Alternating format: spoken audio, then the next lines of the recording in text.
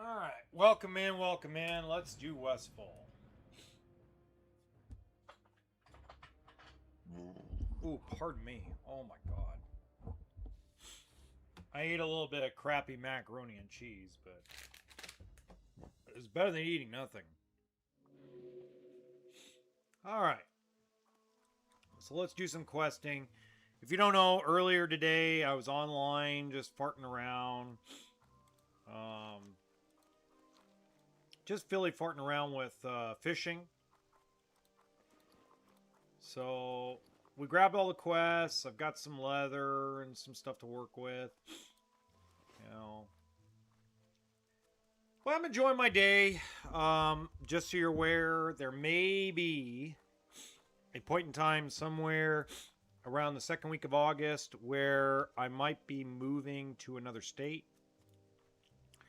So, just talked to my ex-wife today, and she's a little excited for me. Heck, I'm a little excited for myself. So I went to go watch Spider-Man Brand New Day. It was trash. Absolute garbage. The last two Spider-Man movies.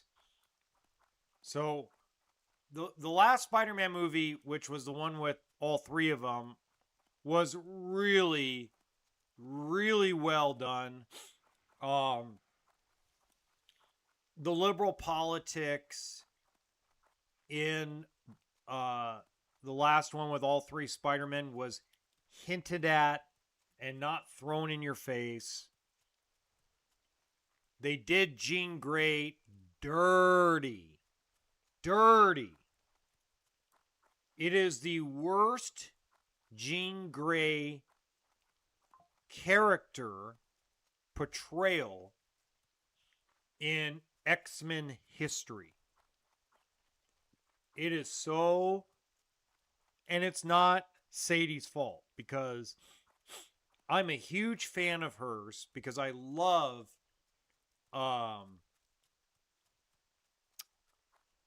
Stranger Things. Stranger Things, to me, is a wonderful show, and she is really good in it. And so this is not her fault. This is not Sadie's fault whatsoever.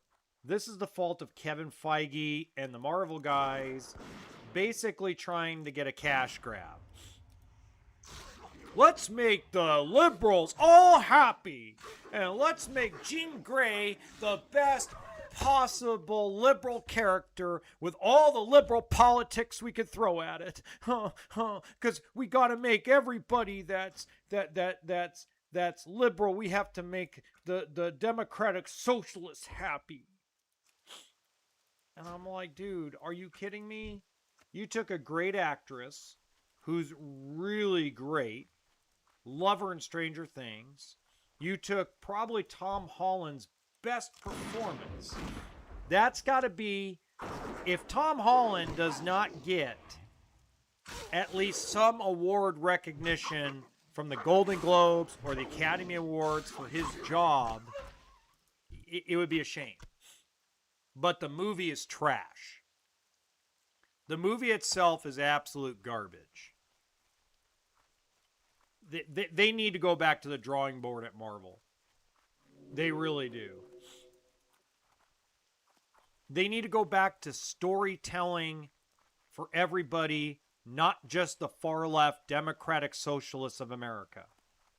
They need to start doing actual movies that are for all comic book fans and stop doing characters dirty.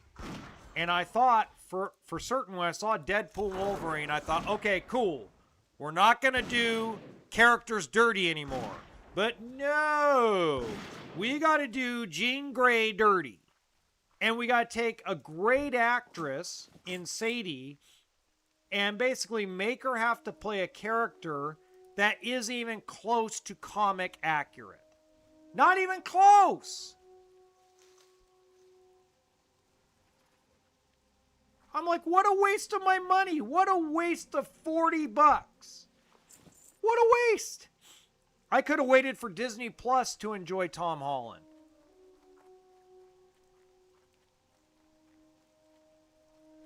Yeah, I mean, what a joke. I am so sick of conservative and liberal politics in these damn movies. I'm tired of it. I'm starting to go with independent movies. Obsession, fabulous movie. Obsession was grand. Absolutely amazing. Top-notch movie. Great storytelling. Shoot. Run away. Hopefully I can save my pet. Wonderful storytelling in the movie Obsession. 10 out of 10. Best movie of the year. Cheapest made movie of the year, but best movie of the year. Period. No liberal politics. No trying to appease the democratic socialists of America. No trying to appease the far-right conservatives that are MAGA. Just a good old-fashioned horror movie with a great ending. And I'm sorry, Tom Holland was not my favorite Spider-Man until this movie. This movie proved that Tom Holland has so much range. You know, this makes up for Uncharted and Odyssey, because he's horrible in the Odyssey. I don't blame him. I'm not going to give him... I think the writing of the Odyssey was horrible. And I think that had a lot to do with why the performance was bad. And I was proven right with this movie. Spider-Man Brand New Day. Tom Holland shows off so much range. And you feel like he really is Spider-Man and Peter Parker. While Andrew Garfield, you feel like is Spider-Man, but not really Peter Parker. While Tobey Maguire, I felt like he's more Peter Parker than Spider-Man. Tom Holland in this movie was the best of both worlds, and to me overtook Tobey Maguire as the best Spider-Man.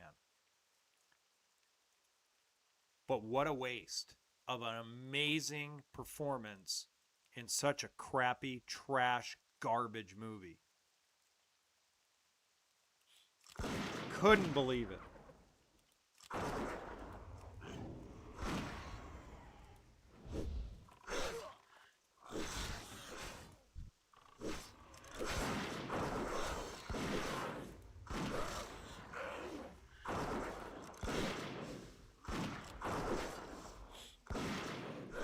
Pissed me off so bad, too. Because it's like I go to the movie to go enjoy myself, not be slammed up the butt with politics and political garbage. Oh, we can't make Jean Grey Jean Grey. We gotta make Jean Grey into a boss babe. Into a feminist. Like, dude, that's not even the character. That's not even close to comic accurate to have her be like that.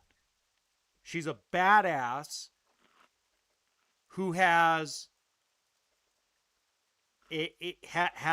struggles with her powers.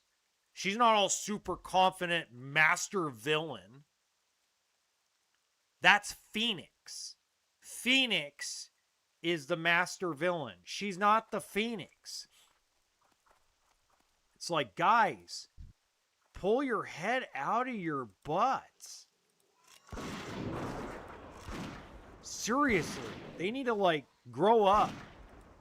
Kevin Feige either needs to grow a pair or step aside from Marvel. Dead ass.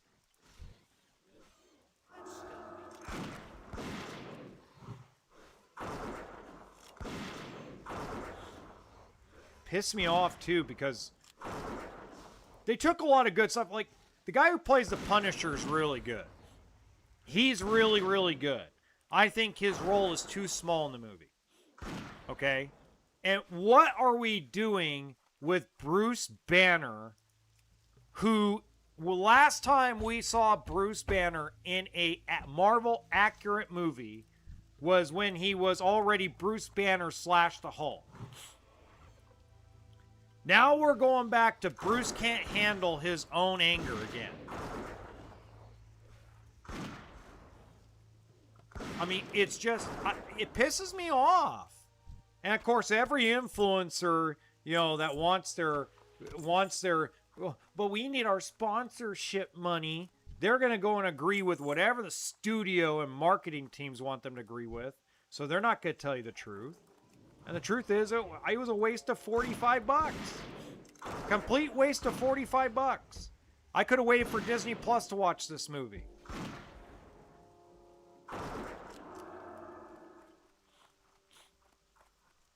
I just don't get it. I don't get why Disney has to like meddle and shit.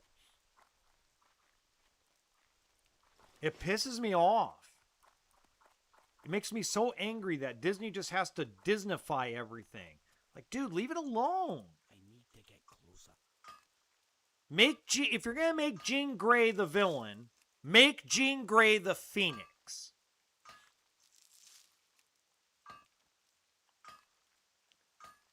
Make Jean Grey a person who's not confident about her powers.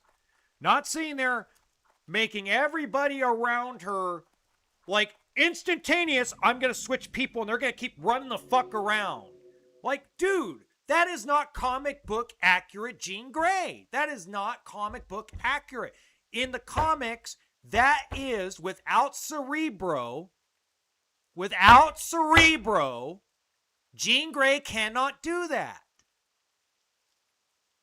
But we gotta make her this badass female villain because we gotta satisfy the Democratic Socialists of America. We gotta satisfy the Mondamis of the world.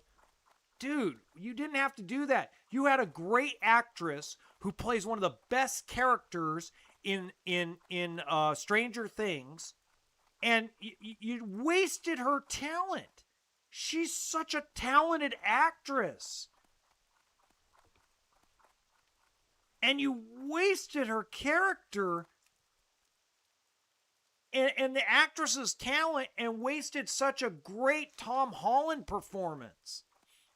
Zendaya was okay. She's always the same character in every movie. And her and Tom Holland always have great chemistry in all the Spider-Man films.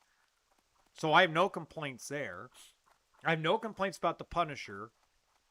My complaint is if you go back, not the New Age bull crap, but the old X-Men and Hulk and Wolverine versus Hulk and Deadpool versus Hulk, and you go back to all the old original stuff from the 80s, 90s, early 2000s, Jean Grey, without Cerebro, cannot just take over every human body, snap, snap, snap, snap, snap, snap, snap. Oh, she's a boss babe. She can dominate the world. She could take over the world. I mean, it's just, dude, really, keep your liberal politics at home. Keep them at home. Leave it alone. Leave a great character who's one of the best X-Men characters. She probably is the third best overall X-Men character in the comics, next to Wolverine and next to Cable. And I think even she could be number 2. And in some of the series, including the Phoenix Saga, I think she's actually a better, more enjoyable, more deeper character than Wolverine. So you took this excellent character and you turned her into this weird ass villain that isn't even a villain. It's like we all of a sudden have this idea that, oh, you may be a villain, but you're not really a villain. You might be doing terrible shit to people, but it's okay. But because you're a liberal, we're going to go ahead and give you a pass. And we're going to have the superhero, the guy that, he's going to save you, just like he saved the Doc Ock and all that. See, that's what made the 3 Spider-Man movies so special, was even though he did save a lot of the villains, he did not save the Green Goblin. And they literally made the Green Goblin the actual real villain of the last Spider-Man movie before this one. And they had that balance of we want to save them, but at the same time Tom Holland is conflicted, and because Aunt May dies, he wants to kill the Green Goblin. So it takes himself or Tobey Maguire and Andrew Garfield. That whole scenario is what makes that movie so special and so great. And it's okay to hint at the conservative politics and the liberal politics in that movie because they're sprinkled in and hinted at. This is like, let's take a great Marvel X-Men character and let's trash her. Some of you might like the change. I hate it because I'm such an X-Men fan, and I was a fan of the animated series, and I was a huge fan of the old comics and the New Age comics. So for me, this was like basically taking X-Men and Kevin Feige taking the X-Men comic books and X-Men history and wiping his ass with it and putting it on screen. It just pissed me off. I walked out of the theater pissed off.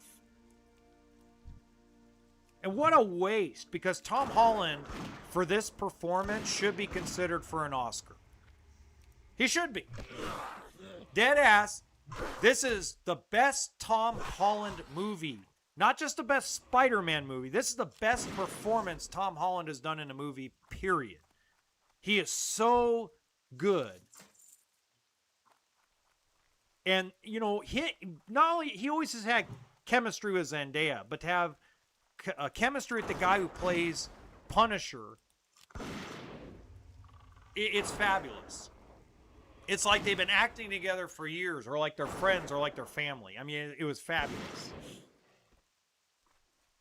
Loved it. I just can't stand this crap anymore, man. I mean, it's starting to frustrate me. I was all excited to go watch the movie because I'm like, well, if it's anything like the last one, we won't have too many democratic socialist America crap, and we won't have too much conservative crap. We'll have like a sprinkle. And this is like, we're going to shove this all in your face. Let's shove in your face that we don't give a shit about what you think about the X-Men.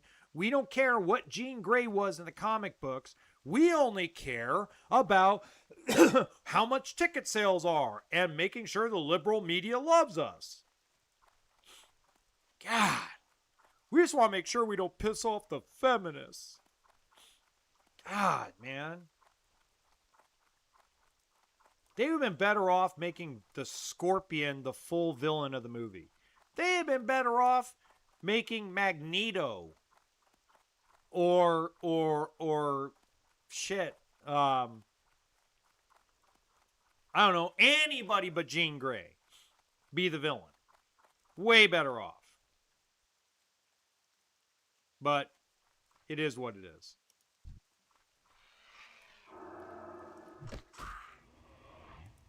It just so pisses me off.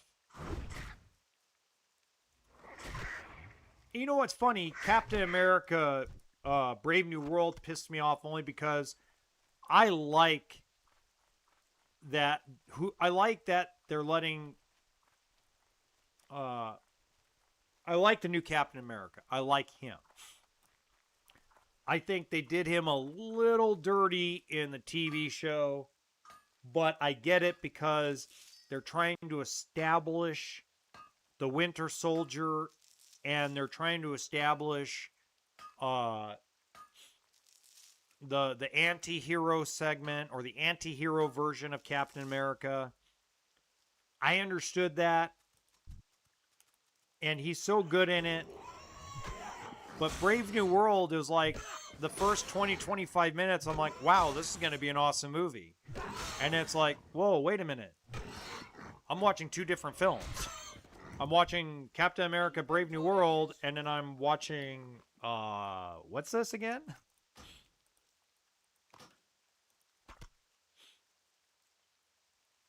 So I just, it's like no matter how much Marvel movies fail, at the box office. They're just going to keep throwing shit in our face.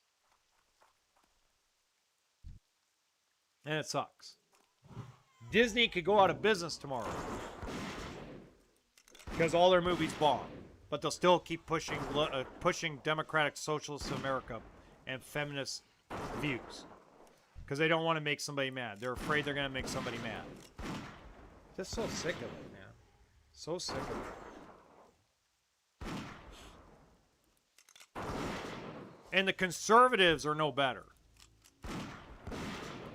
If you watch anything by Angel Studios, it's like, let's shove MAGA up everybody's ass. It's like, dude, movies are not for that. What happened to Lethal Weapon 2? What happened to, you know, great storytelling?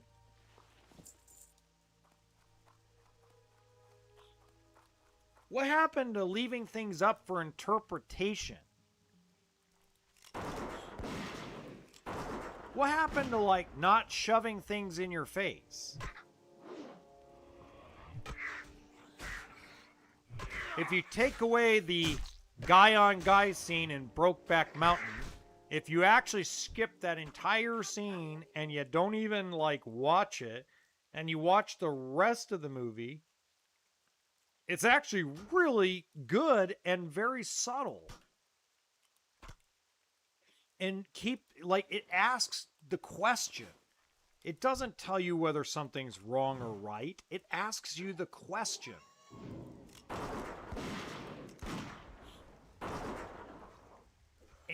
And it's like that. That's what made Brokeback Mountain so special in my mind. Was not that it was about two gay men. It was about the subtlety of people who feel like they have to closet who they are. And that kind of storytelling is a lost art. It no longer is a part of culture. It's no longer a part of Hollywood.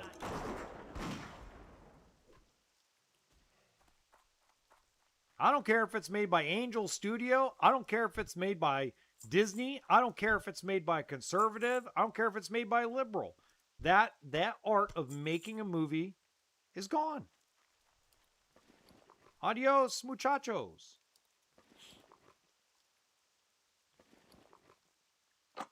Inventory is full. It just pisses me off. I want great storytelling back.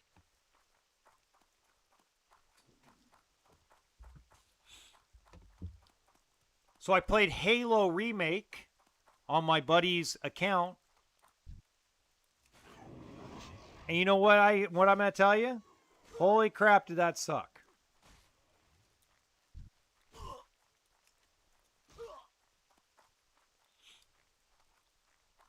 I'm like, what is going on? What is wrong with people?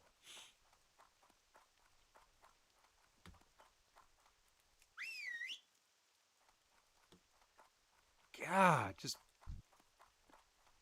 I want things to go back to some kind of normalcy with movies and video games. Just some kind of normalcy.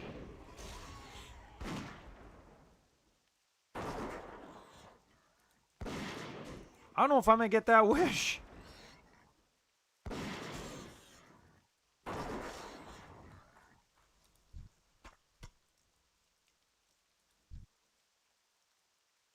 I guess I could wish in one hand and crap in the other and see which gets filled first. God. So bad.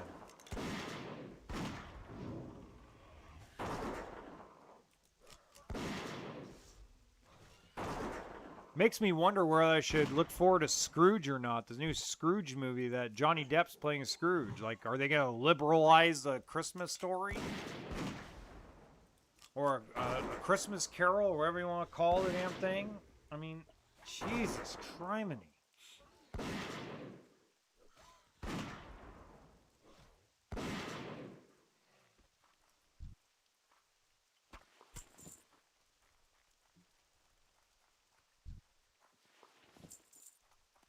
And it's funny because I'm getting roasted on social media. You don't know what you're talking about.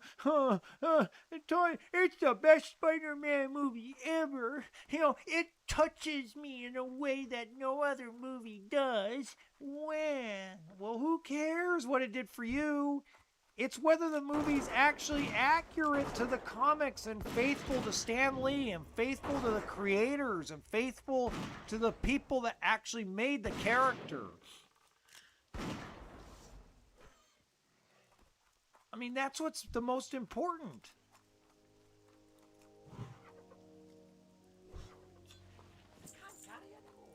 Shit. Run. Run!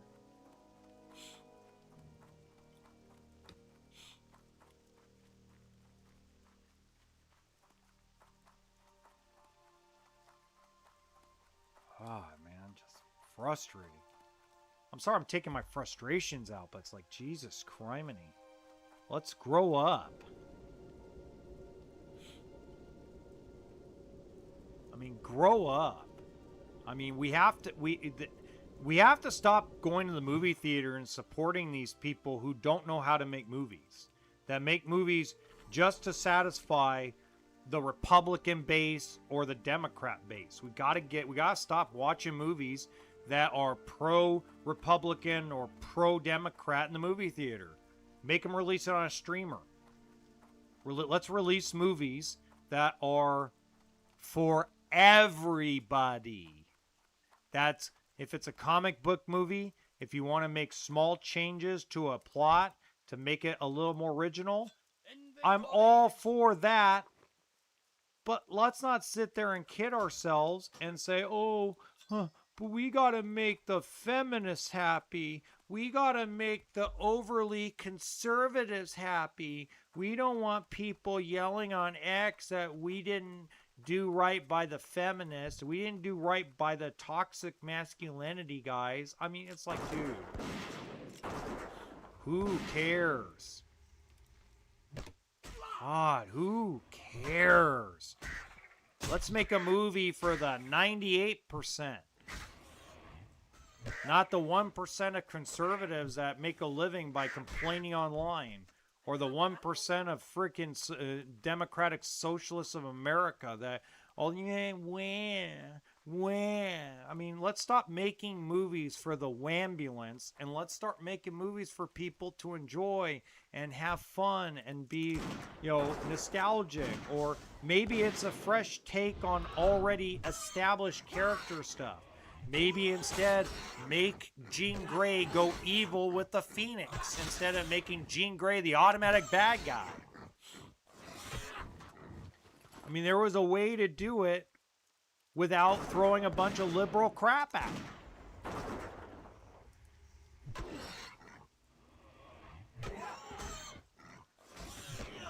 If you're going to make her the villain that gets defeated by Spider-Man. Inventory is full. I mean, just horrible. Horrible. And I normally don't say anything. But I normally don't go to the movie theater anymore because I just don't think anybody makes anything any decent anymore. I think everybody makes crap. I'd rather pay $20 a month on a streamer to watch 15 or 20 movies a month and go to the movie theater, spend $40 on one movie because everybody makes garbage. Nobody makes anything any good anymore. One movie this year was worth my $40-something, and that was Obsession. That's it. Project Hail Mary would have been, I just didn't have time to go watch it in the theater. I actually regret not watching it in the theater. I just didn't have time for it. But that was the one movie outside of Obsession that I was like, man, that would have been worth watching in the theater. I think that was such a great movie.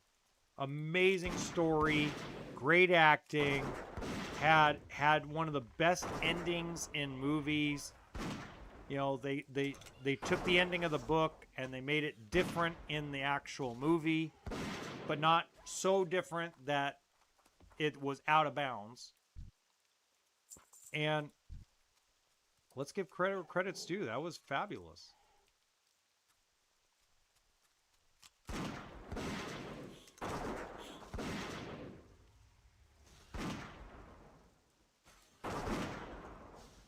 Doomsday already looks bad.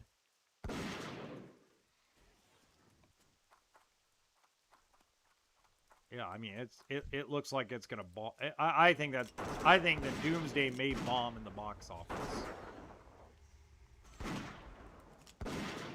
I just don't know if people have any faith in Marvel anymore to do anything with the Avengers. I can't carry anymore.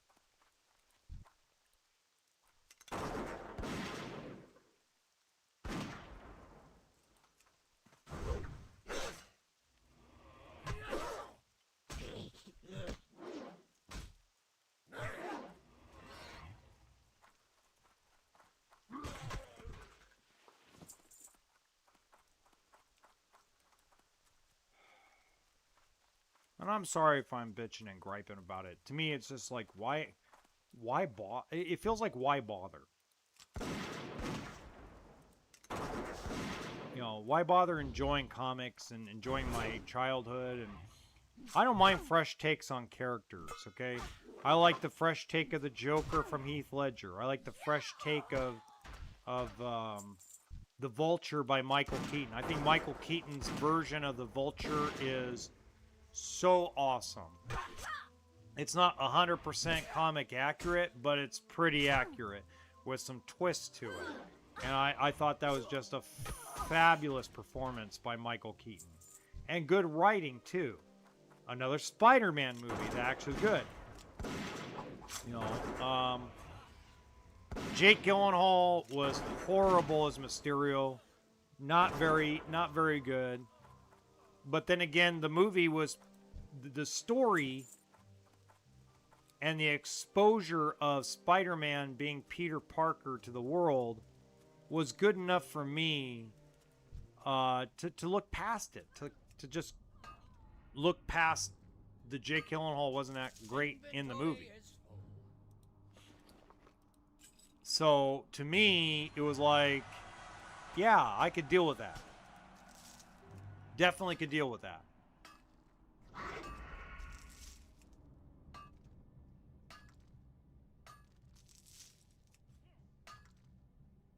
Ugh.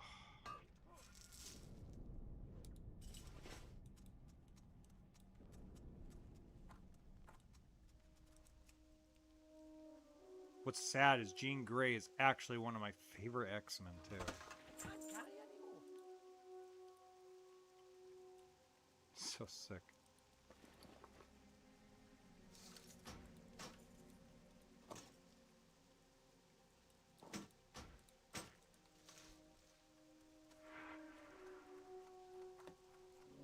So sick. In a bad way.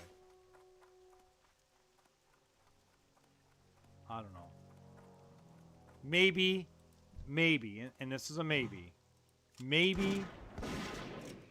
hopefully they don't, hopefully they keep Tom Holland around a few more years because he's getting better and better as Peter Parker and as Spider-Man. He really is. He's getting better and better at it. So, to me, I hope they keep him around. I hope they keep Zendaya around. You know, the ending of the movie kind of puts into question whether or not she's going to really be in the movies in the future. Because, you know, spoiler alert, you know, Zendaya's character, MJ, at the end of the movie pretty much, not all the way, but pretty much hints at the fact that she's not going to be in the other movies.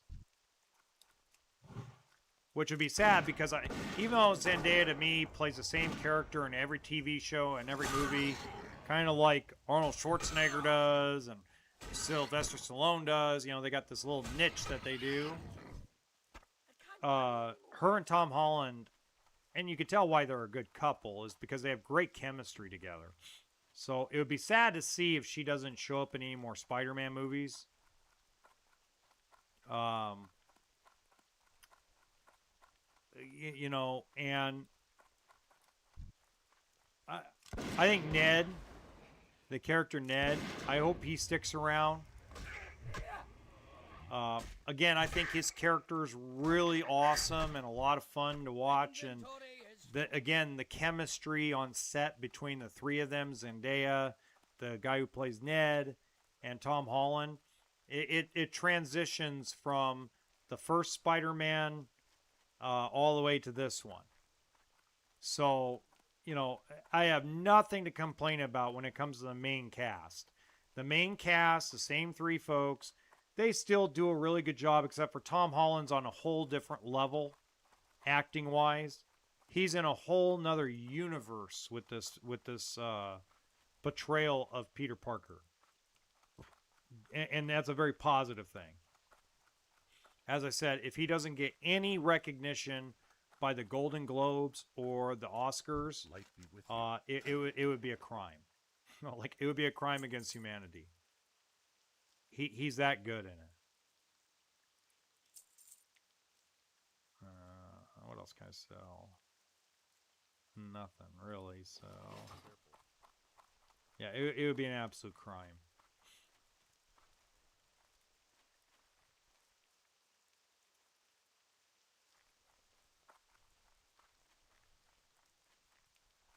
But we've seen people do stupid stuff before.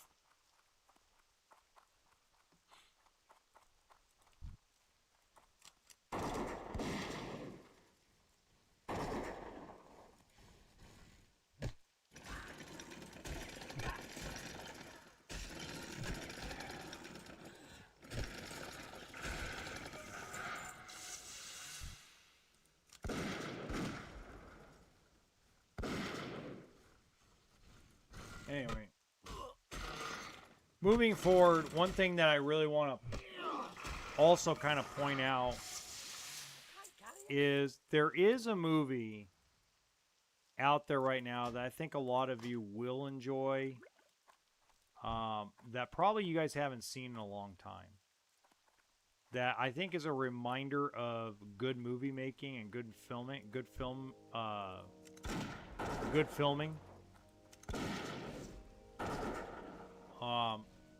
And that's Street Kings. Another one of those like movies that, you know, you got Forrest Whitaker, which Forrest Whitaker, God, man, that guy is so good. The guy is one of the best actors in Hollywood.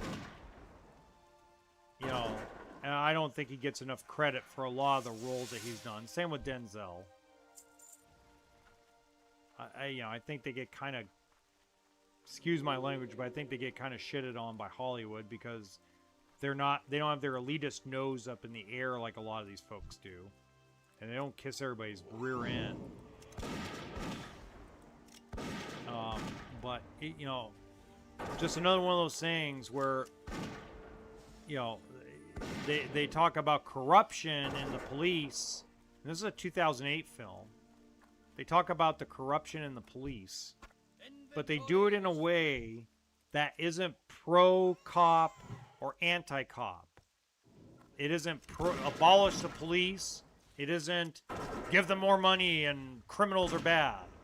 It's more of a study case of what police officers and people that are a part of a community really go through on a daily basis, but on an more extreme level, like a Clint Eastwood type movie. But you take that away, and there's a lot of good stuff about that movie that talks about, you know, that there's no such thing as a good cop and there's no such thing as a bad cop. Well, there's bad cops, but what I'm talking about is, and what I'm referring to is, the traditional good cop, bad cop is not in that movie. It's cop thinking he's doing his job and a group of cops that feel like they've been done wrong by society and that they're not being helped by their city or their mayor or, you know, the politicians. I mean, it's a crazy. It's not a very like it's not like an Academy Award winning movie, but it's a really good case study of things. And Chris Evans is in it, and he's really good. Keanu Reeves is excellent in the movie, and Forrest Whitaker is at his best. Terry Crews is in it for a little bit. Love it. Inventory is full. I think it's fun to watch.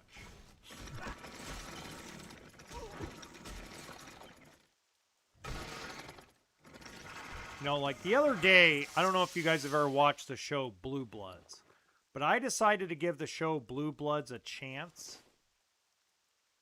And let me tell you something. At the end of the day, Blue Bloods to me is too Republican. I love Tom Selleck, but way too many conservative politics involved in the show Blue Bloods. Way too many. It's an interesting cop procedural show. God, so many bags. It's a good police procedural show. No, because that brings me too much money. But at the same time, it's like, God, man, save the conservative politics for something else. Because it has so much, it has a lot of potential. Of course, that show's over, I think, but I gave it a chance, and there's a lot of great stuff about that show that I actually enjoy.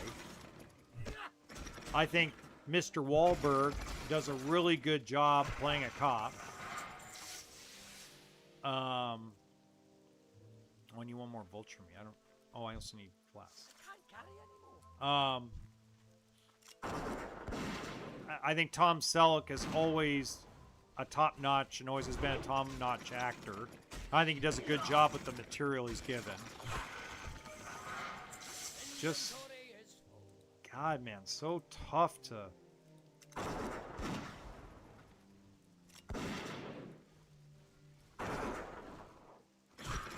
I'm starting to watch old TV shows. Like, I know I'm probably going to get made fun of, but I was a real big fan of Buffy the Vampire Slayer and Angel. So I've started watching Angel again on Tubi. And I forgot how awesome that show is. And I'm right in the middle of season 2 of Angel. And this was a show made in, like, real early 2000, like right as the millennial has started. And David Borenz has been in a lot of TV shows like Bones and SWAT or Navy SEALs. And he's really good as an actor. And very, very versatile as an actor. But you look at the show Angel, and there's so much versatility in the storytelling. Even though it's very corny, I mean, it's a really corny show. I'm like, dude, did I really like this as a freaking teenager? And I'm like, yeah, I did. Because it is corny, but at the same time, there's great stories and great storylines inside that show that I'm like, okay.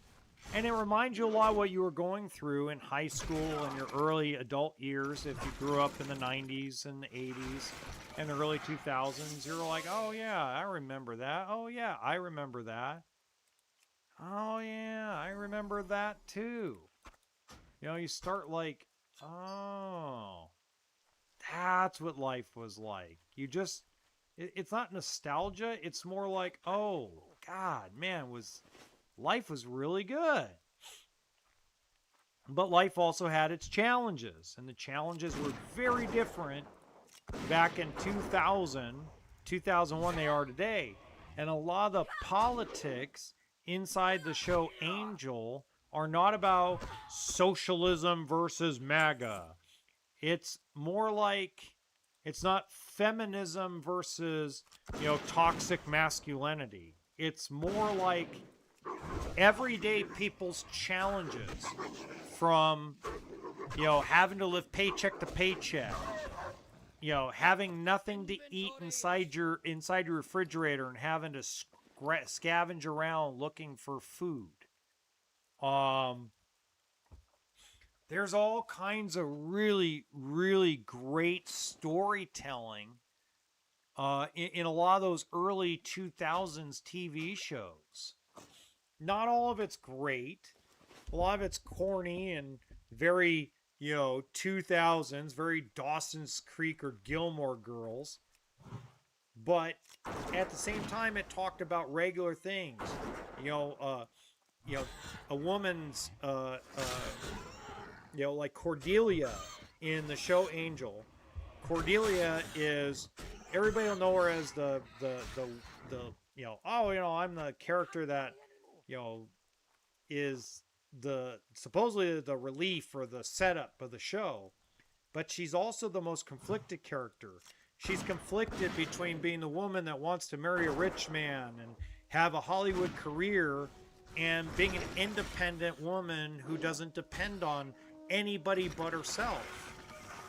And then the consequences of her and others that are her friends, because now we're in season 2 of Angel, or I'm rewatching it, and there's conflict in the character. Like for years, for a full year, she's depended on, this boss of hers who she admires and looks up to and thinks the world of him and like inspires her. He quits on them, abandons her, and now she's lost. She went from being this person that knew what she wanted to now basically not knowing where she's going to get her next meal, her next job. Those are everyday problems that we have in society. So it's very relatable. So it pisses me off when they start throwing liberal politics into crap. Like, we got to make sure that every woman is a badass in the comics, and we got to make sure that every woman is better than a man. Like, what the hell, dude? What happened to good old-fashioned, hey, we all suffer, and we all have our challenges in life. What happened to that? So it's just interesting that we watch older movies and you watch older shows, even though, it's not exactly great modern storytelling. There's a lot of great stuff in those comics and in those movies that, to me, raise the question. Do we need to just stop going to the movie theater and make either the studios go out of business or make them change what they're doing to make things that are more for the silent majority, not the loudest kids in the room screaming, yelling at the top of their lungs? It's a lot like this Classic Plus thing we're all talking about. All these children that are complaining in comment sections of videos on YouTube and TikTok, oh, poor me, if they don't do it my way, it's a crime. If they don't do things the right way, and the right way is the way I say it, then it's a crime, and they should be punished. I mean, dude, really? God, just give it a rest. I can't carry anymore. Let it ride. Enjoy life. Life is not that bad. Life is not surrounded by video games. Oh my God. Life is not about the next social media post or somebody complaining on the internet that some guy some girl at an Usher concert told the guy, no, I don't want to be on stage with you, and have you hump and grind me on stage. Why aren't we celebrating that chick? Why are we talking crap about her on the internet? Why are we celebrating a woman in that got up on stage? Why are we high-fiving her for going on stage and basically performing a sexual act with Usher with her clothes on? Why are we praising that? Why is that so, like, amazing? And they, like, I mean, really? I mean, there's nothing wrong with it. Go have a good time. But why are we pushing that should be normal? That's not normal. That's an insanity. Now, party hardy, party on, Garth. You know, if you spent $1,000 on a concert and you want to go up and rub on Usher, with your thick, beautiful body, go do your thing. I'm not gonna judge you. I'm gonna give you a high five and tell you go, girl. But at the same time, why are we telling the woman that's like, wait a minute, I'm not doing this? Why are we giving her crap like she just broke the law of the world? What if she's got a man? What if she has some self-respect and, like, dude, like, if you wanted to give me a lap dance without touching me, I'm good, but I'm not up here to bump and grind on your hip and your waist. It's just crazy how we all think like our way is the best way, instead of just enjoying life one day at a time. Like, I got a big decision coming up in my life. I have to choose whether to take a job that I was offered today. I was sent an offer letter that's a stupid amount of money for what I'll be doing. It's not like it's $1 million or anything, but for what I would be doing, it's a ridiculous amount of money. Like, what they're going to pay me, it's like I'm sitting around doing nothing and getting a free check. Okay? Now, I have to make some sacrifices to that, because one of the sacrifices is I'm probably not going to be able to play World of Warcraft or any video games for a little while, maybe a couple weeks, because I'm going to be too busy to do a lot of this type of stuff like streaming. But at the end of the day, it's like, what do I do? Well, it's simple. Can I help you? I just got to sit back and make the decision. But I'm not going to sit there and be judged for my decision. I mean, you want to judge me? Okay, cool. King's honor, friend. I don't care if you judge me.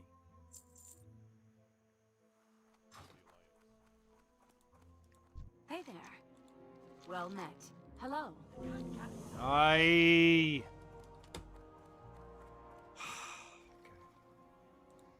know what's going on. Well met.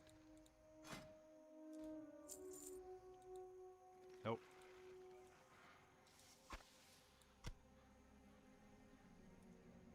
There we go. Now I should be okay. Hey there. Well met. Can I help you? There we go. I'm like, there's something wrong here. What can I do for you?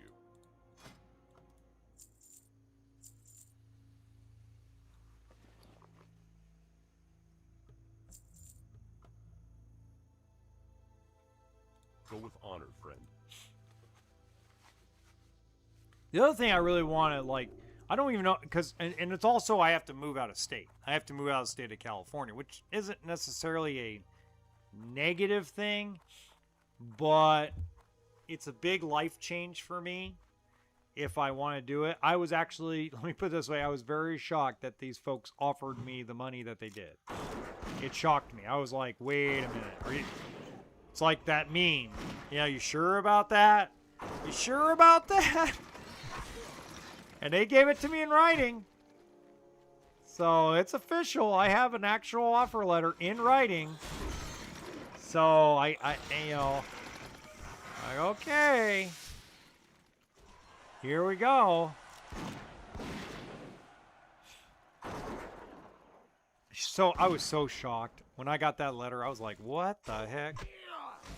Because they asked me. I mean, let's face it. They asked me what it would take,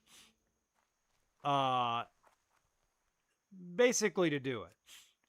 And I'm like, well, and I go, well, this is what it would really take for me to leave the state of California, which I'm not. I want to leave the state of California eventually anyway, but I was going to do it in like 2 years.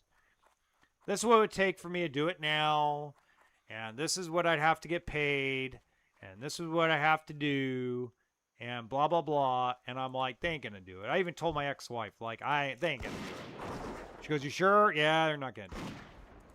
Because my ex-wife lives in Oregon. And it was funny because I forwarded the letter to my ex-wife, like, hey, guess what? And she started laughing. She goes, I knew they're gonna offer it to you. She goes, that company wants to grow, and they know that your marketing and your AI, your ability to use AI, and your ability to understand how to use AI is vital. She goes, it doesn't shock me. And I go, it shocks me. I go, are you kidding me? I'm practically, it feels like I'm practically stealing. Like, great job. Now I just have to decide. You know, is the juice worth the squeeze? You know, and if I decide to do it, you know, I'm going to get judged by my audience on the RV channels that I have. But my comment back to those folks would be, it's not your life. It's not your decision. You know, like anybody who complains to me about, oh, you're wrong about Classic Plus. You don't know anything. You're a liar. You're absurd. I mean, all the names I've been called. Tell me about WoW 2.0 without telling me. I mean, it's just crap like that doesn't bother me because it's like, all right, cool.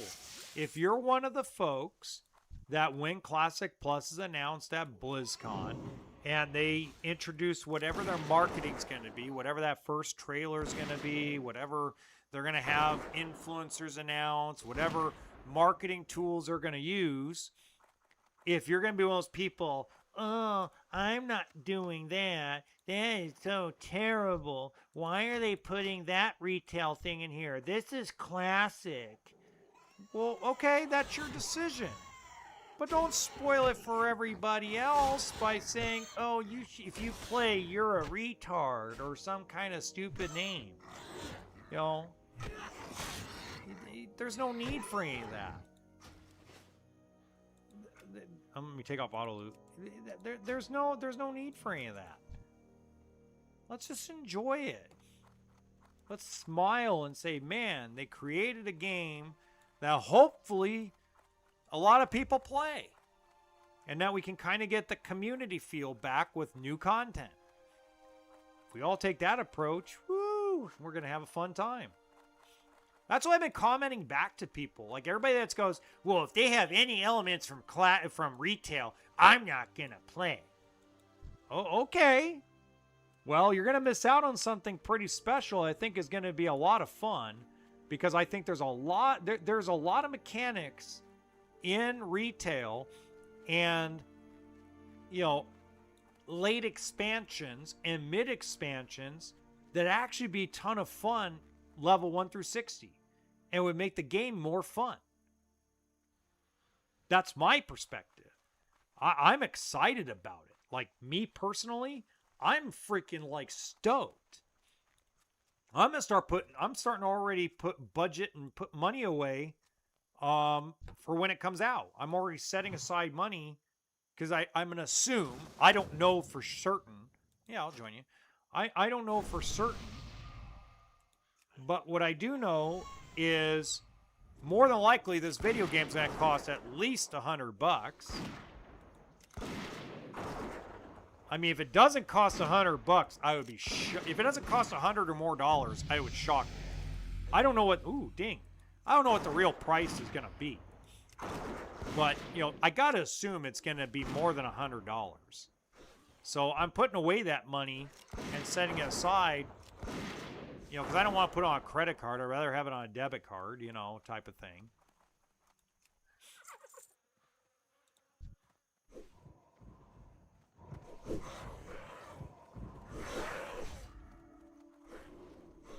Why isn't he?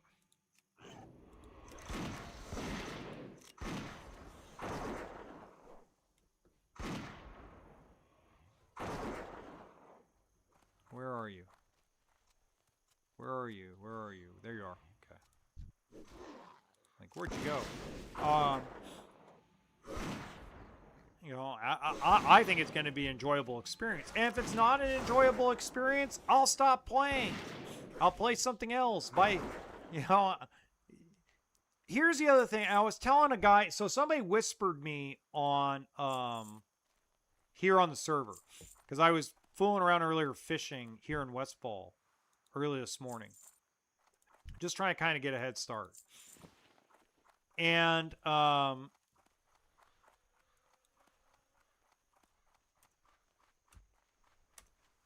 anyway, this person had a great comment and whispered and asked me, like, and I started talking about, with this person, I started talking about, you know, that at the end of this year, think about this from a marketing perspective. This is something that was discussed inside the game that I didn't really think about until we actually talked about it through chat here on the game.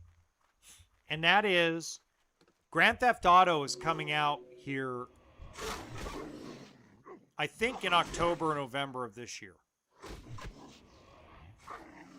Then you have the Ocarina of Time remake coming out, supposedly target date of October 30th, but more than likely, like Nintendo said today, probably mid-November. Probably around Thanksgiving. So I want you to think about this, okay? For anybody that watches and listens to me, okay? I want you to think about this. Forget that I even know anybody close to the situation. Let's just look at it from another logical perspective. That logical perspective is if they launch Classic Plus in October, November, December, they're going to compete with Grand Theft Auto 6, the most anticipated released multiplayer, multi-internet game in years. Highly anticipated. So you're competing against that, and you're going to compete against the Ocarina of Time remake. And you know Grand Theft Auto is going to be super expensive, and you know that Nintendo is going to charge an arm and a leg for the Ocarina of Time remake. And you know that Classic Plus isn't going to be cheap. It's not going to be $15.99. It's going to be more likely more than $100. How many people in this economy have $300 or $500 to spend on video games at the end of the year for the holidays?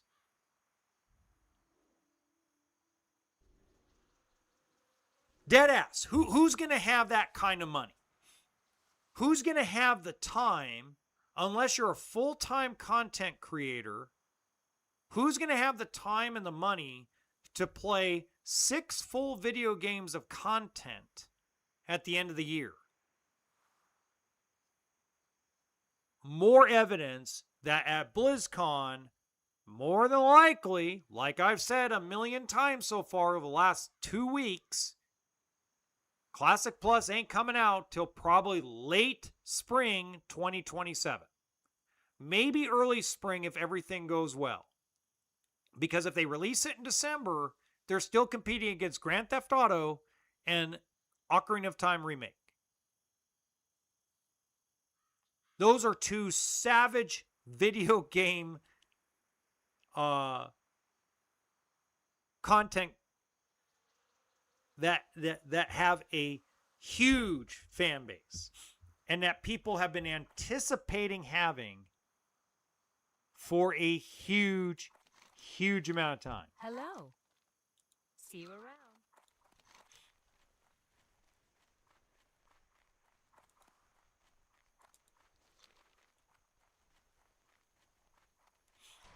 So it just goes to show you, if we all sit back and think with our logical brain and not somebody that's dependent on ad revenue, okay,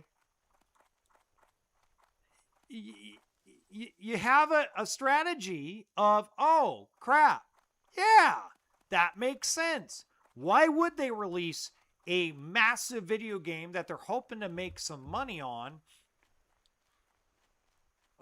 during the holiday season when you have two enormous video games that are being released right before the holidays? You're not. I'm sorry, you're not. You're not doing it.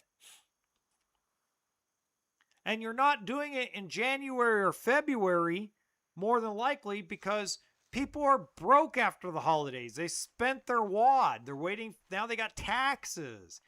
So, when you announce something in the fall, more than likely it's coming out in the spring. Go look at movies. Go look at TV shows. They announce things usually 4 to 6 months ahead of time. They want to build anticipation so people actually put the money away. They already have thought of that purchase. That purchase has been on their mind.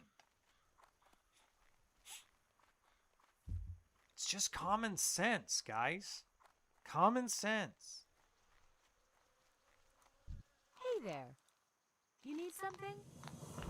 See you later. I actually like that one better. It looks better.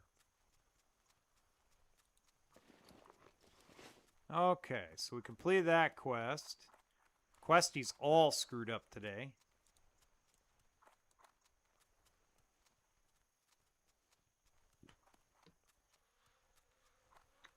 God.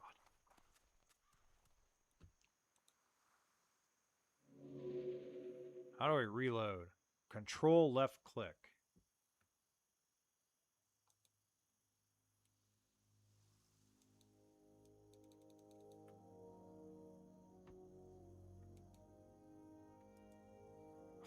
Questy's broken.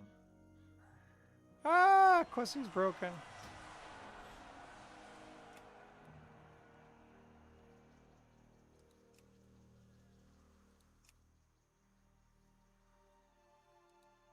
All right, we're reloading the UI. All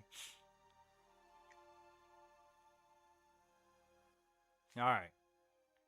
Questy's a little broken, so we're gonna do this by memory right now, which isn't that hard to do. Okay, so let's go sell a bag and a few other things.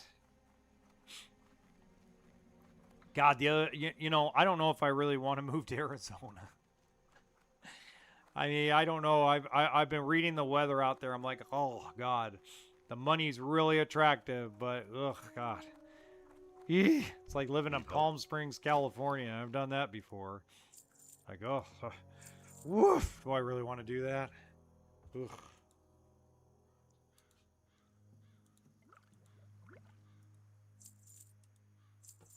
Okay. I'm like, do I really want to do that? I don't think so. Oh. But then again, the money, and there is air conditioning, and apparently the weather in the fall and the winter are really good. There's opportunities to advance in the company. My familiarity with social media and AI is really going to help me and the company. So, God, man, it's just tough. Tough, tough, tough. Only 62 cents, huh? All right. Light bless you. Just really tough. Now, one thing I do want to talk about as we're doing this quest is, or as we're going to turn in the, I think I could turn in that quest, can I? Oh no, I need one more paw. Okay, I need to go kill one more gnoll. I need to kill a couple more gnolls. The one thing I do want to point out about about anything to do with video games right now. And I mentioned this yesterday. So for those of you that weren't listening yesterday, if you go look, unless AI slows down, unless governments around the world, including China, slow down and rethink their AI strategy and rethink how far we should go and how far we should really take it,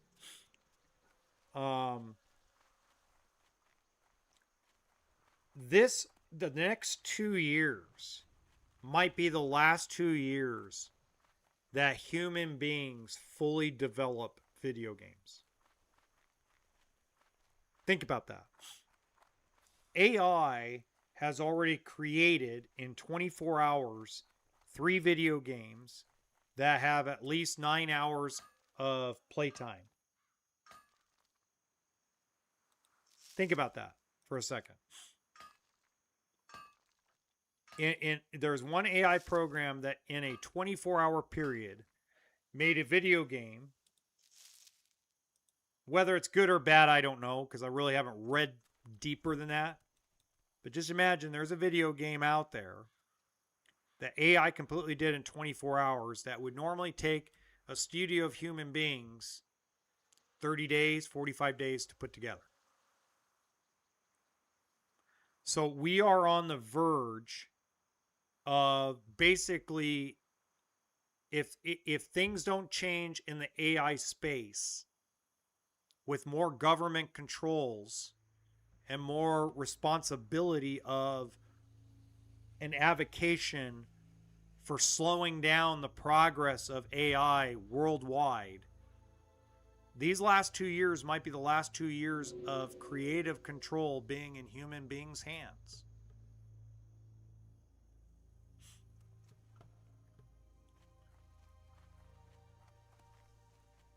So when I tell you that there's going to be elements of retail in Classic Plus that a lot of Classic players are going to hate, but I think you're going to enjoy the video game anyway, understand this is probably one of the last versions of World of Warcraft that we are going to play that human beings make.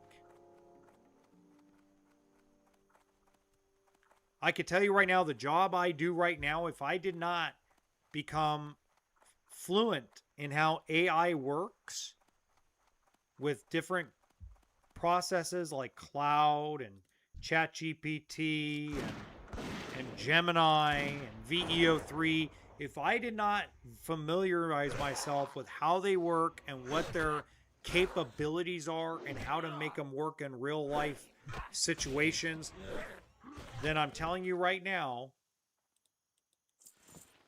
I would be out of a job in 2 years. I'd be completely out of a job.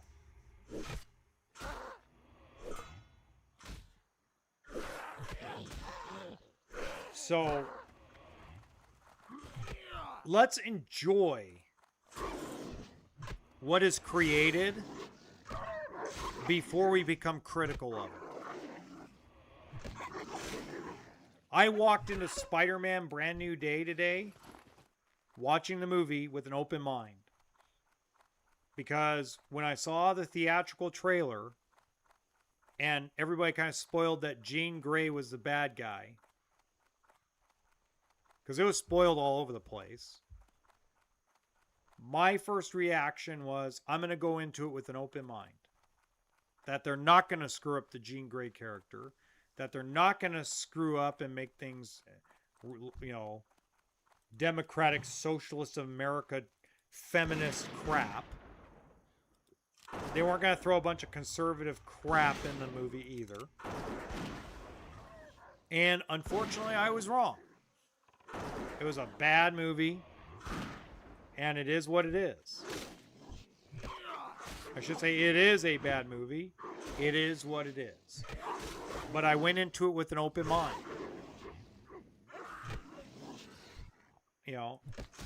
I went into it with zero expectations hoping, okay, I don't mind a twist on a character. Look what they did with the Vulture.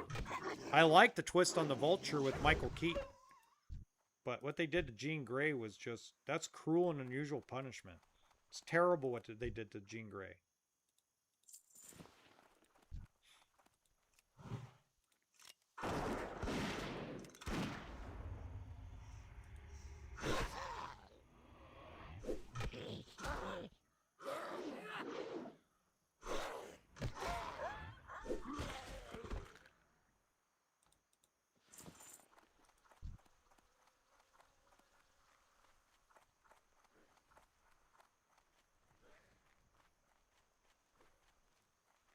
Man, is this getting tougher to find and get this last paw.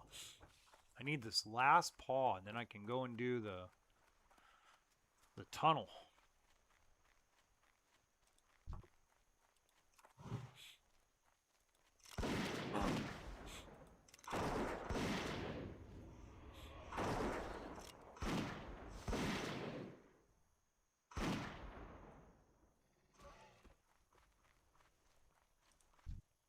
There we go, last paw. I wonder if I could take him out already. We'll try.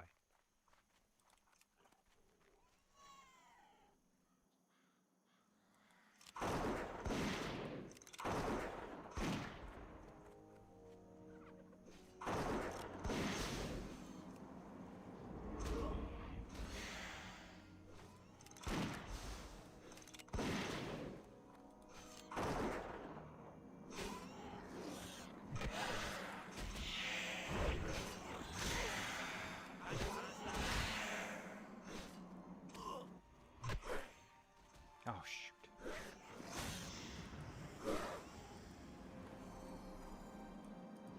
The guy's not going to get aggroed by my pet. Oh, well. We got him, though. Let's see if there's sleeping powder. Hey, nice talking to you, too, man. I appreciate it. I really appreciate it. Your nice conversation today was very, very... Like, you opened up... Like, I started thinking about Ocarina of Time. And I started thinking about...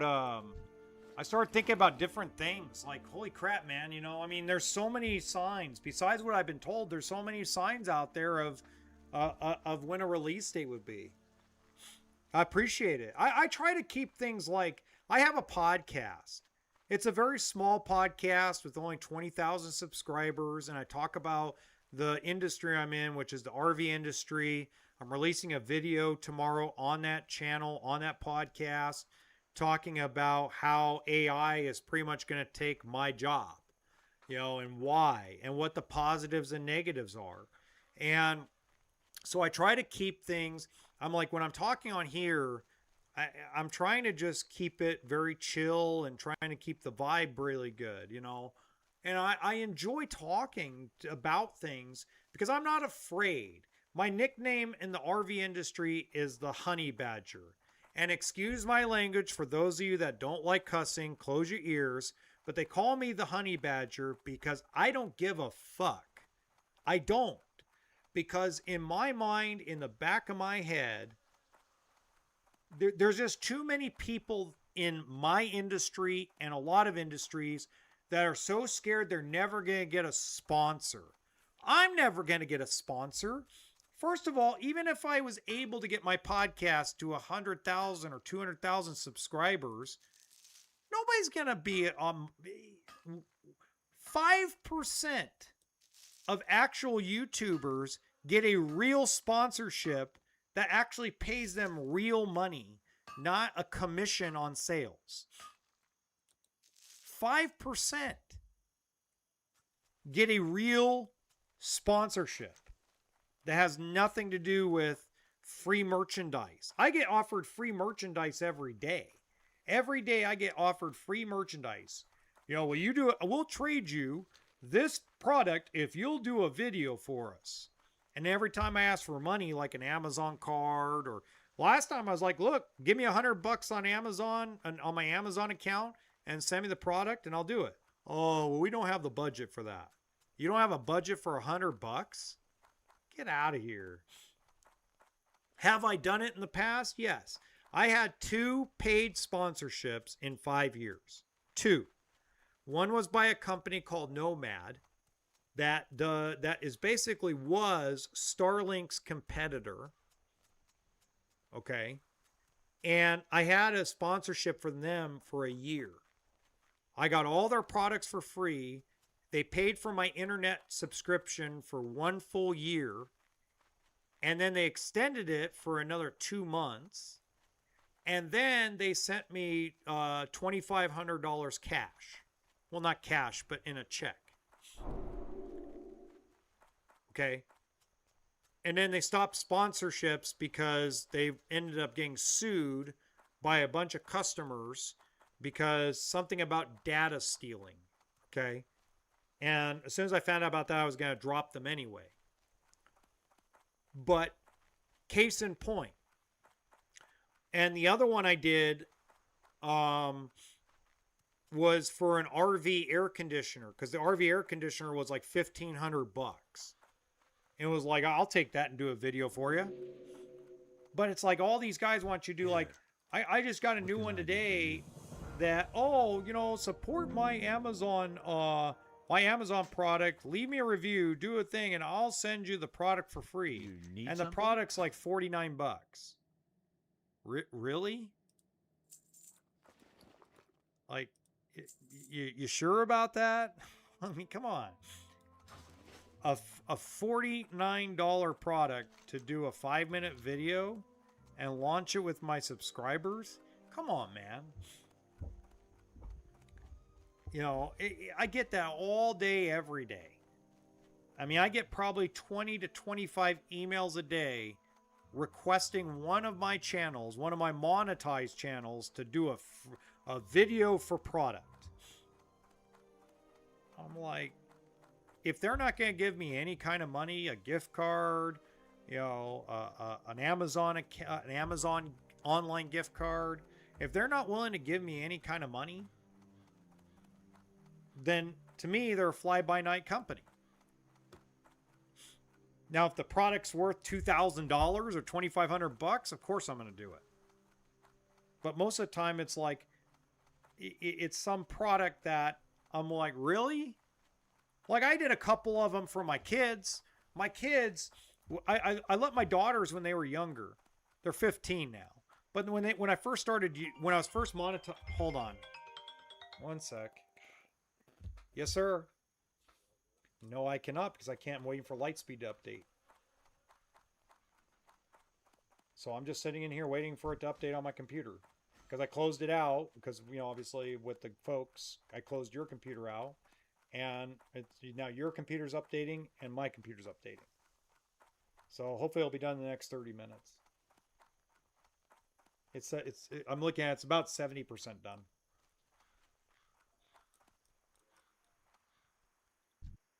I resent the stuff over to them. I don't know, man. I just reattached it and resent it. No, because I have to get it in Connect. But I sent the other stuff they wanted. That's fine, but we send them the products and stuff, so I can always get her to text me another copy or whatever the case may be. Yeah, I'm not worried about that part. I just more worried about trying to get a hold of her.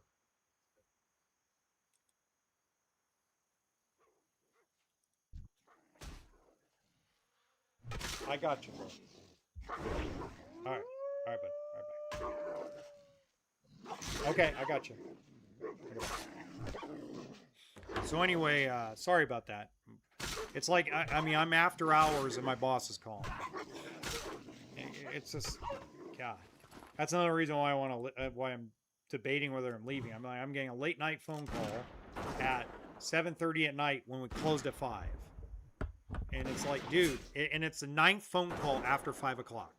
The 9th phone call after 5 o'clock. It's ridiculous. Grow up. Grow up.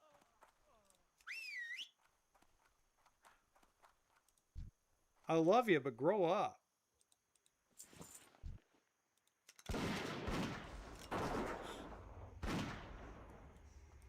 Get a life. Realize that the weekend is coming. There's nothing I can do with the bank. Nothing I can do with the credit union until Monday, no matter what.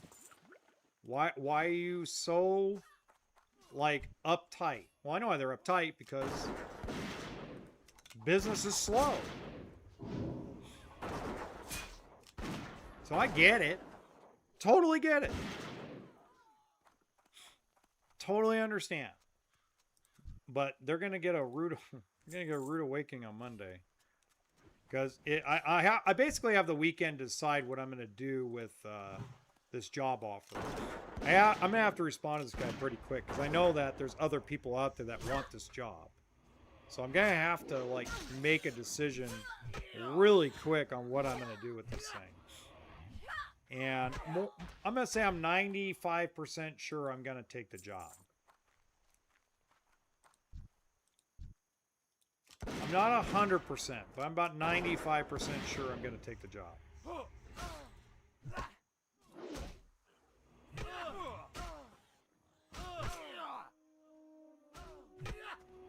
Which means more than likely Monday I'm going to put my 2 weeks notice in. More than likely.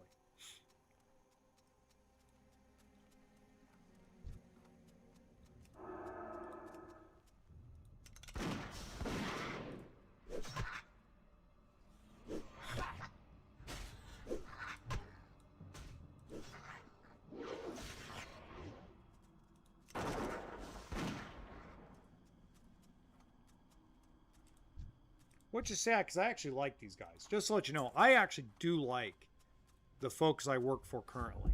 It's not like I'm disgruntled employee. I have a problem with the way they behave sometimes, but outside of that, they're pretty awesome to work with.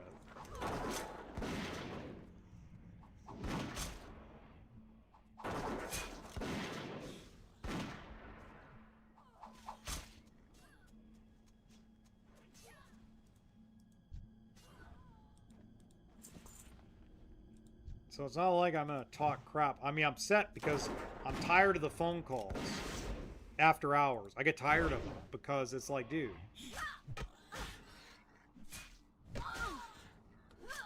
No, but I'll have a job. As I said, I have a job offer. If you don't know, I have a job offer in Arizona that I got a letter today with the actual offer in writing. And it's a stupid amount of money for what I'd be doing. Oh no, disconnect. I'm screwed. No! Oh no. I'm dead. I'm dead.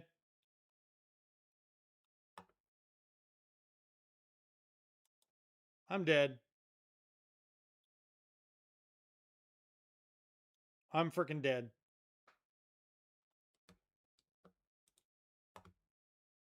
There's no way I'm gonna survive.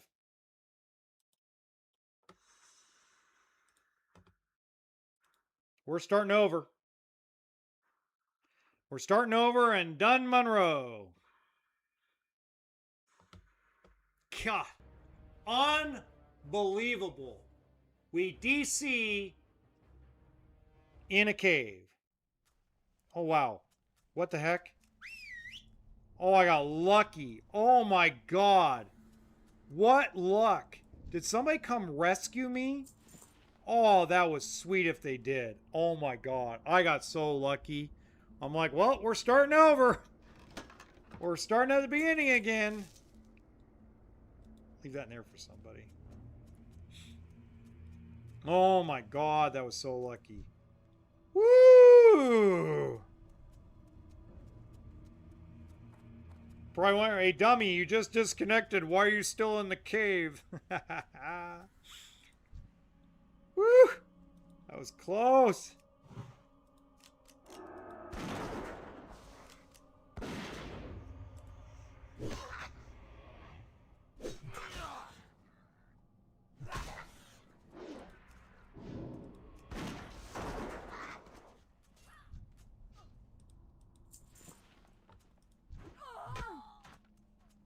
Woo, that was close. Now, one thing I do want to also point out of a lot of things that I believe are a problem with what we're going through right now,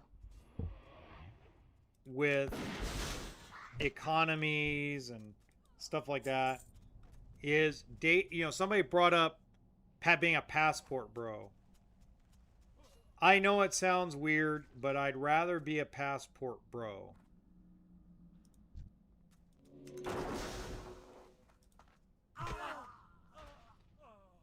Realistically, I'd rather be a passport bro and broke than date in this economy and with these folks. Dead ass.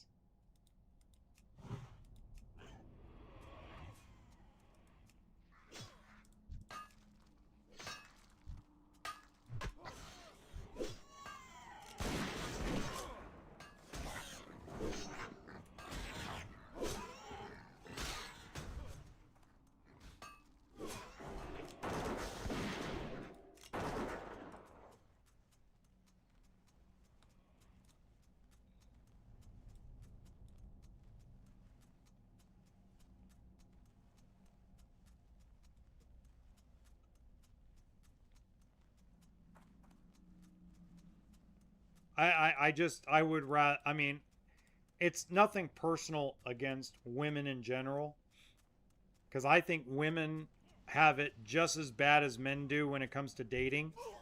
I really do. I dead seriously think women have it just as hard as men do when it comes to dating in the dating world. I think the dating world is so screwed up overall for both men and women. And I think we're just at a point in time where, you know, people would rather be alone than to deal with the dating scene. And I don't blame them, because I'm the same way. Like, to me, it's like, nah, I'm out. I'll stay single. Thank you very much. Love everybody to death. Everybody can go do their thing. I'll stay single. I'll stay alone. Because staying alone and staying single is better than dealing with the crap.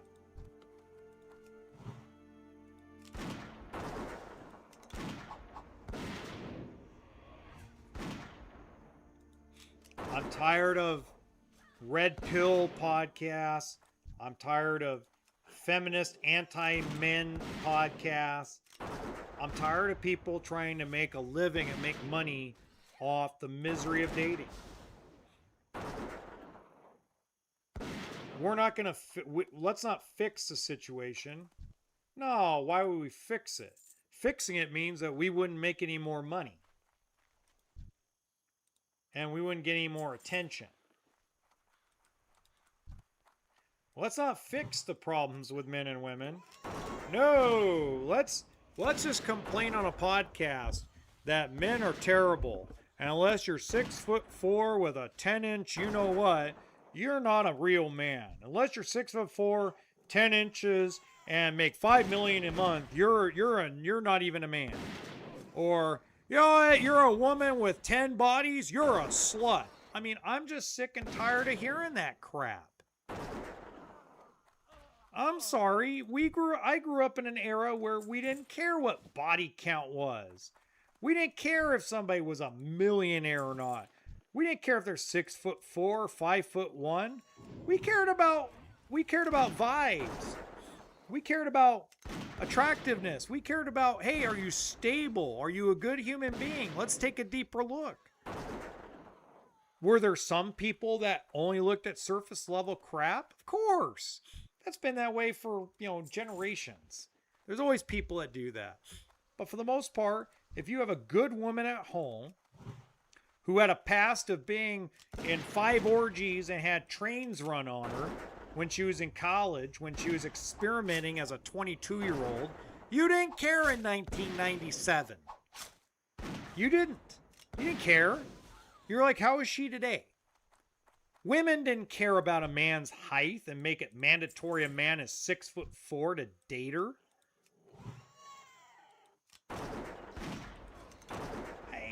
So to answer your question, it would be easier to be a passport bro without a job.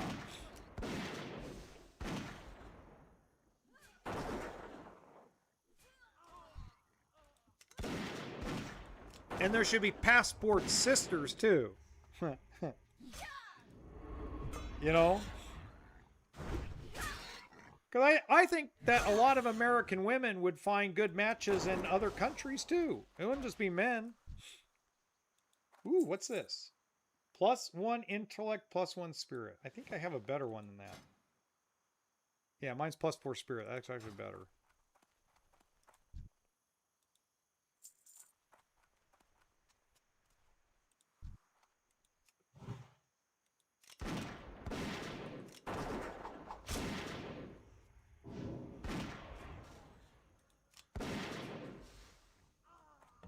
It's just like, oh, we're killing the environment.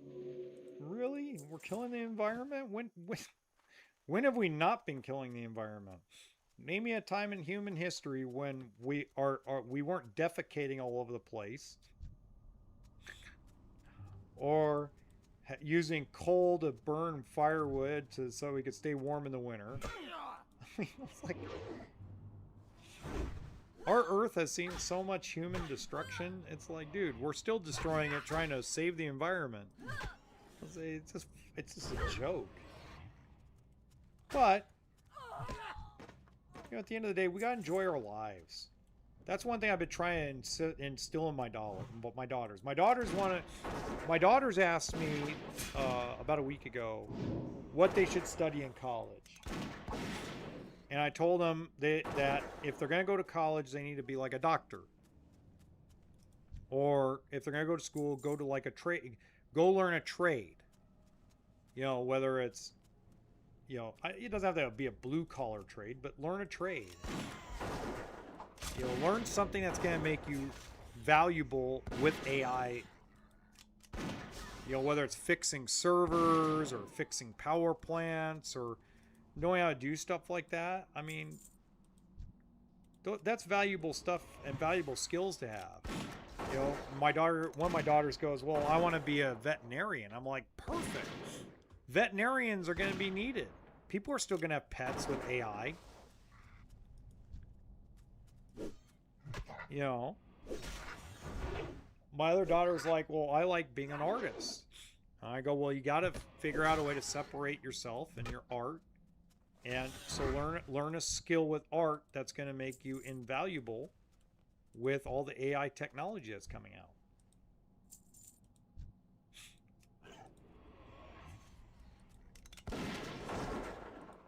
I said, because it's not going to stop. They're not going to stop. They're not going to stop.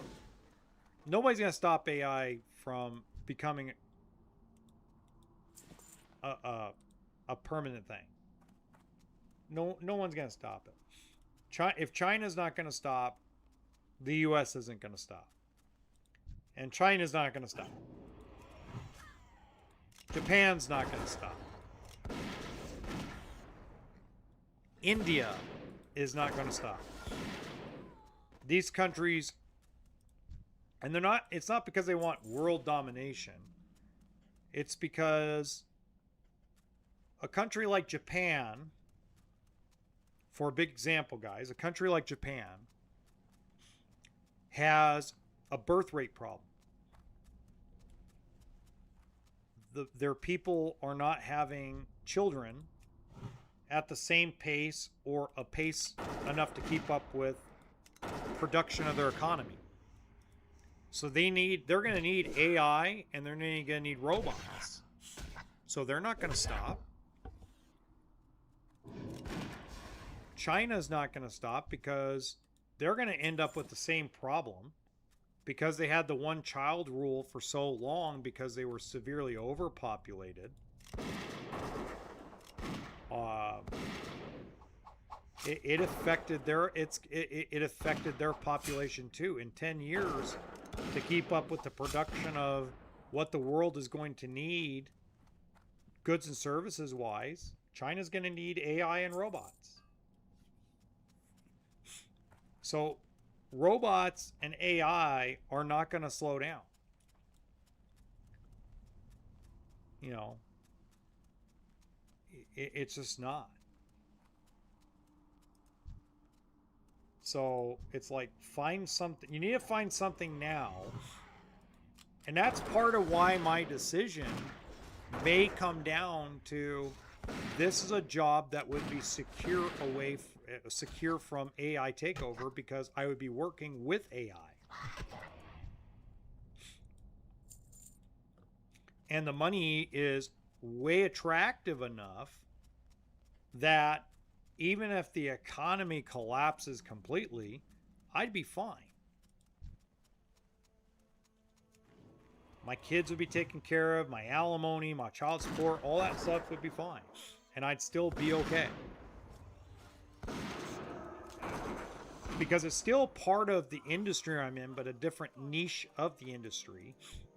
And it's behind in social media and AI marketing. So they need somebody to oversee that and do it that has the experience and knows how to use cloud, knows how to use these different programs. So if you're not embracing AI and changing what you're doing with your career, even if you want to stay in the same field you're in, if you're not adapting to AI right now, you need to start. Because it's not gonna stop. There's gonna be no government stoppage of it, because again, our enemies are not gonna stop, so why would we?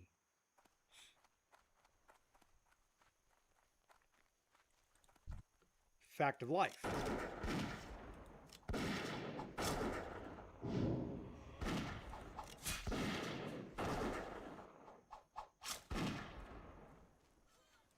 spell isn't ready yet.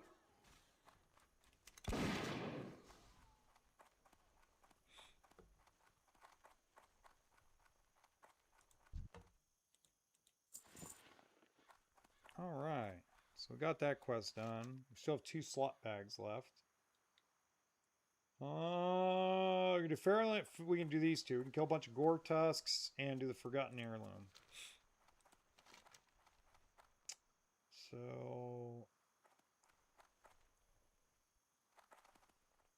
I think it's this way.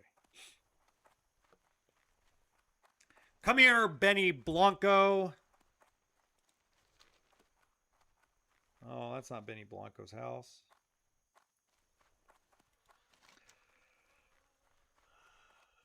I went the wrong way. It's this farm here then. Furlough's Pumpkin Farm.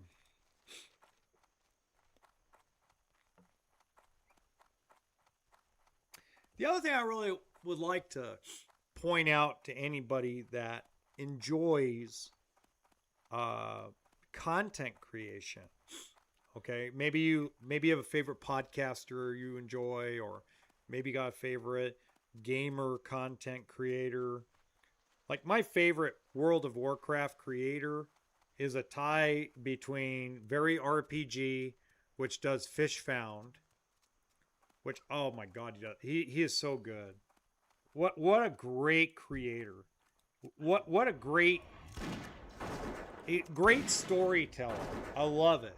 I don't like his live streams. I think his live streams are not fun to watch, but I love the way he'll take the videos and he puts them together so well. And he's such a great storyteller in those videos. Like, you feel like you're going along the journey with him. It's so great. And Zaru is my other favorite because I like the fact that he diversifies a lot of his stuff. Benny Blanco, prepare to meet thy doom. And since I got you soloed, I don't have to worry. Benny Blanco is dead.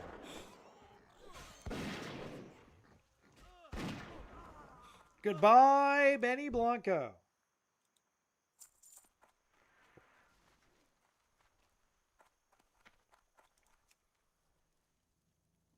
Benny Blanco is dead.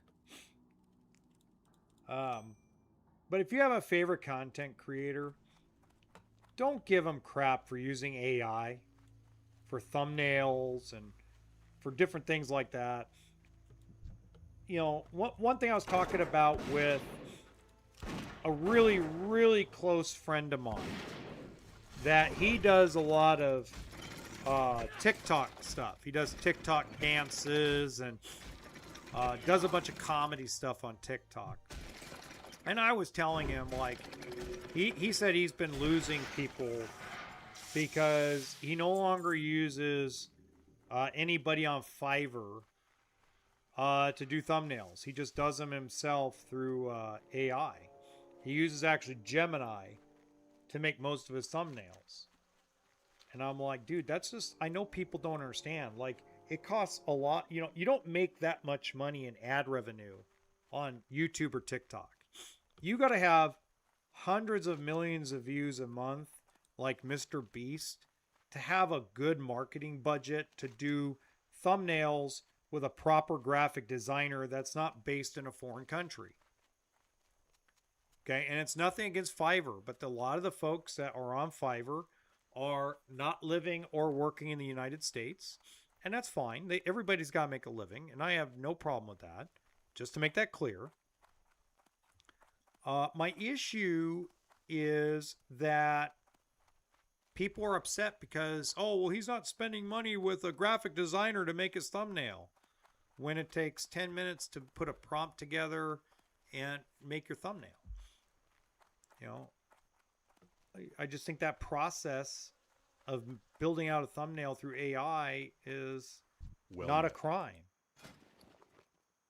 You guys might argue, and you guys might be right. Maybe those doubters are right. Maybe it's not something that's you know, moral or whatever the case may be.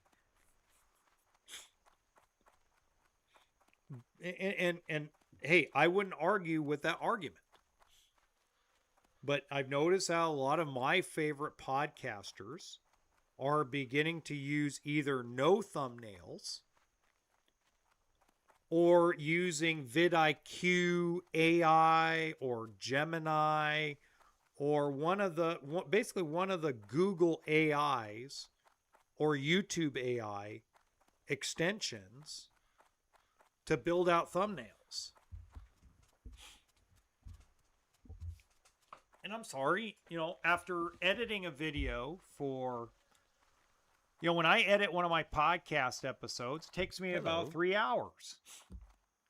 I don't do a lot of flashy cuts or anything, but it takes me about 3 hours to edit one of my RV videos or edit one of my comedy shorts. It takes about an hour.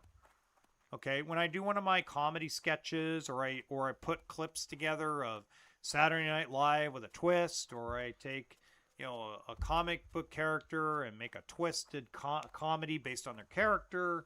If I do something like that on one of my channels, it takes me about an hour to 3 hours to do the video and edit it. You know, I was paying a guy $11 a thumbnail. So times that by 30 videos a month. And I was only making about $400 a month in ad revenue. Now I'm making $500 a month in ad revenue. So all my ad revenue was going towards thumbnails.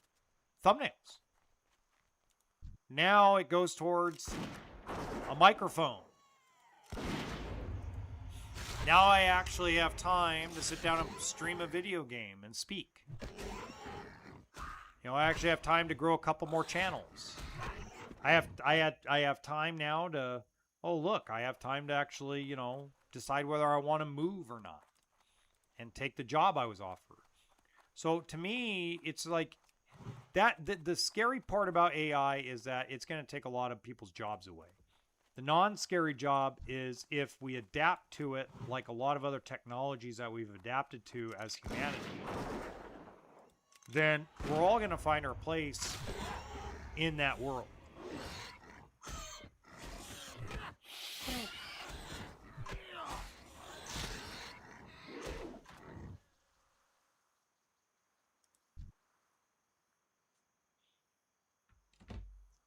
Nope, I need livers.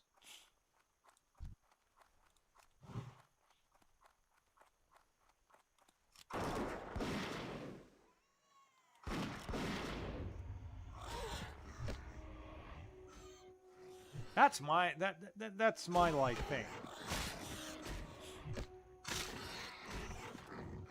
It's like this entire rogue AI situation.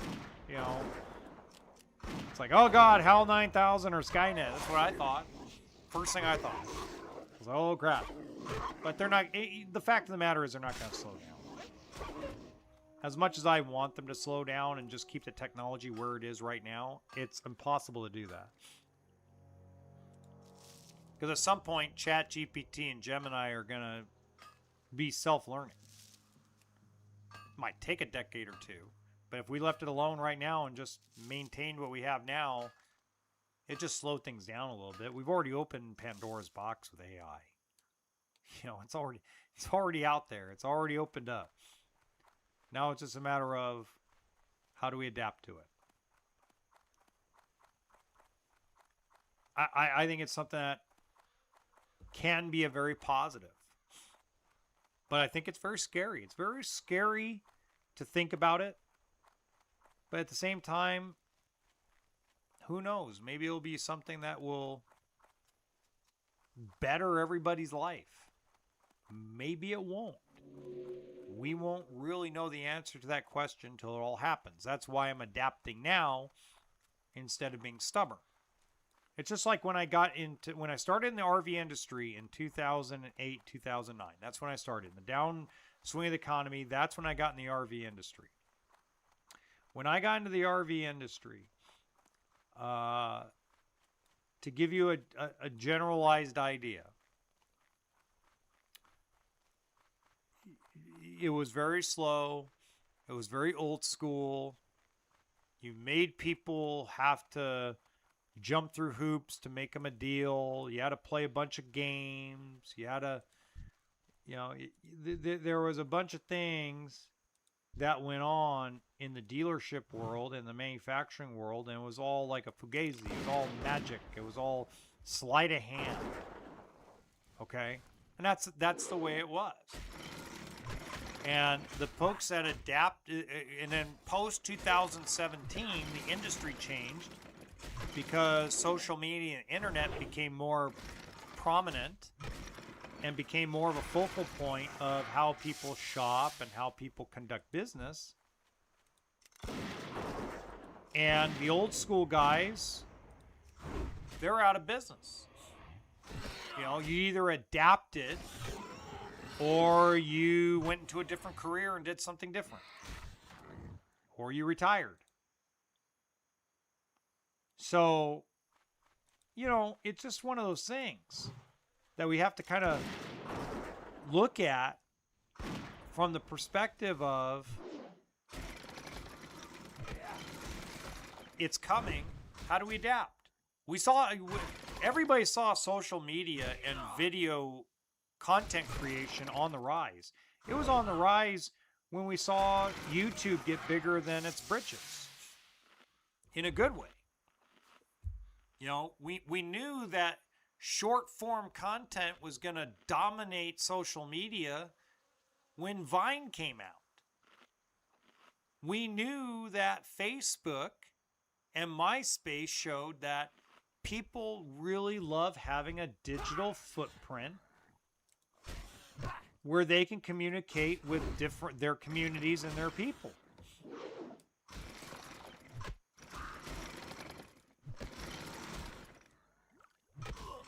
My God, my pet cannot hold aggro.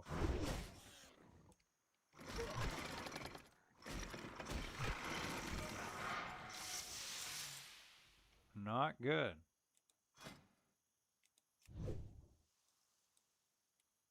So, I mean, just my point is if we're seeing AI coming, why are we not adapting?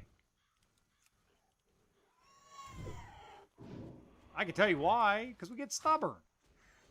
Anything that interrupts our life and takes away from what we know and what we love, it's why we love nostalgia so much. It's why nostalgia for the 90s and the 2000s, you know, are all over the internet. Why nostalgia for the 80s is all over the internet. You know, it's because people miss those times. I miss those times. Are you kidding me? I miss the 80s. I miss the 90s. that may sound ridiculous to a lot of you, but life was so much simpler in 1988 than it is here in 2026. And life is more like life now than it was. You know, it just more, people are more full of life.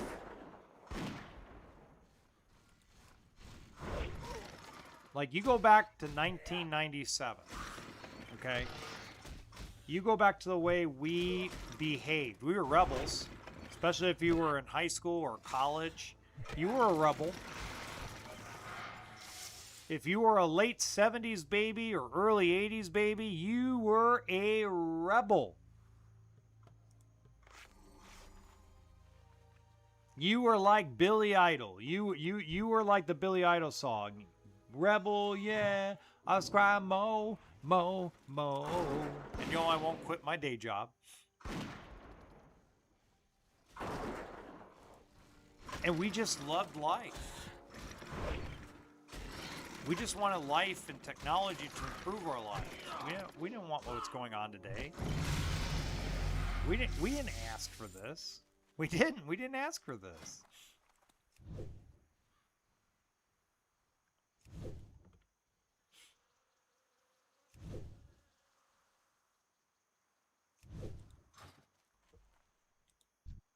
That's what's funny. We didn't ask for any of this.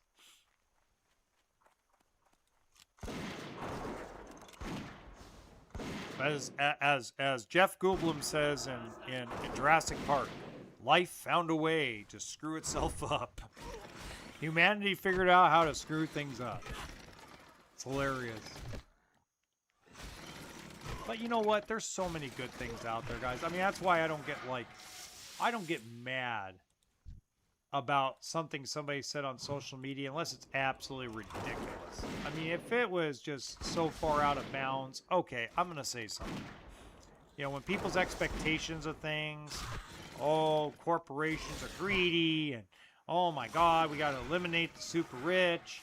When in history, when in the last 10,000 years has the super rich been gotten rid of? When has the super rich ever paid their fair share of taxes to a government? And if they did, how long did they really do it for? A year, maybe two, before they're like, piss off, I'm going to Dubai. Piss off, piss on you, I'm getting the hell out of here. I'm going to go where I'm appreciated. Sound familiar?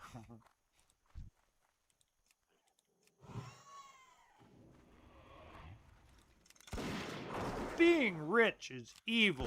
Being a billionaire is evil. I'm like, dude, are you serious? Have you met a billionaire? I have. I've met two in my life. I've met 2 billionaires in my life in person.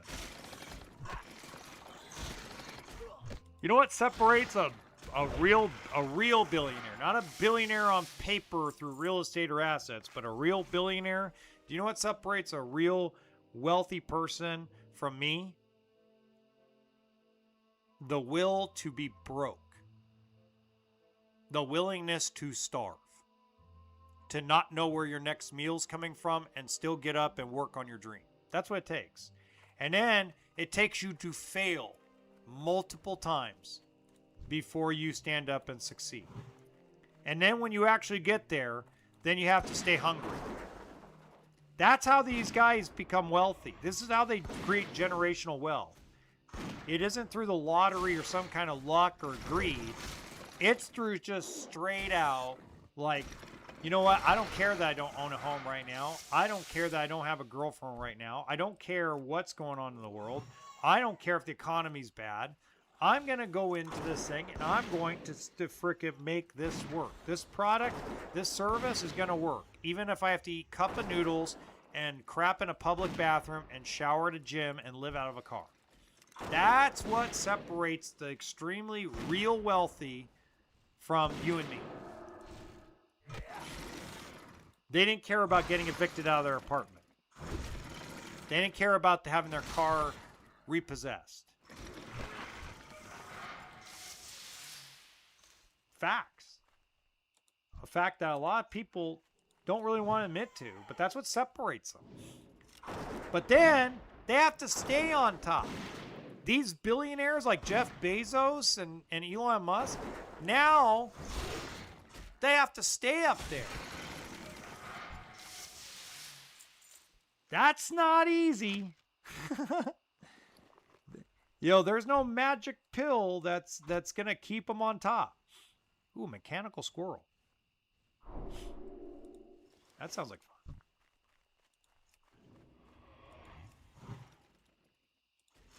That's why I find a lot of the people that get angry at rich people, I find it funny. It's like, if you didn't care about being broke and you weren't afraid to fail and you weren't afraid that you were going to be living on the streets because, your business failed, that's how these guys got rich. They laid it all on the line. Jeff Bezos failed 3 times before he got Amazon. Elon Musk failed at, I think if I remember, about 5 or 6 times. Now, in assets, he's worth $1 trillion, but he's not really worth $1 trillion, not in cash. He's worth it in assets, mostly. But it's just funny how at the end of the day, we just, I don't know if we're just jealous. Maybe we're just jealous of these folks because they're willing to do something that we're not. And I don't blame you. I'm sorry. Me personally, I would not do what these guys have done just to be rich.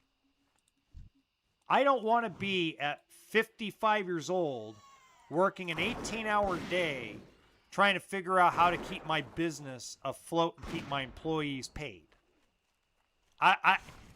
Elon Musk works a 14 to 18-hour day. I'm sorry. I want to have a life.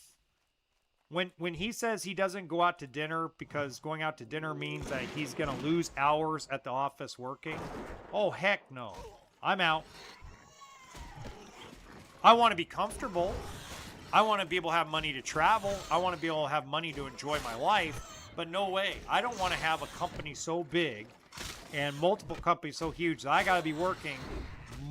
Basically, I'm tied to my job. I'm tied to my company. I don't want to do that. I want to be an investor of a guy like that. I don't want to be that guy. God, no. Shit. I wouldn't want to be that dude. Oh, I'm missing a Westfall quest. Oh, I gotta go to Stormwind. I forgot one quest. Well, you know what? I forgot multiple quests because I forgot the Dead Mines quest too, but I'll get them later. All right. Well, I'll just have to get more gore livers as I go, so I can turn in these quests now.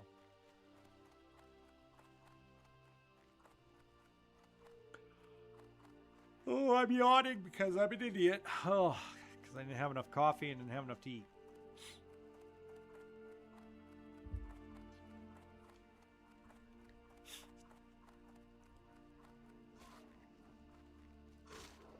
You know.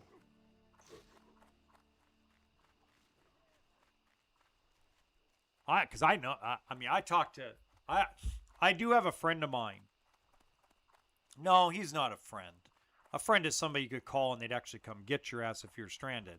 Let's call him a colleague of the RV industry. And his personal wealth, if I remember correctly, Be careful. is somewhere around $10 million in cash. Okay? This man Greetings. works more hours than you can think of. Like, he works a stupid amount of hours. I seriously wish I could just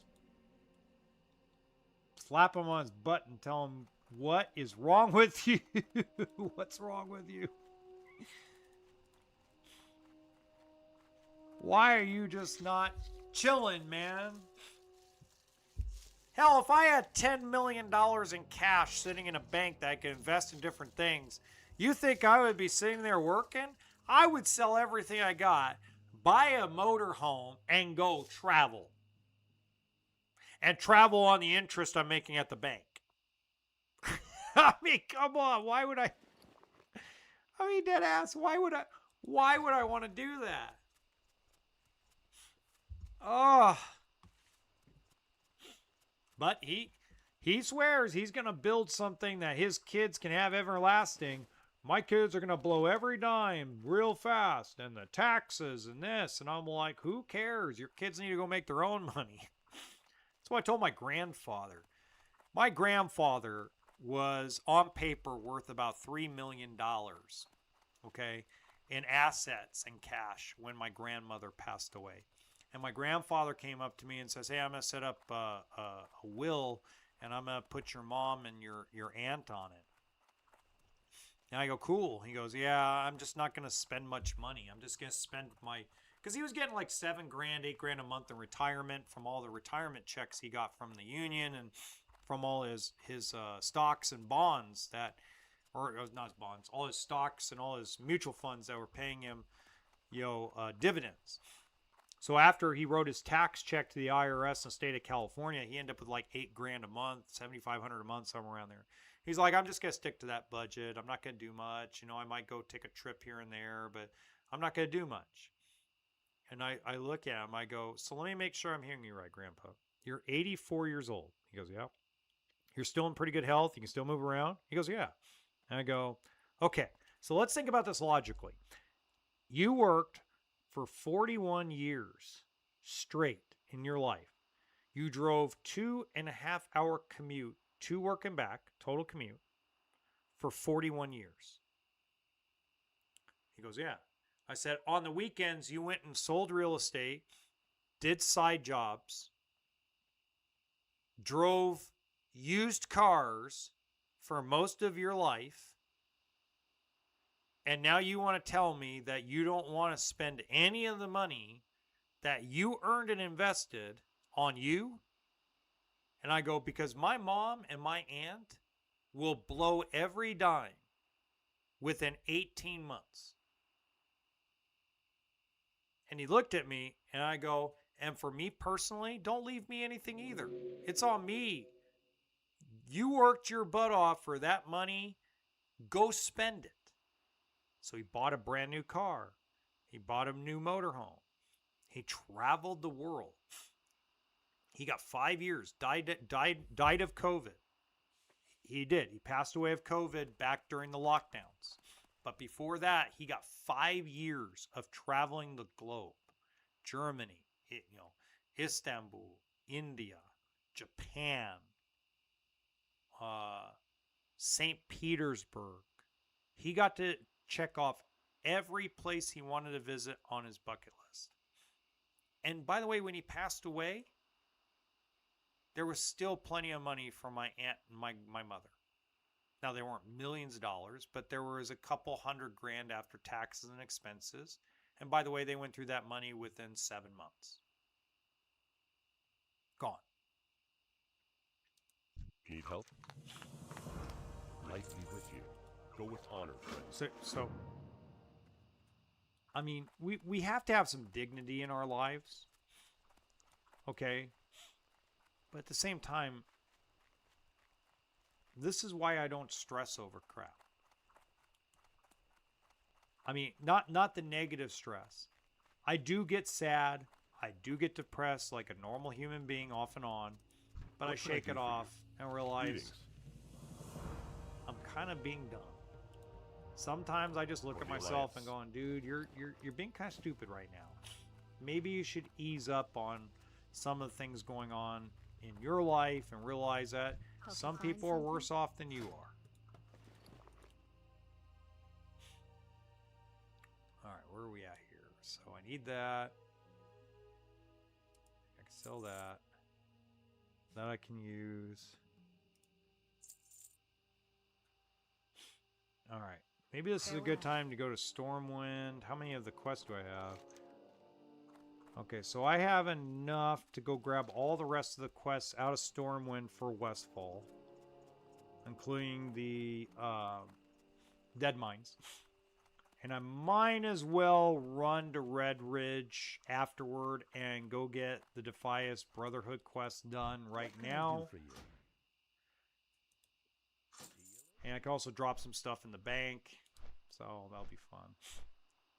So anyway, guys, I mean, this is why I'm sitting here and enjoying life. You know, I enjoy playing this video game. I really do. It's calming to me. It's a lot of fun. It's a great challenge. I think what I'm doing is tons of fun, and you know, I'll be very, very personal and say that a lot of this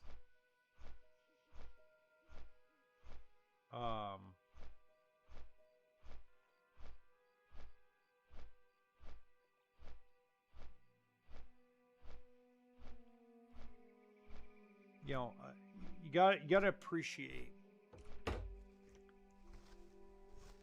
like the time you have. You got to appreciate what you're doing, and you know, when I see Very RPG doing the Fish Found series and then expanding on it to do it with a fish cult as a priest, to me, and this is just my opinion, okay? To me, something like that is like something, okay, this is what we're going to do. And if you don't follow that guy, you're out your mind. If you're a World of Warcraft fan, you should be subscribed to Very RPG. That guy is his live streams aren't that great, but his videos are absolutely off the chart amazing. I have rewatched his original Fish Found series episode, every one of them, and it only got better as the series went on. And he only got better and funnier as the series went on. And then when he's doing the cult, where he's a priest, an undead priest, which he really hasn't expanded past what he already has put on there. But when he did that, I couldn't help but bust up laughing. He is fabulous. And I love watching him. He puts a smile on my face every time he's on there doing his thing. I can't help but smile. Can't help it. Makes me laugh so bloody hard. It's really hard for me to fathom. Like, why is this guy not doing comedy? I wonder, like, dude, why is he not like a comedian? He should be a comedian. He's hilarious. Freaking hilarious.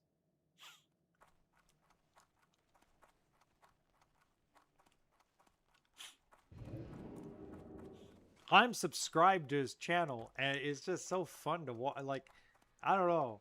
And then he did the whole Zelda video where World of Warcraft, you know, Zelda's in World of Warcraft.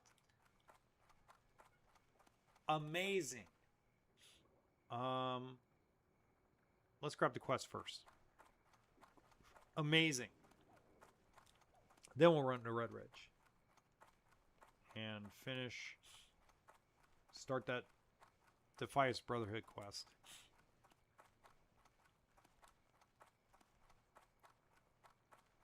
I like Willie too. I don't know if you guys are subscribed to Willie, but I like Willie. I think Willie sometimes he can be very boring, but there's a video series that he did about a year to 2 years ago that I still watch off and on, that I think for somebody that hasn't played World of Warcraft in a long time, or someone that is brand new to World of Warcraft should absolutely watch, because the series, he goes in detail, really great detail, about each spec, each race of each, everything from how a shaman should work to a mage to all that stuff. He's just so good. I think he is probably the best. If you're new to World of Warcraft of any kind, Willie is the best guy to go to on his video series to actually learn the game. So that way when you go, if you don't want to go in completely blind, he gives such great guidance that even if you're doing hardcore for the first time, great content to help you get started. Great content to help you kind of get a feel for what you'll be looking for and what you'll be looking at. And I enjoy that about him. He's so good. Some of the other stuff is a little more, some of the other stuff, here and there, okay.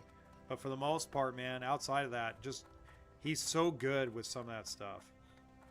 Like, I'm terrible with walkthrough videos. I am, when I'm doing a walkthrough video or a tutorial video on how a motorhome or a travel trailer works, or a fifth wheel or some kind of recreational vehicle, I'm garbage at it. I'm just not that good. Okay, I don't have the flow a lot of other guys do. But when it comes to explaining financing, loans, educational videos of how to start the RV journey, that's my strength. Podcasting and speaking about the industry, those are my strengths. What can I do for you? What's on your mind? When it comes to YouTube. So we all have our strengths and weaknesses. Like, my weakness on doing this is I suck at streaming. I don't have very much experience. I used to do live streams on my podcast, and then I quit doing it because when I was doing live streams on my podcast, when I was live streaming my podcast on YouTube, it's like the viewership would take a crap. When I pre-recorded the episode with, basically the only editing I do is with volume and with, color saturations and adding text. I don't really cut anything, because I don't really cut anything out, because it is like a radio show or TV show. You don't really want to cut anything out. Pardon me. But when I was doing it live, it wouldn't get any. It would do very poorly. When I started doing it recorded and uploading it, they do much better. So I've never really been good at the live or live streaming. I mean, realistically, this is the first video game that I've really streamed. I tried live streaming playing Zelda, A Link to the Past on my Super Nintendo, and woo, that didn't go as well as I thought it would. That went pretty poorly.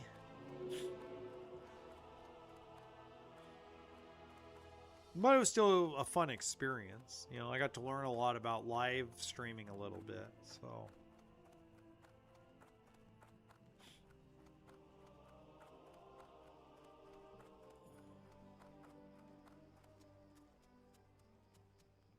Okay, let's go to Red Ridge. Do not pass go. Do not collect $200. And then we'll fly back, and we still got the Murloc quest to do. We still have the pirate map quest to do. We still have the second leg of the Defias. We still have Humble Beginnings. I still gotta get get mats for the liver pies.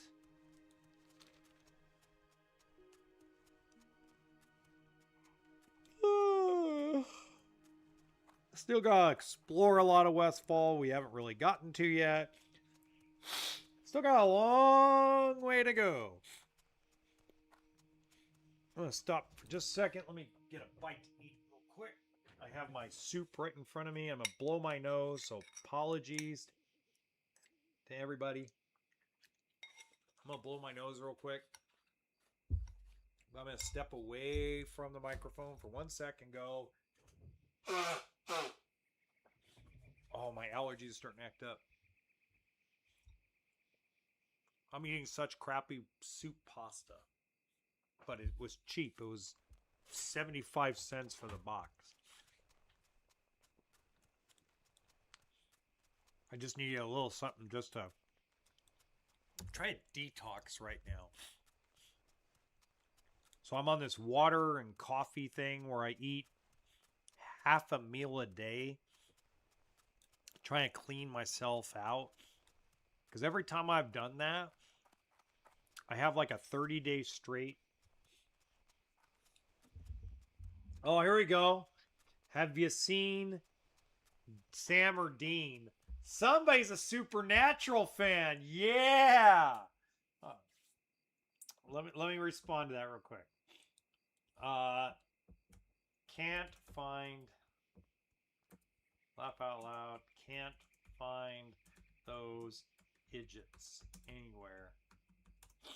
There we go. That'll help. That'll make somebody happy. Laugh. I love it. I love it. Somebody recognized the name Bobby Singer. So Bobby Singer, if you don't know, is actually a name of a character from the show Supernatural. And Rufus is also a character. So that's actually Bobby's friend. So I named the pet Rufus. So...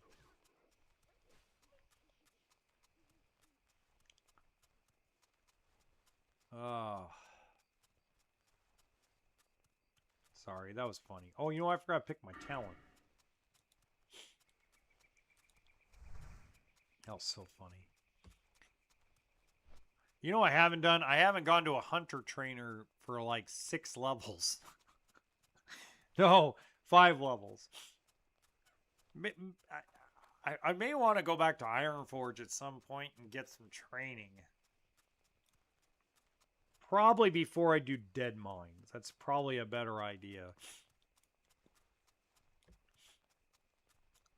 So yeah. Probably wouldn't be a bad idea. Sometimes I crack myself up. You know, I just thought of something right now. What would happen? Let me ask you guys a question. What would happen? And you don't have to answer in the chat if you don't want to, okay? What would happen if social media shut down tomorrow?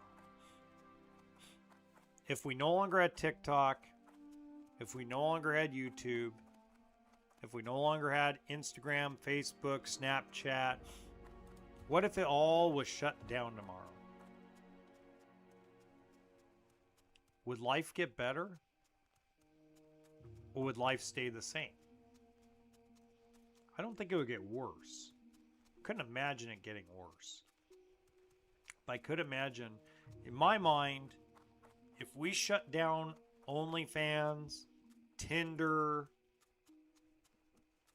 Snapchat, Instagram, we shut every one of them down. Including Facebook, including YouTube, including Twitch and Kick. We shut it all down.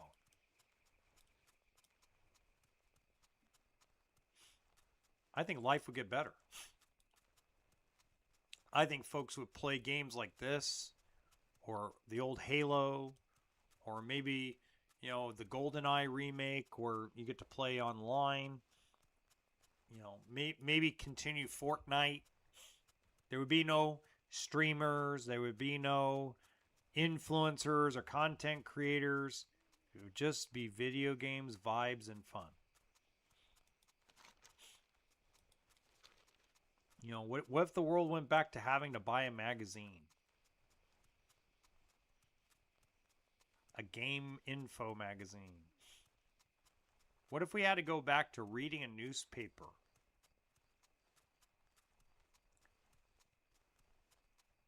I mean, you just think about these small, little things, okay? And you start to realize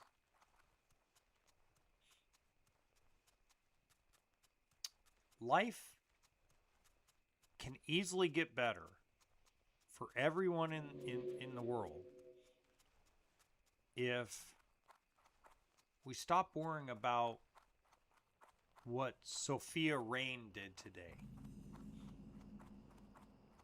And if you're wondering how I even know that name, it's not because I watch OF. It's because she's actually very popular on Instagram. And not for taking off her clothes. She's actually very popular on Instagram for the interviews that she gives on different podcast shows. It's the only reason why I know who even that is. And the other reason why I know is because I actually did an episode about her versus the salaries of NBA players. Ooh, I like that guy. Bear Brace. Oh, I need to be level 20 to get anything really from him. Ooh! Ooh, a two-handed sword. Oh, that's nice. Oof. Plus 8 strength. That's awesome.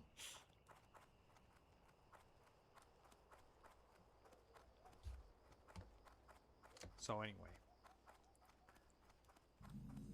Just very interesting how manipulative things really are. So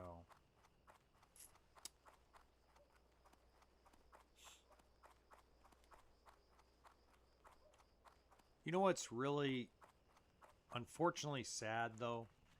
I was talking to my ex-wife about this. If you don't know, I actually get along with my ex-wife pretty good. You know, she's the mother of my kids, and you know, the divorce, the separation divorce is ugly. It always is ugly. But, you know, we kind of figured out that we were better off trying to be friends for the kids. And, you know, at the end of the day, that's what is best. But I was telling her, because she asks, and my daughters always ask me, Dad, why do you not date? My daughters are 15 years old, and they're always worried that I'm going to be alone the rest of my life, and I'm going to be lonely the rest of my life. And I tell them this. I said, when I was in my, when I was in my 20s and dating, Have a good one. we still had problems, but it isn't like it is today. And I go, it was less stressful. There was stress about dating. In 2000, let's see. So in 2000, actually 1999, 2000, 2001, 2004, 2005, 2006, there were stresses about dating. There's always stress about dating. It's courting someone, there's always going to be stresses. But I go, it's different now, because if you accidentally spill a drink, it's no longer an apology and an embarrassment and a story you tell somebody. You're now put on blast on the internet for it. And I go, I'm in a position where when I upload a video to TikTok, I just uploaded one of my podcast episodes to TikTok today. And I go, the first 5 videos that pop up are, the first 2 were men trashing women for their dating preferences. And the last 3 or women trashing men about their dating preferences. And I go, I just don't want to be a part of that.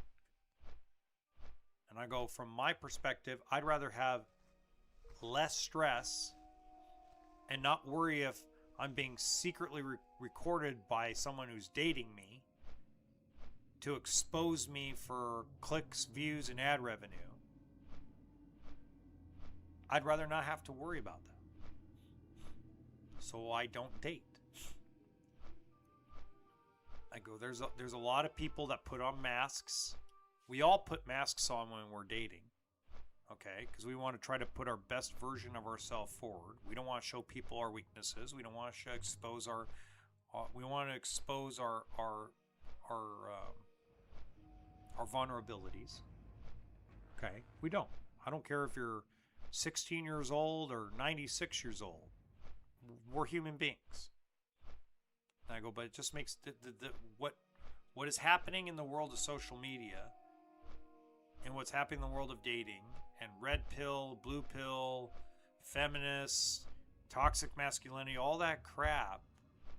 When you're a regular person, you just go, dude, what do I really want to be involved in that for? Why do I want the stress? I don't want any of that.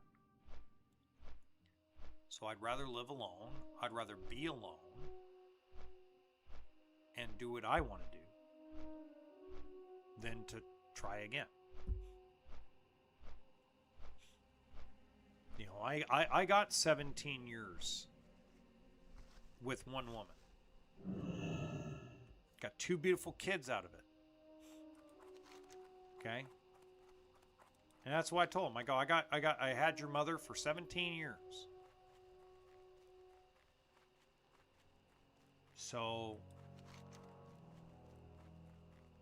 you know, there's just a certain point in time where we got to go, that's enough.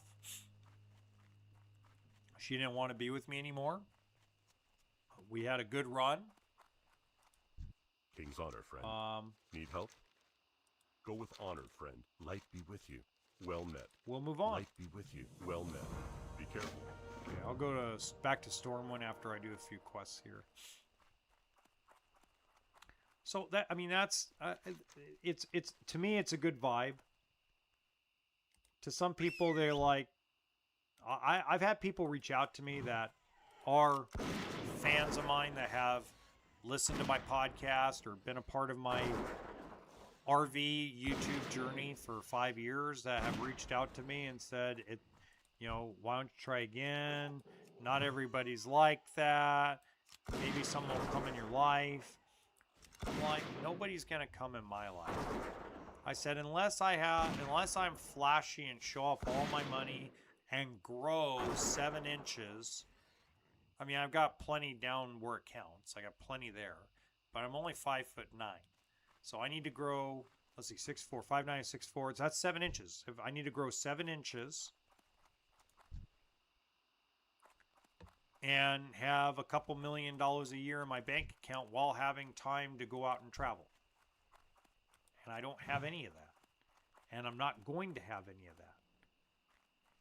Not because it wouldn't be cool to have, but because I'm not willing to sacrifice my entire life and live in destitute worse than I already kind of was for years building a company.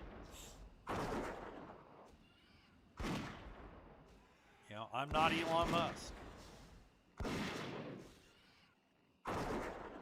And I don't want to be. Even though I'm kind of a fan, I don't want to be. Come on, Magic's powder pack.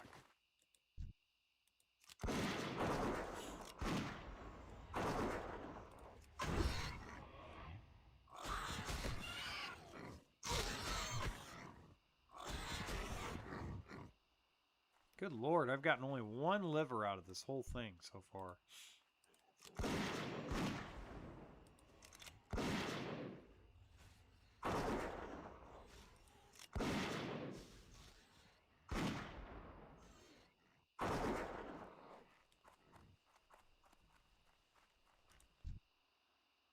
Ay, ay, ay.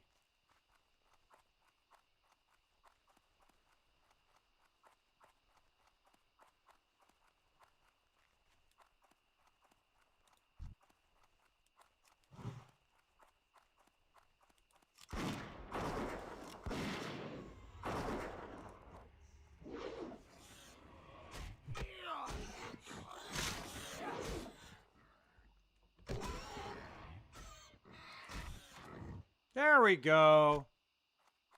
There's a liver. We've been waiting for one of those. Now we only need 6 more.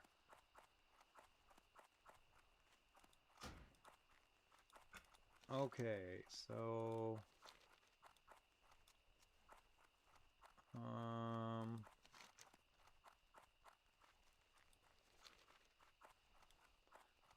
Oh, I remember. Okay, I remember where I'm going. I'm like, wait a minute, I'm lost. Now I remember. I'm like, what is wrong with me? Why am I so lost? Now I remember where I'm going.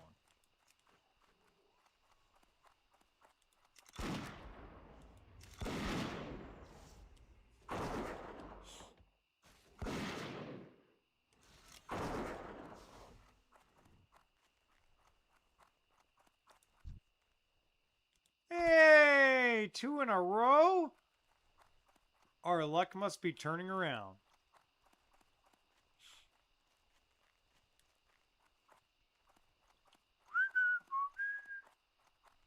You know who I haven't given a shout out to, and I need to give a shout out to, is the guy Path Archives. Path Archives is freaking cool.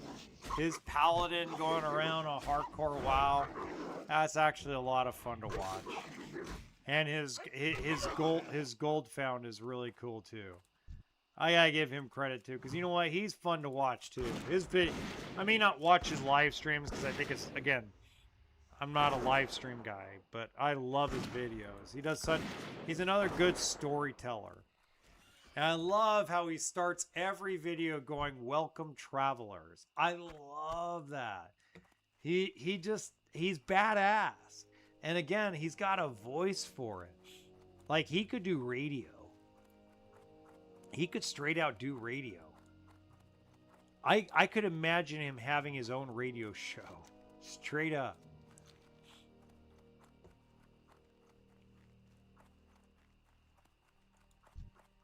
People are probably like, what do you mean by that? Dude, he is so awesome.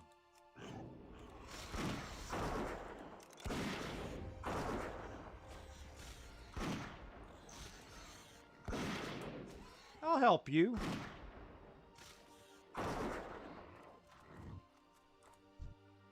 Yep.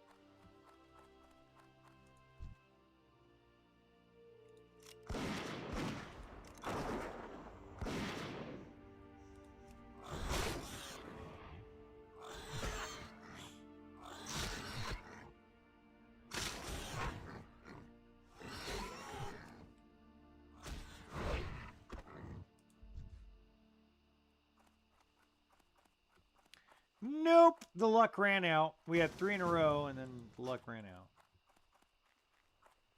I'll help. I'm a-coming. I'm a-coming. Oh, you guys want to do it in Moonbrook? Oh, okay. I guess we could do it in Moonbrook.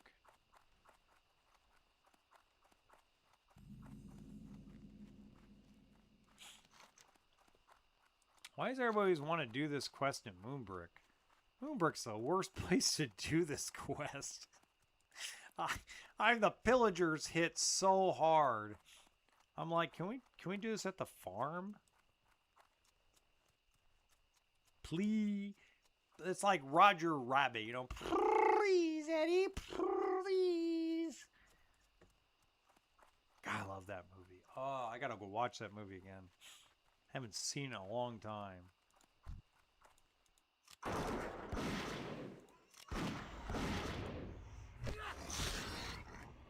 Who Framed Roger Rabbit? God, I miss that movie.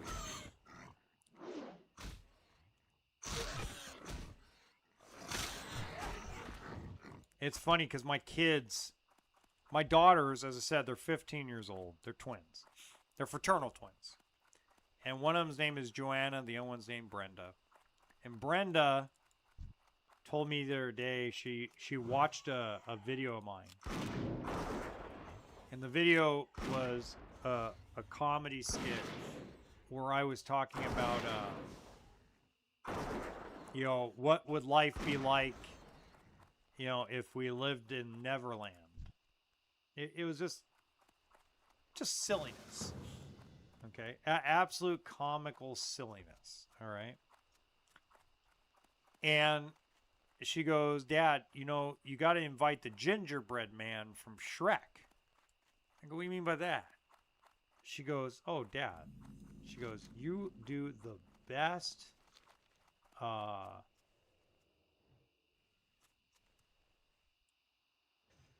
on a second.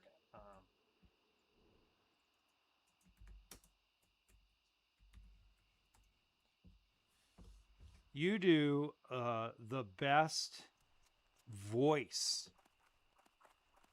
The best voice of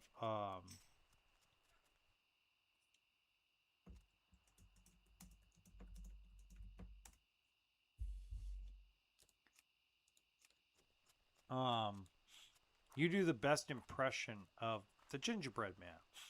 And I go, really? She goes, yeah, Dad. And I go, she goes, you should do it. So I start practicing because I haven't done it in a long time. And so I've kind of got it down now. You know, I go, fire up the ovens, Muffin Man. We got a big order to fill. Or, not the gumdrop button. Anything but my gumdrop button. You know, or, do you know the Muffin Man? He just... I'm like, oh my god, I remember how to do at least some of that voice. Not all of it, but I know how to do some of it.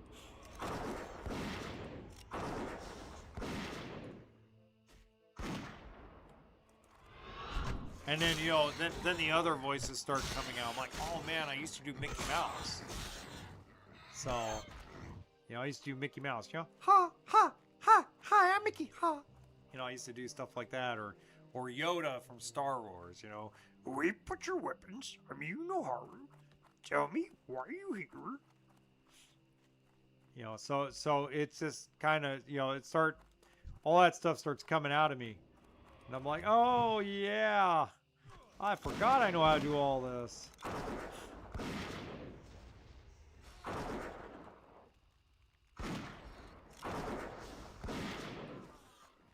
I used to do a great Arnold Schwarzenegger impression, but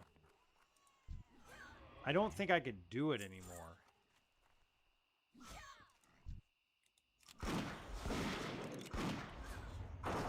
You know, I used to do a great one, but I don't even want to try because it's such a difficult voice to do if you don't do it often. But, you know, I used to do, like, I could probably do still some Stallone, you know, some Rocky Balboa if I really want to try. I think that's pretty easy. Hey, yo, Adrian, huh? Rocky Balboa. You know, I could probably, if I really spend a day reharnessing that, I could probably do Stallone again. But, I just forgot, man. You start forgetting some of the old things you used to do when you were, like, a young adult, you know, at the bar. You know, doing impressions, throwing darts, playing pool, not worrying about what somebody's going to post on TikTok the next day of you doing.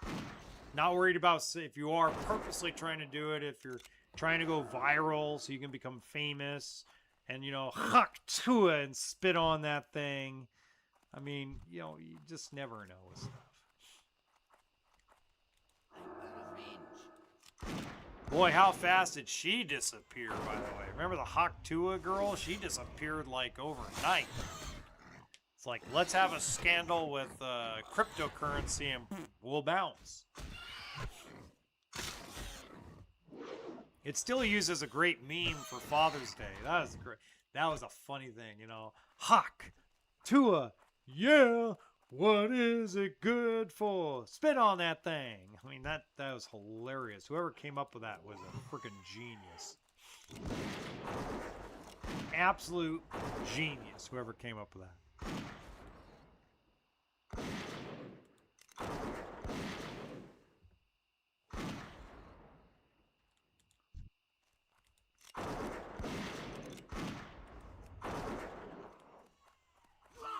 Why aren't you attacking him? I sent you to attack him.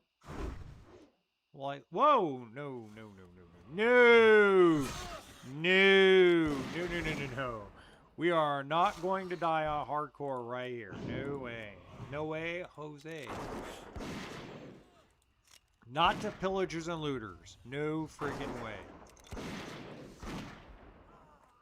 Especially since we're blocked here. Ooh.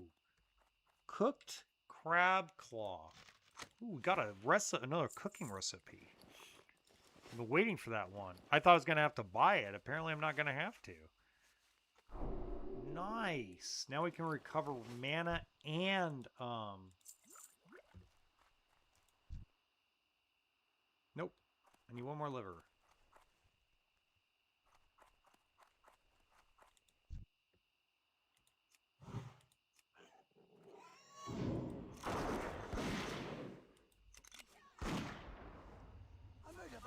Oh shoot, we're out of ammo. That's okay, we got new ammo. Oh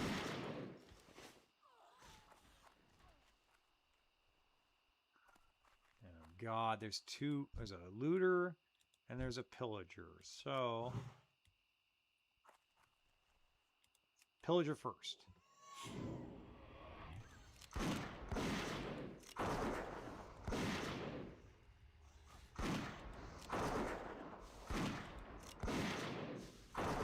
There we go, there's one. Now the looter.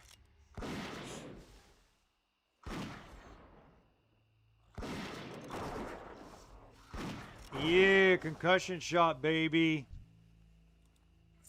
Okay, can I sneak over here to get this? I can. There we go. Got that quest out of the way.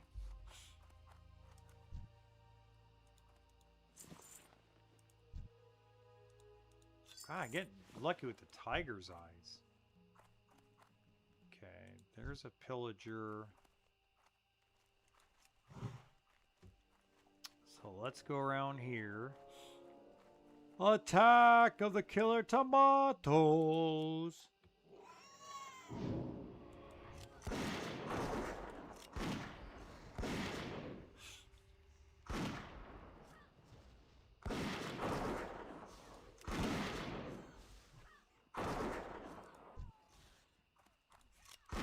God, look how much damage those pillagers do.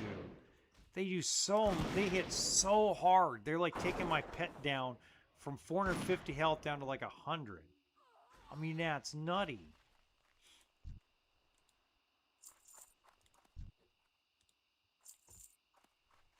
I mean, you deserve a treat. Come on, we're going to give you some boiled clam. Enjoy your treat. You deserve it. And I'm going to get my stamina up just a little bit. Just a little bit. I learned all these cooking skills.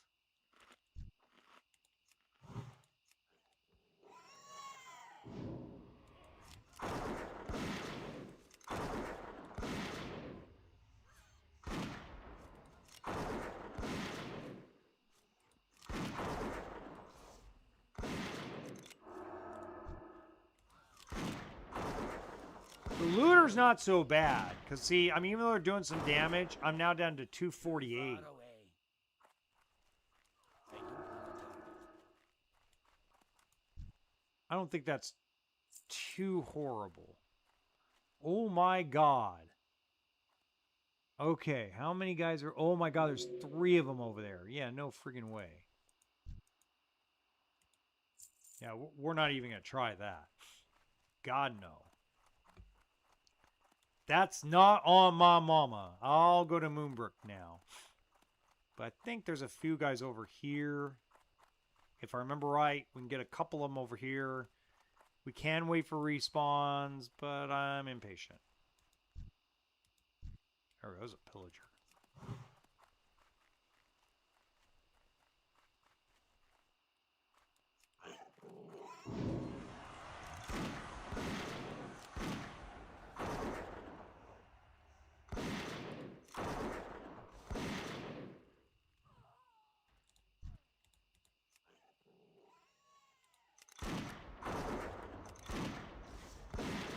Oh. gonna ding to level 18 here pretty soon. That's badass. So realistically, we're on track for Dead Mines. We're gonna be way over level for Loch Modan, but we still gotta complete it.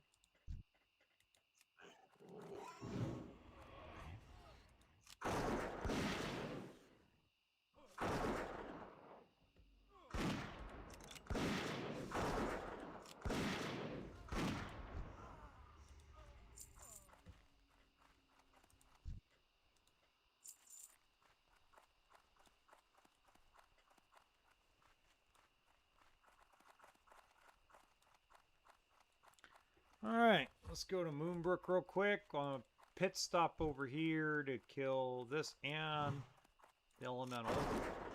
Maybe we get one more liver! Come on, baby, one more Gore Tusk liver coming right up. It's a vibe.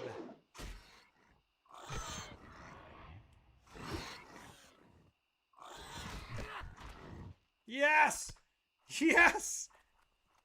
Oh, you killed the freaking elemental? Oh, you dick.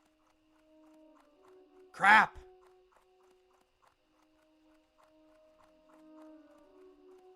I don't blame you. That magic sleeping dust is freaking, like, overpowered in this game. I sell a ton of that. In TBC, oh my god, that's all I farm. I come over here at level 60 when I want to make some gold for something, and I farm the crap out of magic dust and bronze bars. They're like the two biggest things in TBC. It's crazy.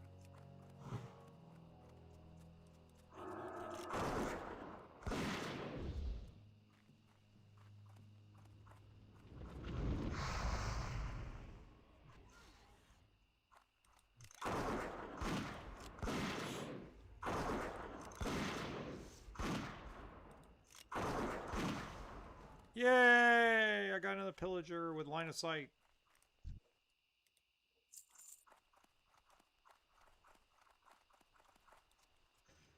Okie dokie. I hear... There's a pillager.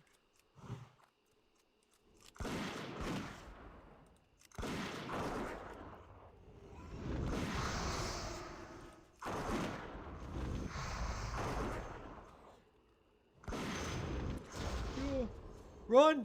Run!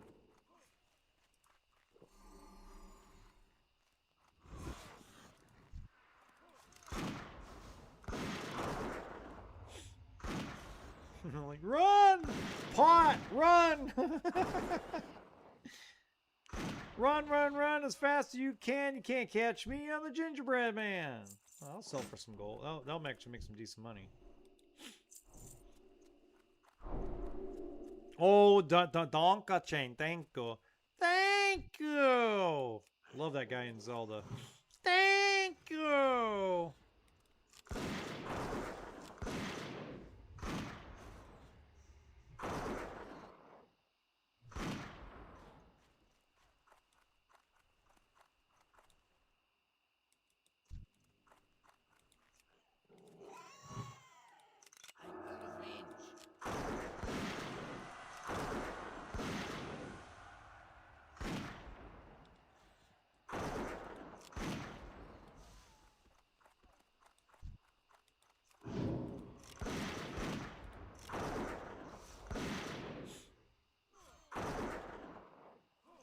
Ooh, my gun's doing more damage because the bullets.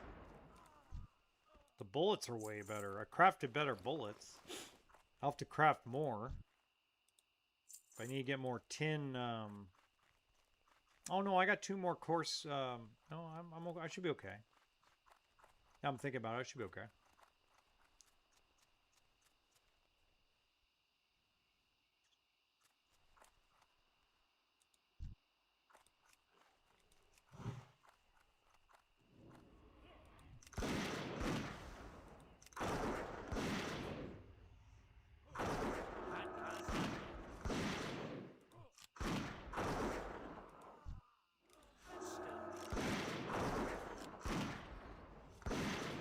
I don't have distraction shot. Those I would have done already.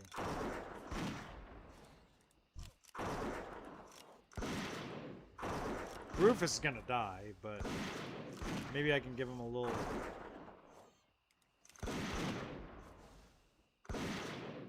Ooh, Rufus survived! He will survive! How cool is that?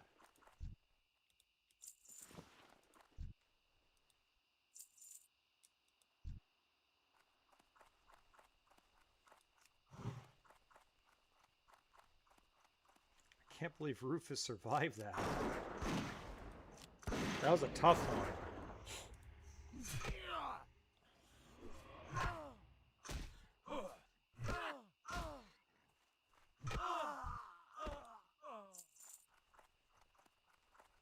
God, how'd you survive that, Rufus? Good Lord.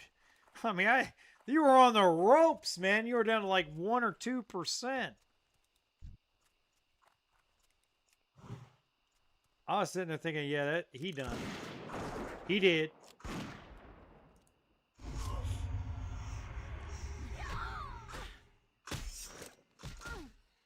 Did you really just disarm me? What a dick.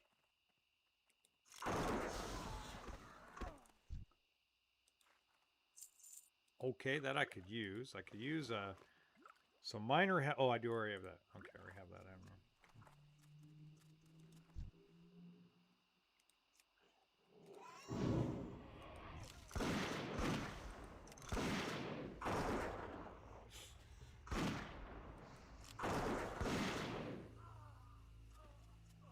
Sweet. Sweet home Alabama,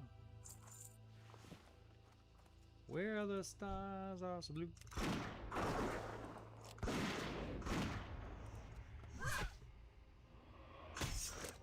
Uh-oh, we're disarmed again.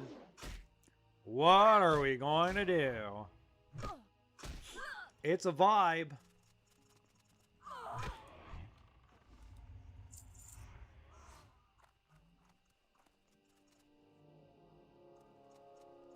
Okay.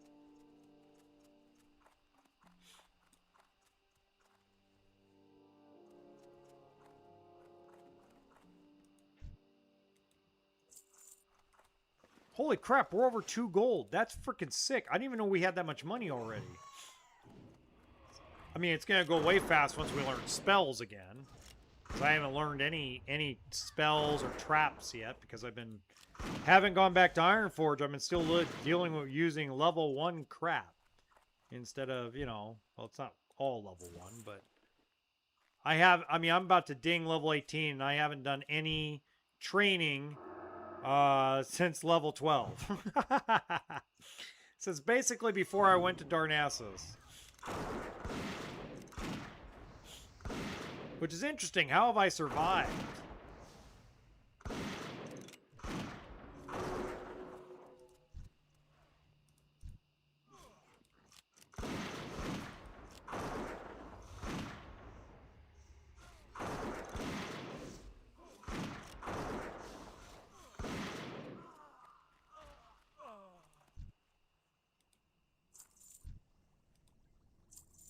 Oh, we got chemistry set in here.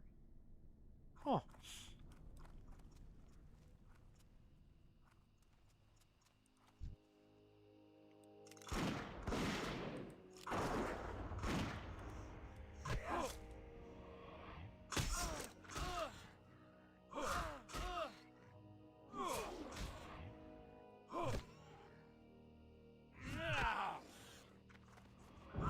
Ding, ding, ding. Level 18. Ooh. Too bad I can't use shields. It's a pretty good shield. Should make some money, though. Only 3 more pillagers.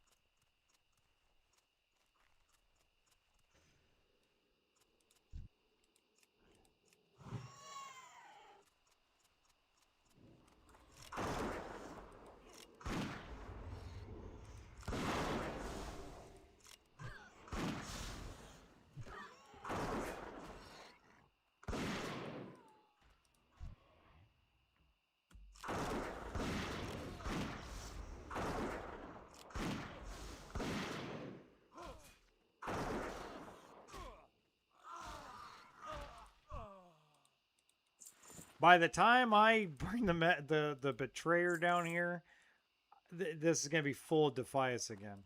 You watch. Nobody's gonna be down here clearing this out.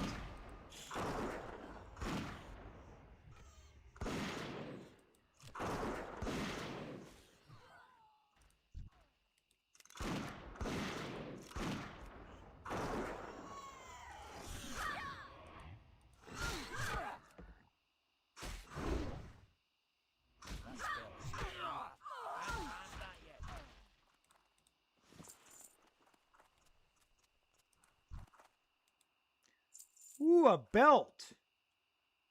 What do I have as a belt right now? Oh, perfect.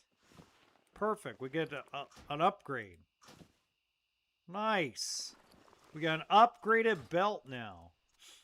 Sweet. And the last pillager, I believe, is this guy.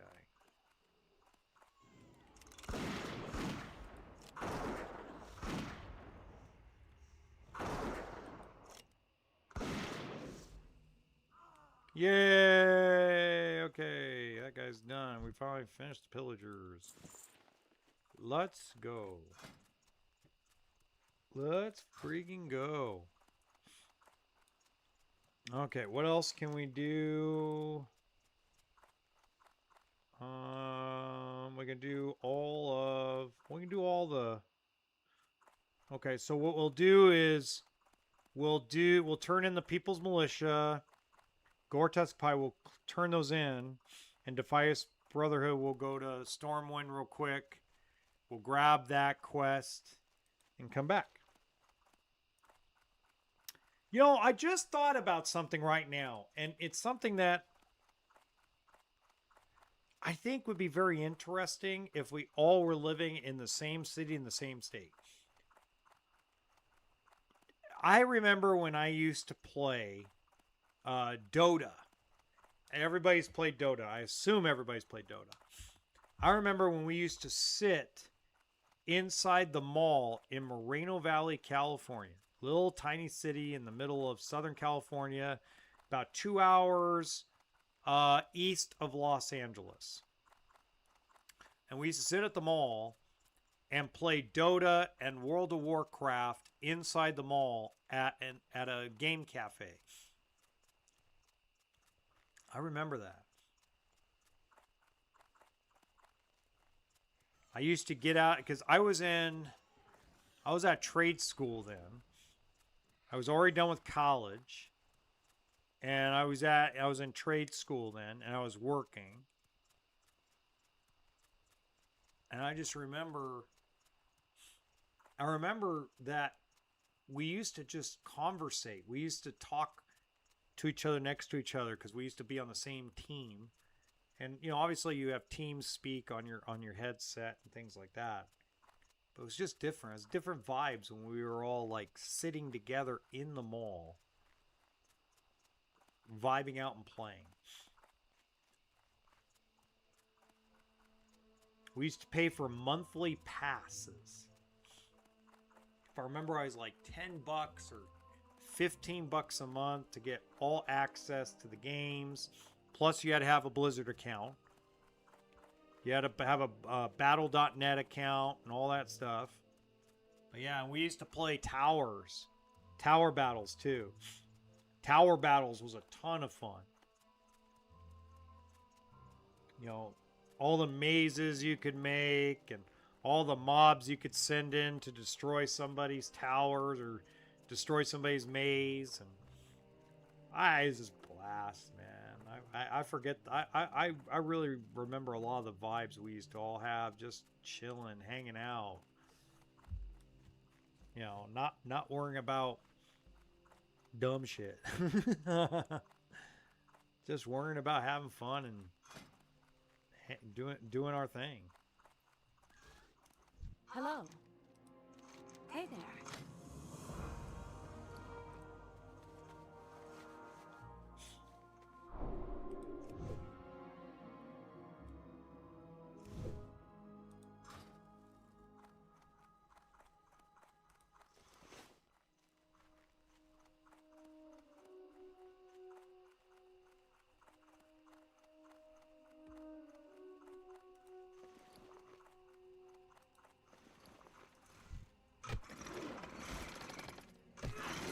Oh, I dinged. I gotta pick my thingy-majigger.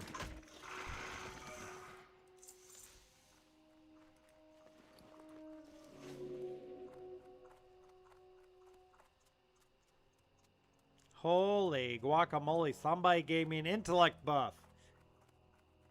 Dude, that is so much mana. Like, totally a lot of mana.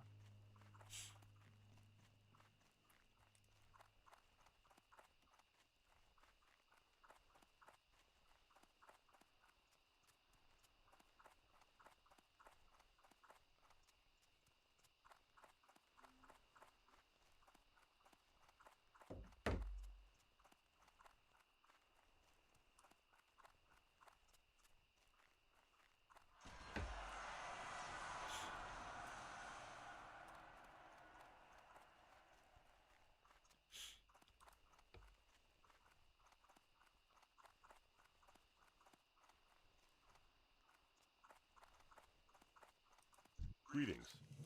What can I do for you? Light pleasure.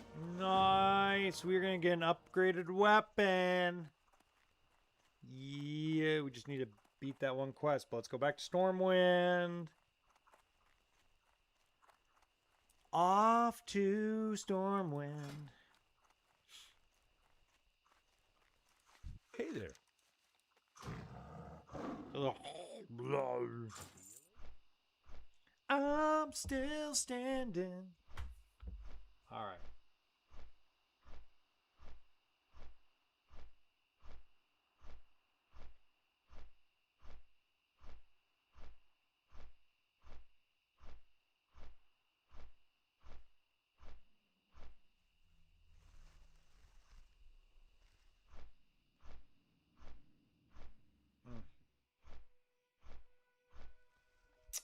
Oh shoot! I gotta make sure my thing is set up. It is. Okay. Oof. Scowy. No, I did a bunch. I posted a bunch of clips of my podcast on my channel. I haven't posted YouTube short clips in a long time. I've been not really wanting to deal with it.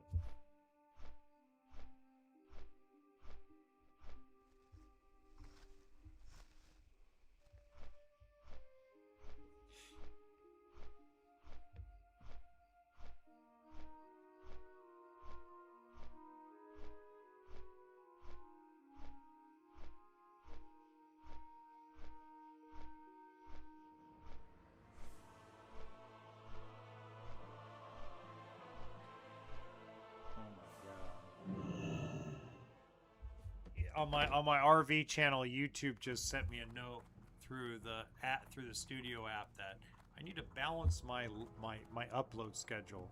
Balance. Sometimes I upload 15 videos a week. Sometimes I only upload one. It just depends on what's going on in the world. You know. What did I come here? Oh yeah, I came here to finish the one quest.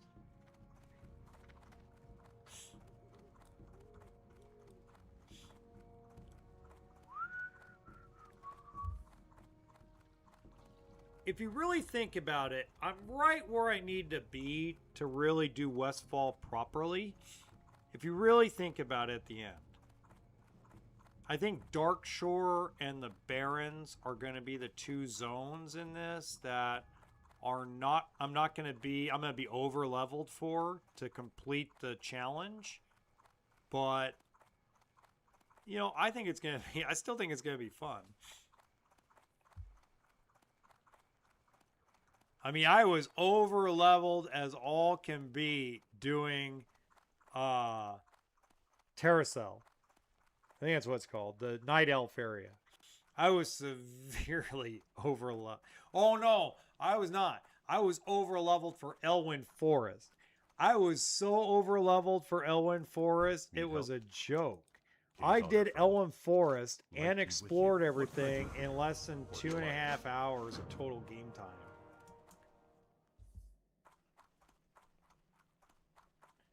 It was like every mob. I still gained a level. That's what made it funny. I still dinged from level 15 to level 16, doing all the quests and exploring in Elwyn Forest, including killing all the rares. And I found a rare mob that actually drops a badass sword for being a level 8 sword. It was badass. If you didn't check out that video, I clipped part of the live stream if you guys didn't get to see it and posted it, because not only did I find that rare that I don't think most people know about, or if they do know about it, they haven't like really expressed going after the guy, but it's a knoll that's over by Stone Care Lake that drops a really badass one-handed sword. And I think that you should check it out. You should check out the clip, because the clip also covers a story of, we looked up yesterday, there's a broken down house with a chest inside that says it needs James Clark's key. And I didn't know about it. I had no clue. And so we Googled it last night, and it was a great story. You got to check out the video. In the video, I read what we discovered online about that house, about that locker, and it was a fantastic find. On top of that, finding I call it the Titanic lady laying down mostly naked in a picture that's hung up in Misty Pine Refuge in Dunmorrow. I mean, we have found some really cool, awesome stuff. We found some beautiful views in Terrasil. We found some one really cool niche thing in Shadow Glen. We found an extra rare mob in Frostmane Hold. So yeah, I mean, to me, it's been very exciting. I probably learned about 6 new things about World of Warcraft Classic that I didn't know, just kind of running around the starting zones and exploring.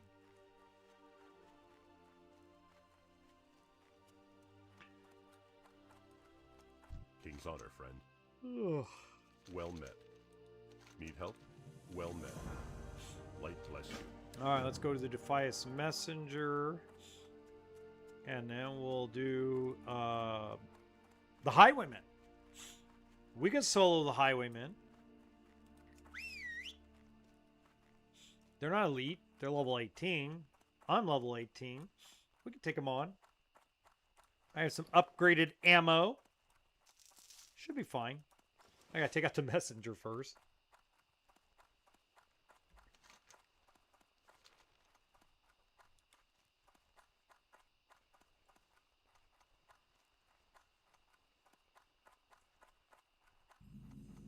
Oh, I just had a big old yawn.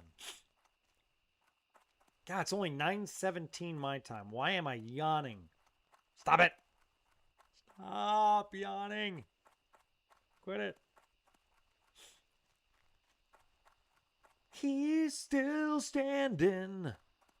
He won't quit his day job.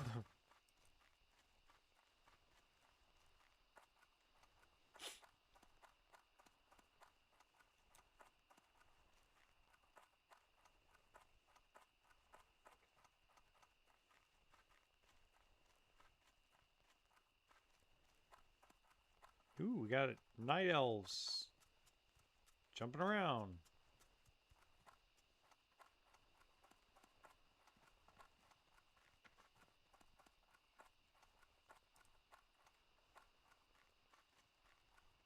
They must be looking for the messenger.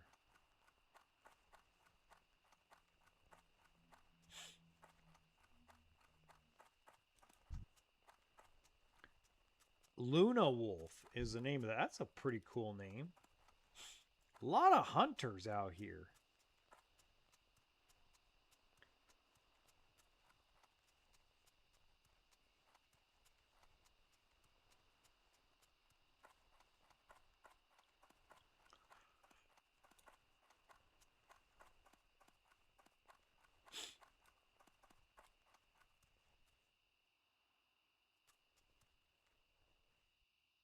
I don't think he's down here. I think he's back at Moonbrook. I've seen people kill him multiple times, so he's got to be down here in Moonbrook somewhere.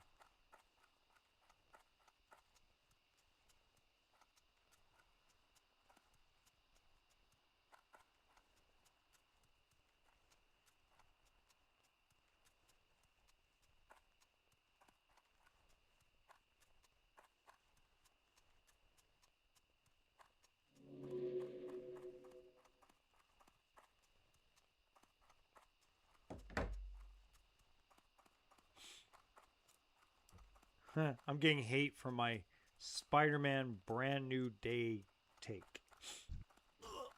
Oh, come on. You came all the way up the road. Get off my testicles.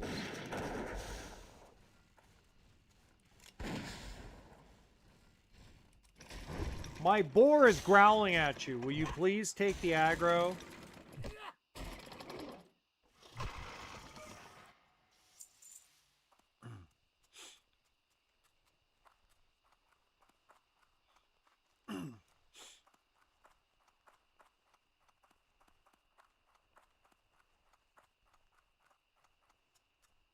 Mr. Bigglesworth. That's what, if I had a cat, if I did a cat pet, I would have named it Mr. Bigglesworth. That would have been hilarious. Look what you did to Mr. Bigglesworth. Oh my God, that would have been comedy gold.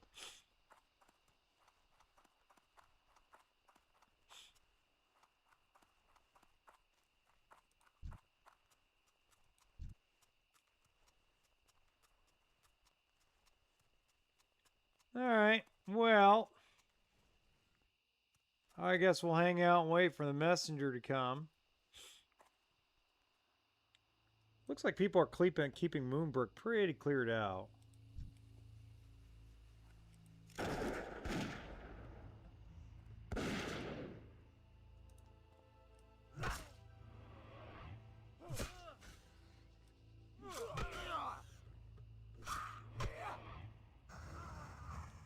Why, thank you, kind sir. You're such a Chad. What a Chad.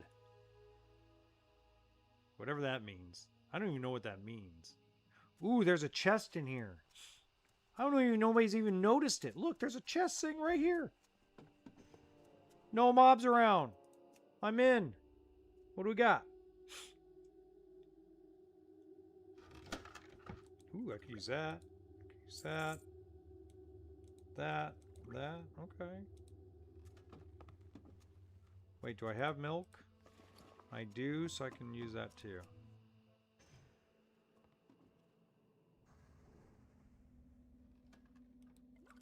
I might as well just take it all. Oh, good.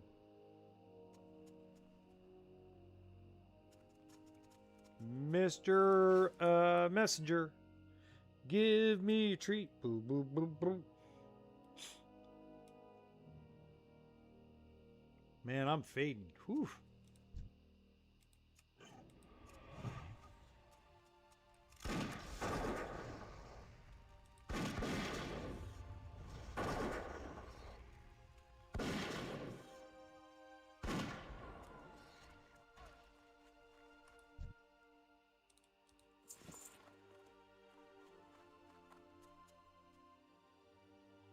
Where is he?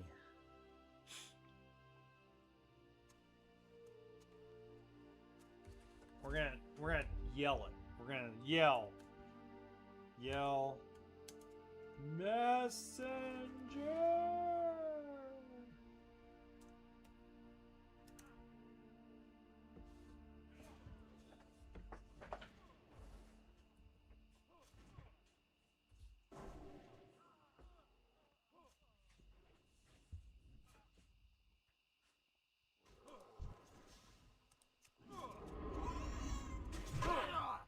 I'll help you out, boss.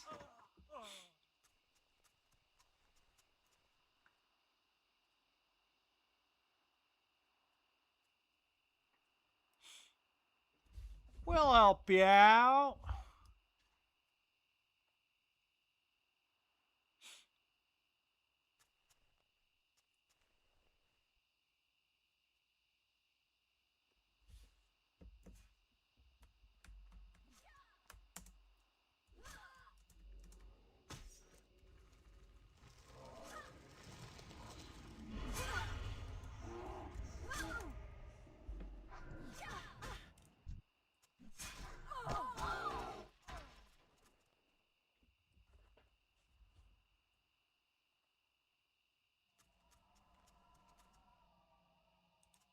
Oof.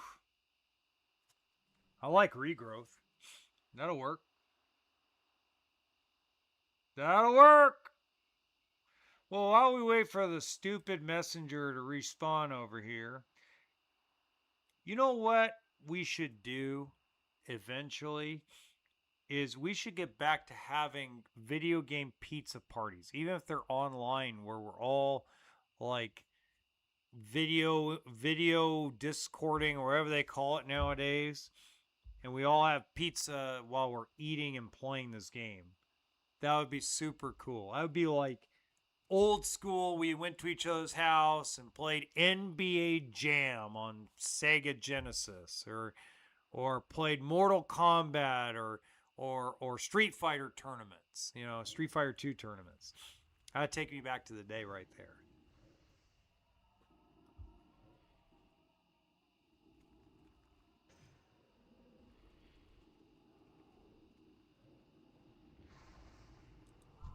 Ooh, God, those pillagers hit hard.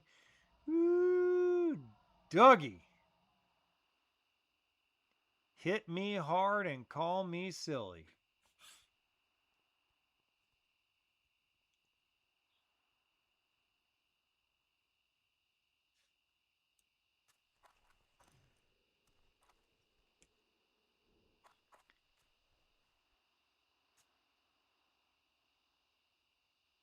Well, I heard a shield, but I didn't see where it came from. There he is. There he is. Gotcha. Yes, you're done.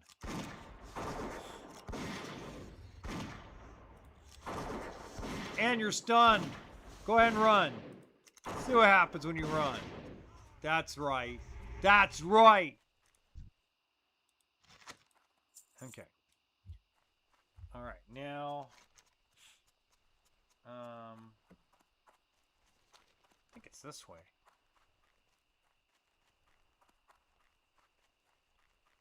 Maybe I'll get lucky and get some wool cloth, because if I get wool cloth now, I can make target dummies. Of course, first I have to learn how to smelt bronze, because me being the idiot I am, I haven't even gone to do any mining training. So I'm like, why do I need mining training for? I'm going to be doing quests first. Yeah, I'm going to need to do mining training. And hunter training.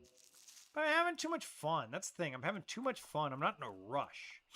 I'm having a blast just kind of grinding through this and taking a chill pill. Ooh, what's this?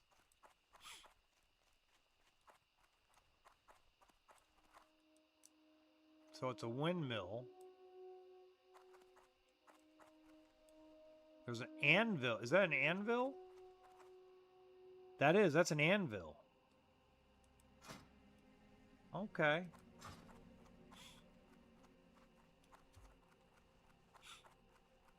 This looks like an old farm, like an old destitute farm. That's weird. Okay. That looks like an old farm area that didn't really... I don't know. It's strange.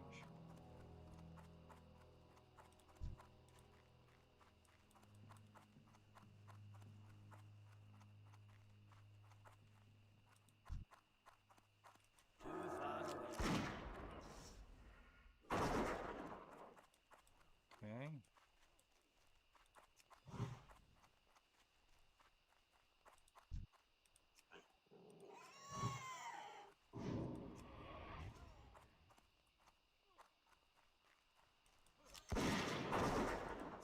Wow, that guy respawned right in front of my face.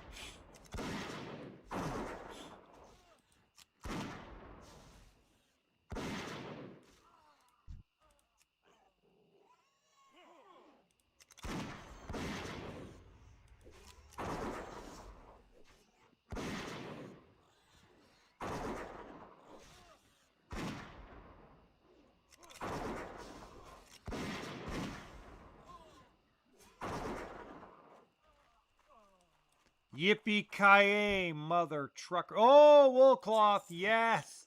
Yes. Wool cloth is the man right now. Yes, we want wool cloth because that now we can make target dummies. You at least make one target dummy. That's uber cool.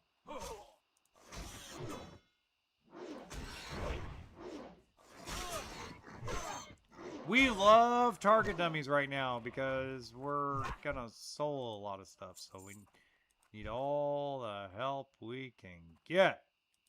Are they all grouped together like real close? Oh, they are. Oh my god.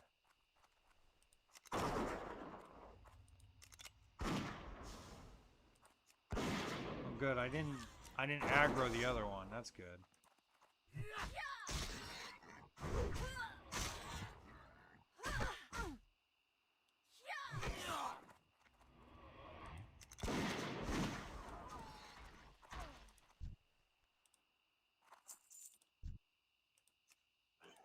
A lot of respawns right here.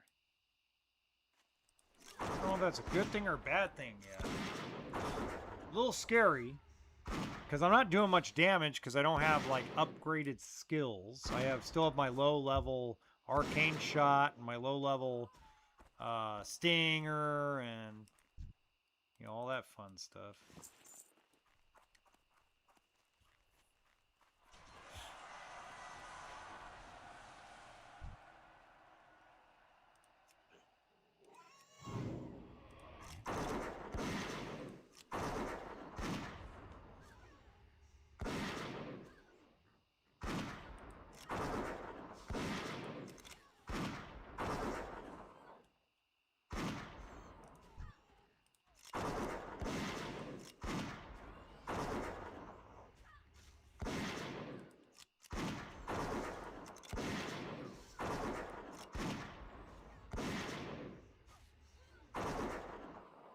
Cool. Good job, Rufus. Good boy, Rufus. Good boy.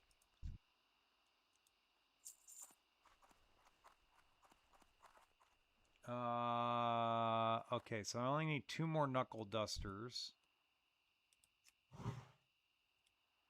You know what, Rufus? You're such a good boy. You get a boiling clam. That's what you get, buddy.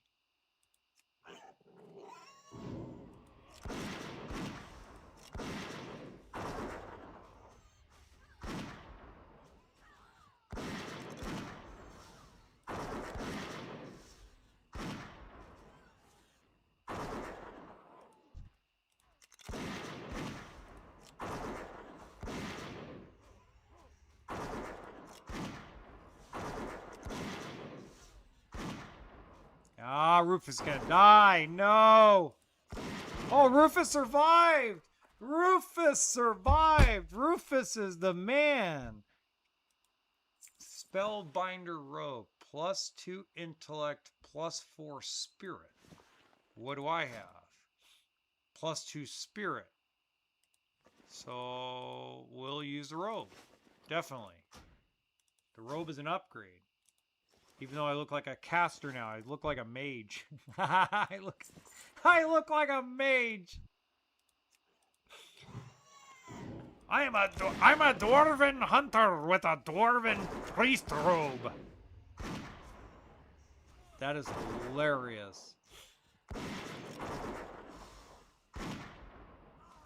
Okay. Veteran gloves. So I could probably sell that and make some money. So that's no longer going to be make money. That'll make more money. Okay, so I need 2 more path stalkers and 13 more highwaymen. Knuckle. We got those. Okay, so I don't need any more of those guys. Somebody's ahead of me here. And you got my attention. What's on your mind? Off with you. now I know I need that later. I just don't remember why. But I know I need that later.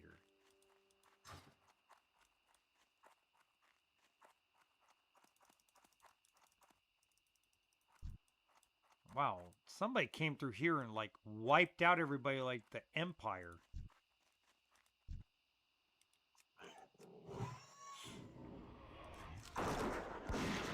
Yeah, I'm like a hunter with intellect. I have like a huge amount of mana. Which I know I need mana, but still, it's just too weird.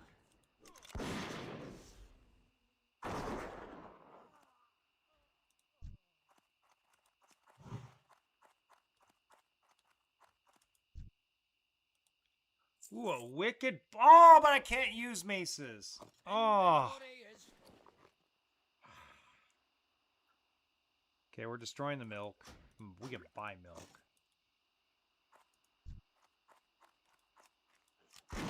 That was crazy. I got another green weapon drop, but I can't use it. Sucks.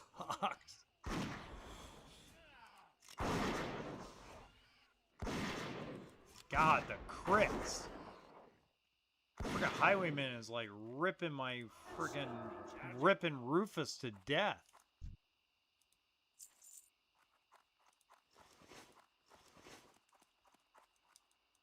Yeah, but I really don't care about copper. I need tin. I got a lot of copper.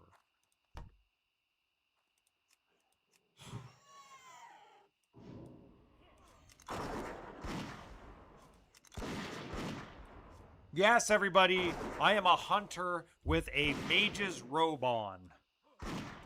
Don't judge me.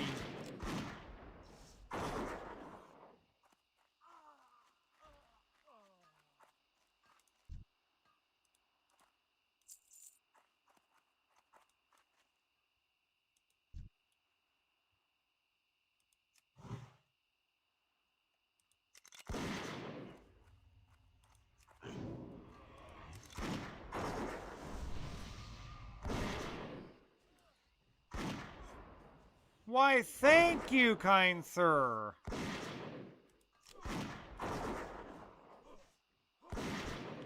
Oh, no, you don't.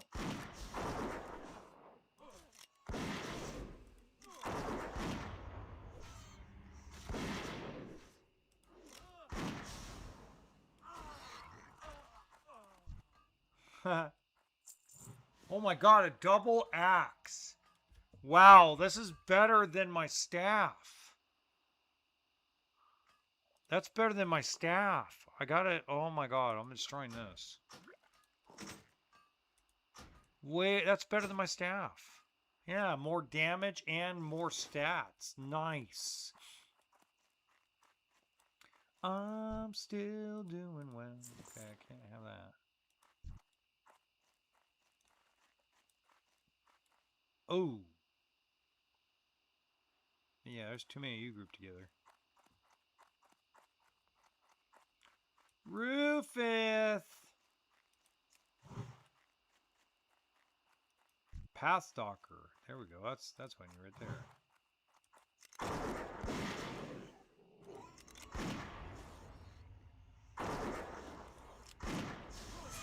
Hey, my brother's online. There we go. There he is, Budhound 21.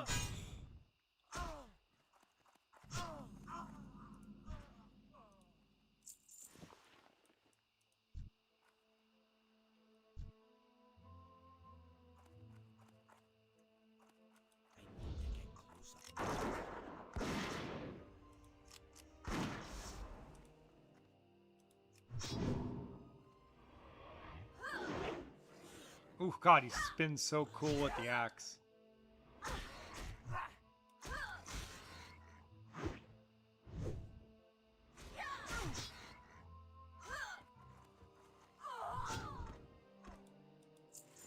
Come on, keep giving me that wool cloth. Yeah.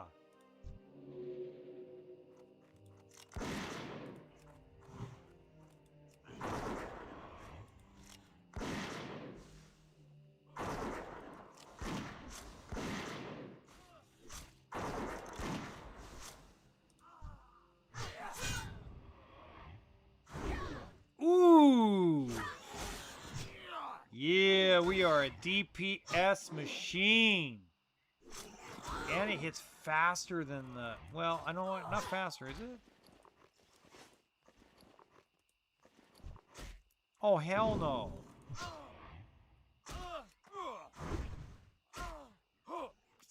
You know, it's a little slower than the. Okay, so it's a little slower.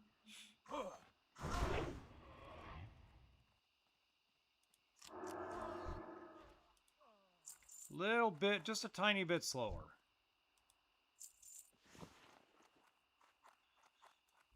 Okay, well, we need 8 more Defias Highwaymen, and then we can go do finish the lighthouse quests by beating all the Murlocs. Maybe do some fishing. Maybe find some fishing gear. Maybe not.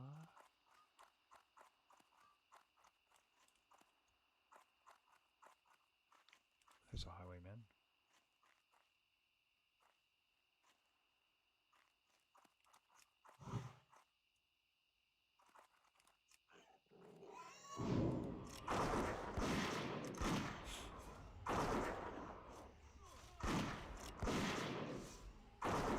There we go. I need to stun him just to give Rufus a chance here.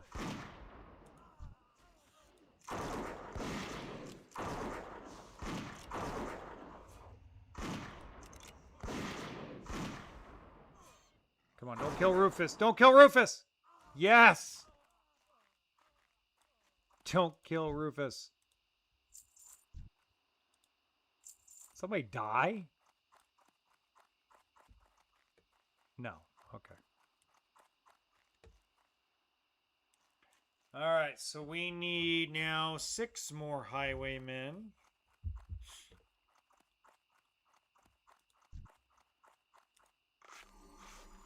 We're going to heal up Rufus with our bandage. We have enough wool cloth to make some target dummies.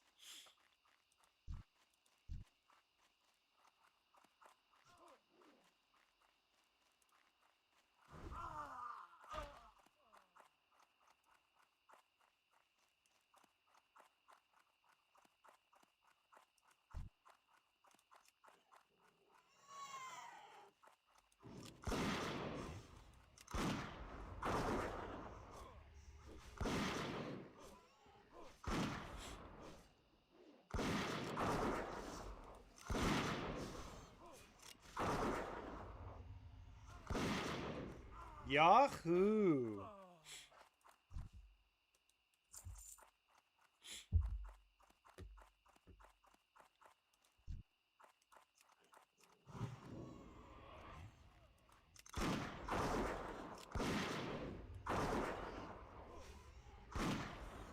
Boy, those crits by those highwaymen are insane.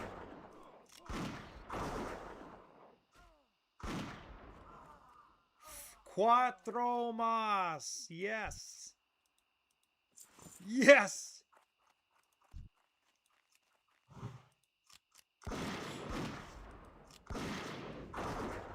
Maybe we'll get a respawn on the way down.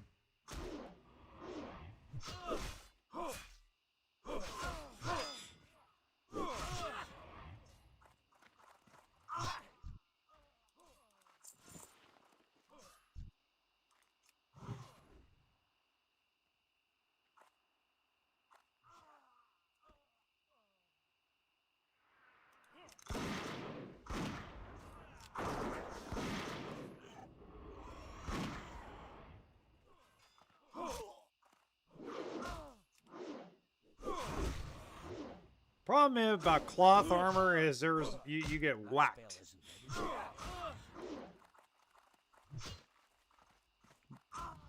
There, hey Rufus, we need to do some pet training with you.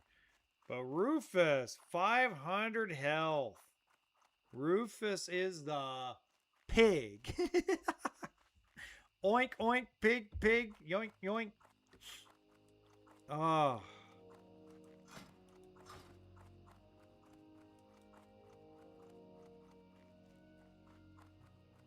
Alright, so we only need 2 more highwaymen and we'll head to the coastline. Ooh, there we go. Yeah, boy.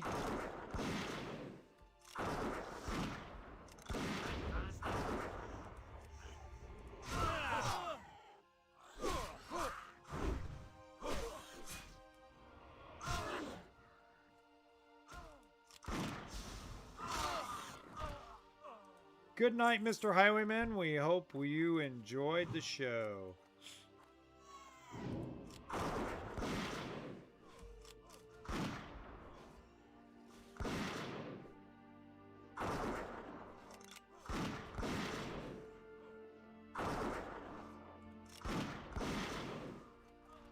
Yay! Let's go do the lighthouse quest.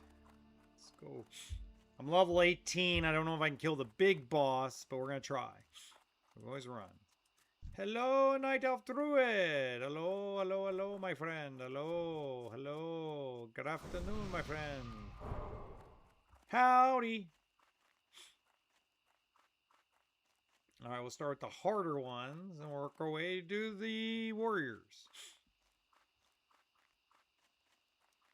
That was pretty cool. And we got a battle axe that'll work out pretty good. Sick.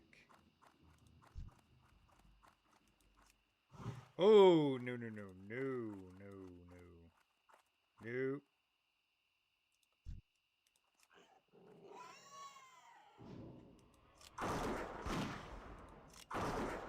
There's the boss. Oh, no, that's not the boss. Okay, I thought that was the boss.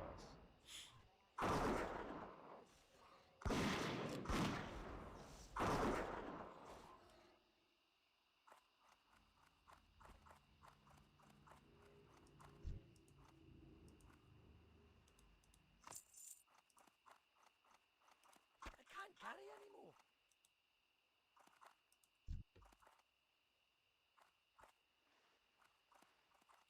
I'm out of range.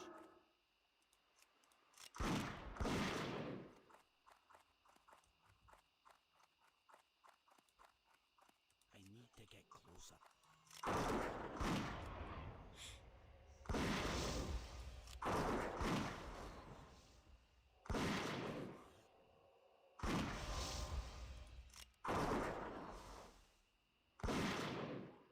There we go.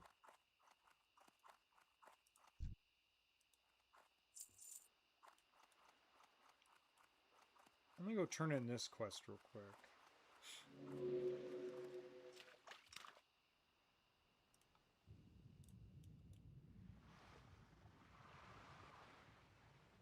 Because I can get rid of the...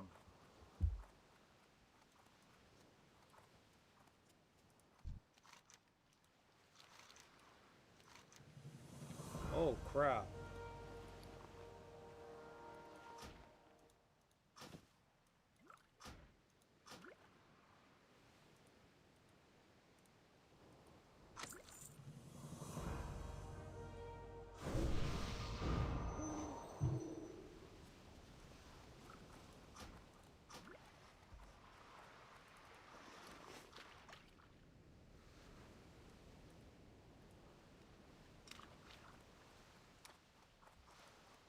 Okie dokie. Let's go back to the drawing board here.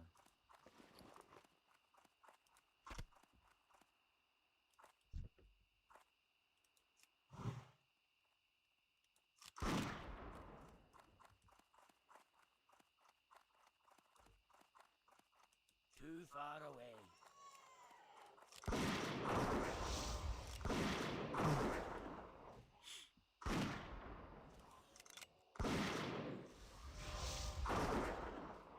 There we go. 3.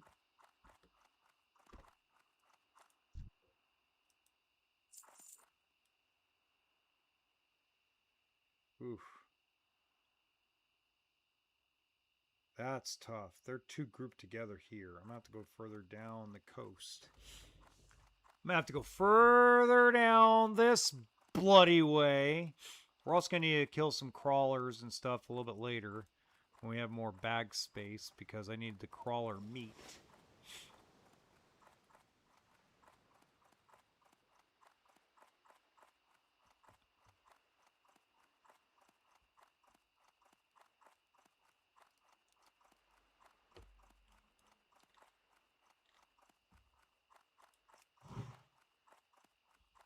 Okay.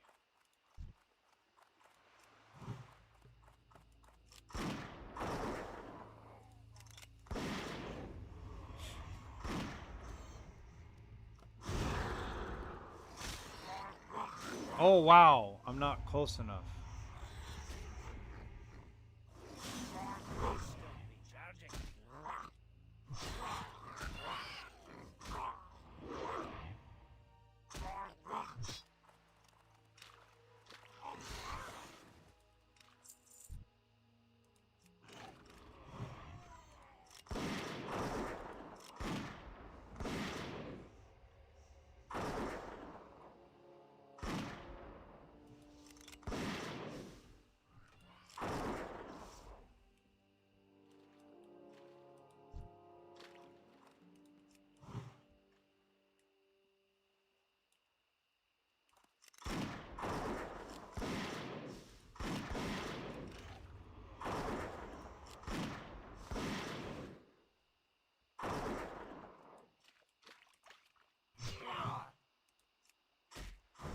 Ooh, nice spin attack. Yeah.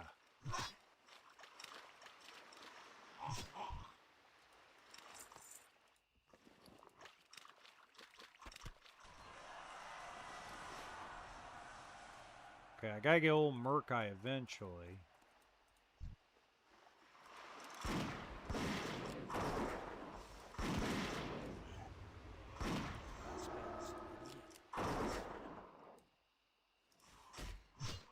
Yes, I'm looking this way, right over here, because I'm looking out for old Merkley's. He's gonna respawn pretty soon. Old Stink Eye over there. I don't really need copper yet.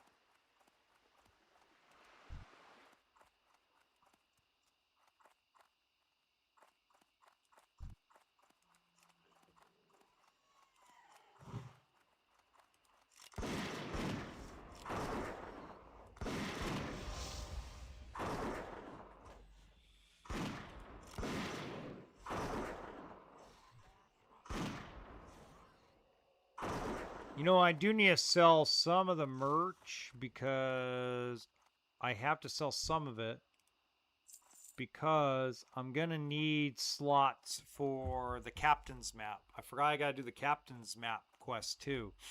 I have it.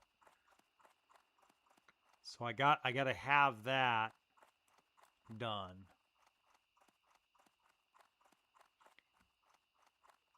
I forget about that sometimes. So I need one more coast runner, 5 more warriors, 4 more tide hunters, and 2 more oracles. Ooh.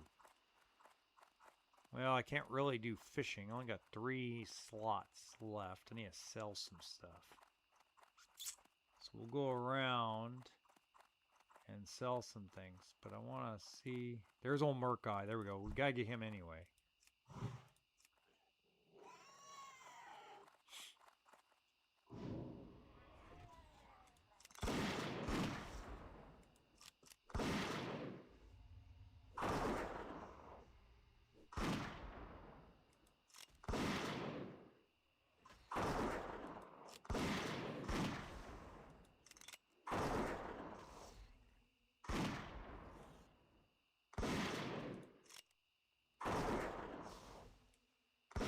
Alright, so we got the first boss done of the area.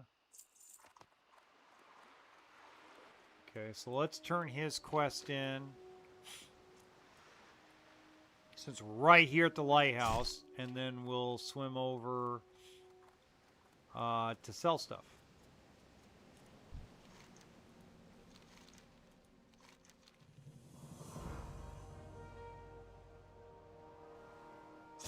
That's interesting.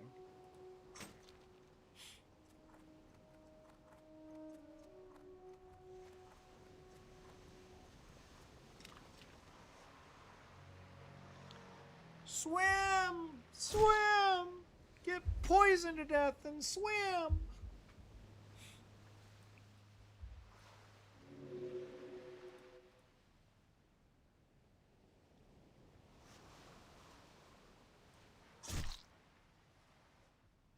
Jeez.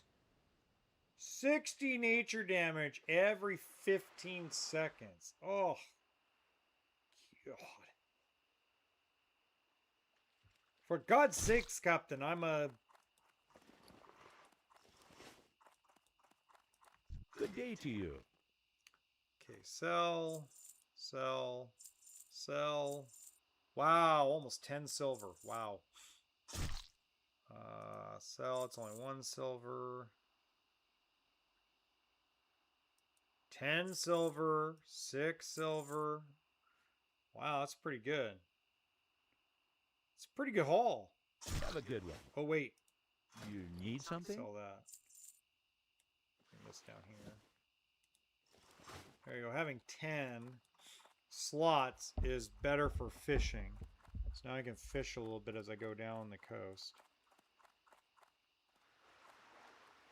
They were just two grouped together over there.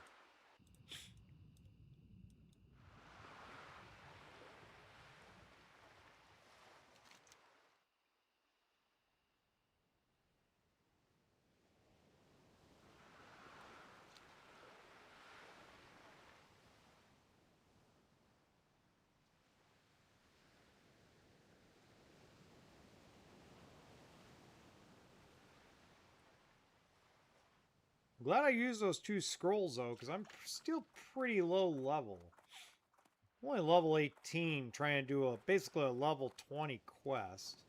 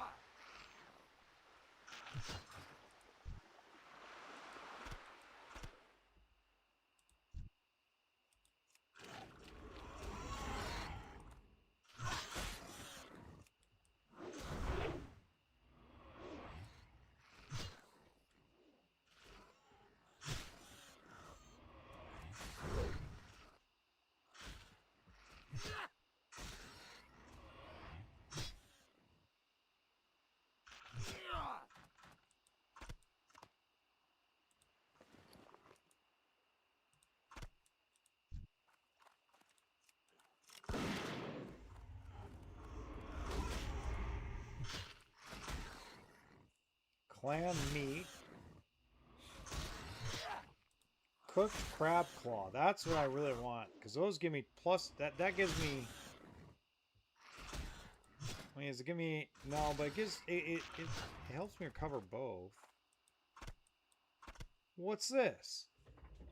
Well, that'll sell for some money. Okay.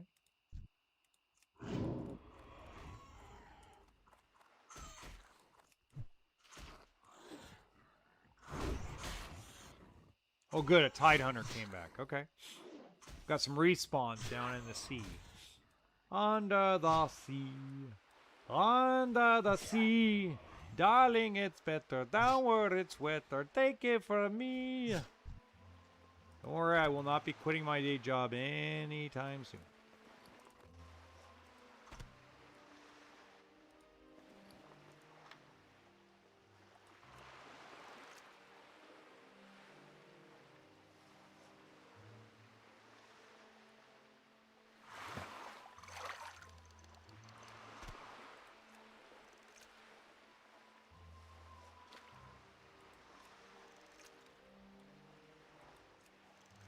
There we go.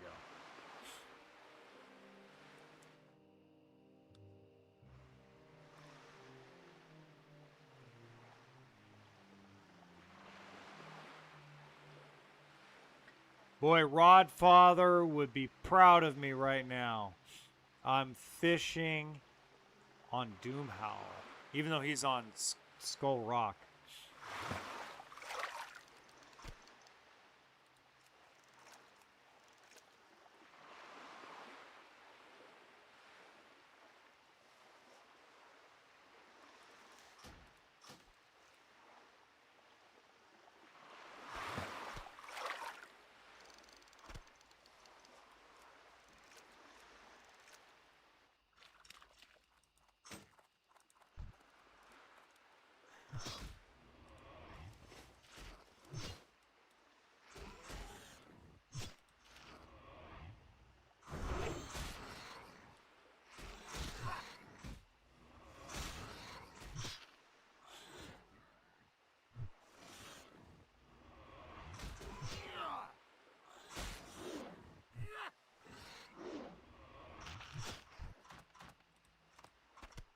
Nice. Okay.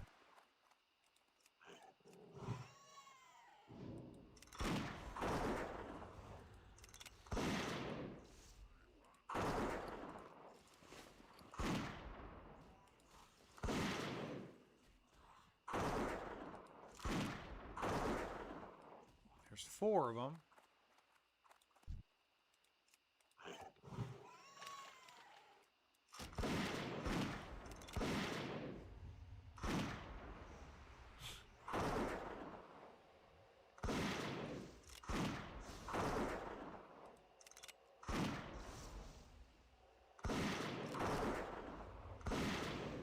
I need a target.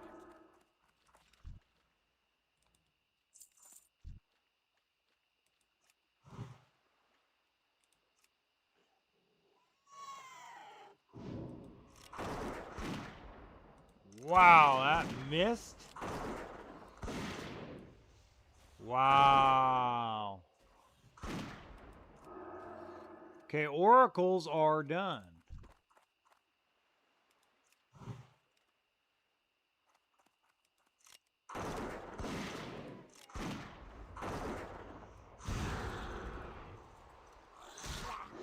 Really? God, I hate when I was far away.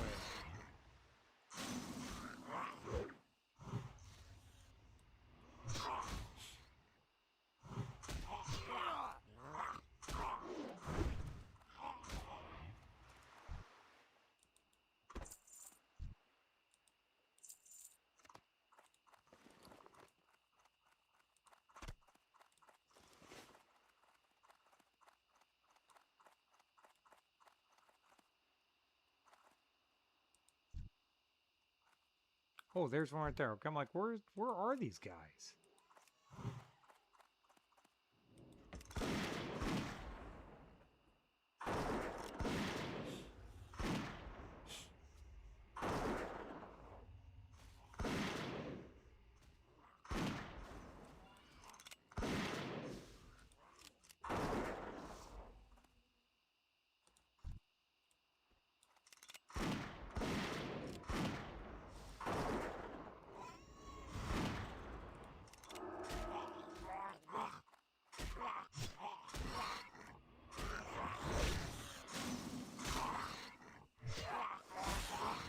Come on, baby.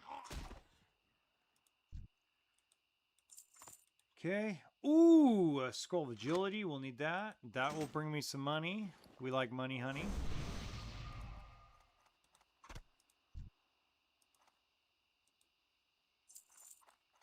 All right. Now we need to go get warriors, and let's just get rid of him.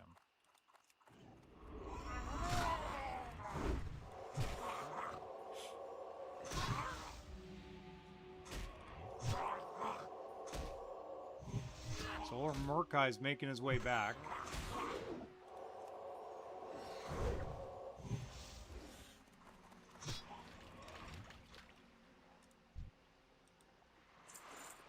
So we'll get out of his way.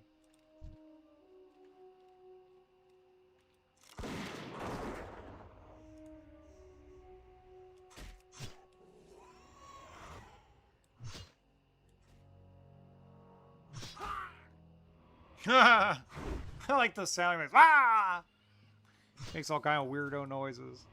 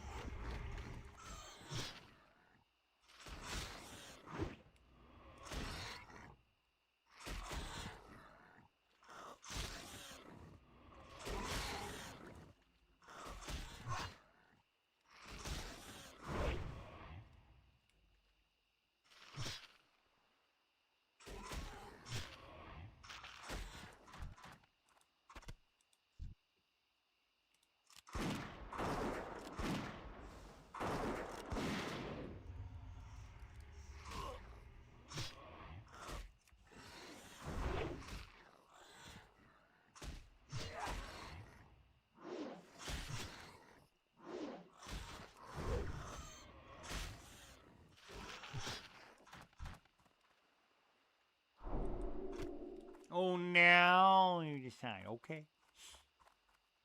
Kind of cool. Eventually, when I'm exploring more, and I want to explore more of the islands and stuff, and try to do some more fishing before we move on to the next level or next stage, or next zone, I should say. I really am thinking, and this is a thought process, that I want to gather as much meat as I possibly can. Murloc, or crawler meat, as much as I can, as much as I humanly can. So look at that, I've got an intel, stamina, and an agility boost. So that's pretty cool. Not much, but enough to help me, you know, do a little bit more damage.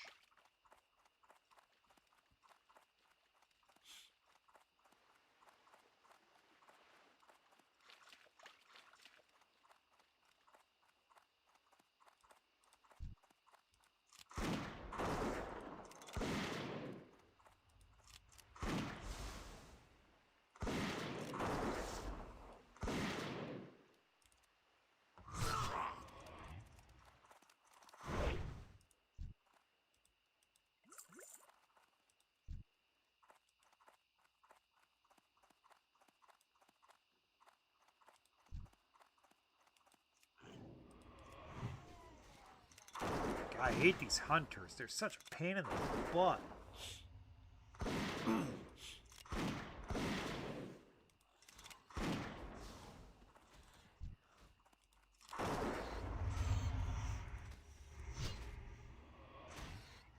There's the captain's footlocker. We gotta complete that.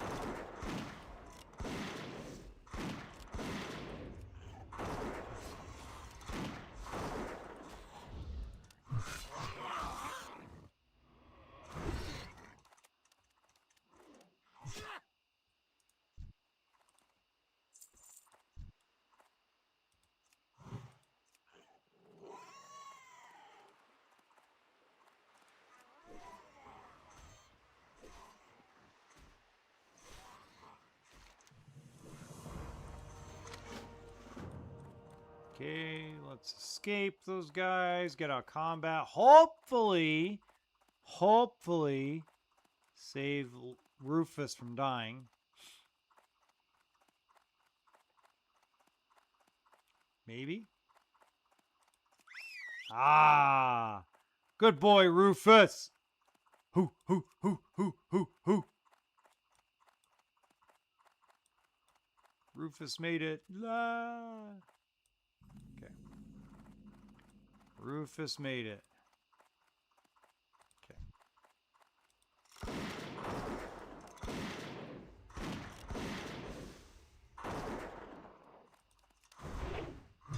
Ooh, I did 101 damage with that crit.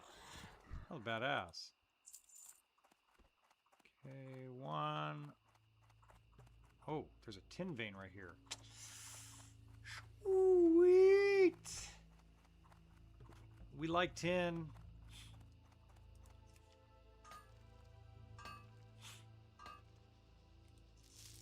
Go, we need core stone. Because we need to make more coarse blasting powder for weapons, for ammo. Oh. Not good.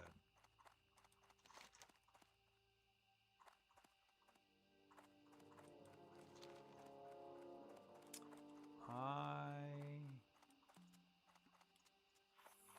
gotta go up here.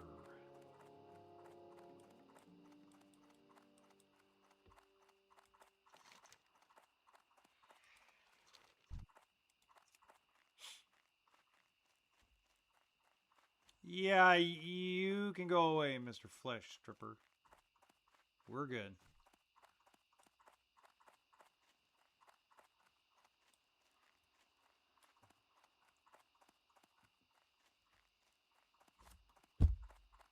What are you doing still attacking me? You should have reset already, dummy.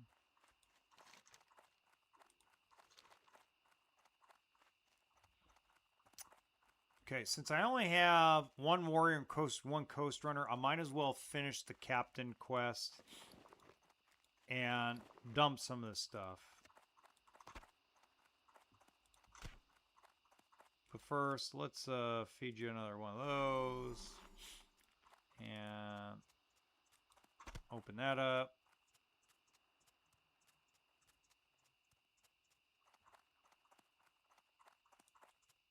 Open that up. Now give me 2. Whoops, ran too far. There it is. There's the broken barrel.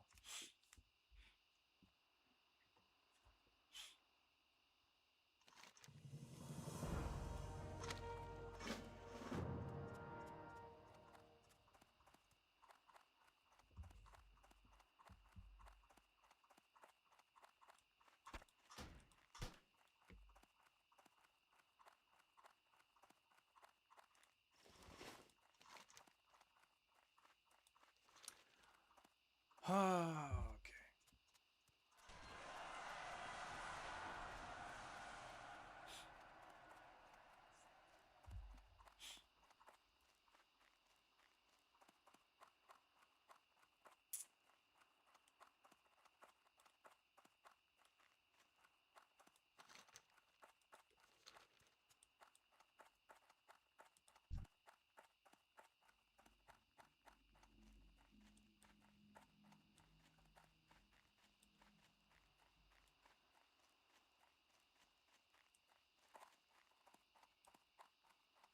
Oh, there's a Defiance messenger. Well, that's weird. The ghouls aren't here. I was hoping the ghoul guy was right there. Maybe he's over by Moonbrook.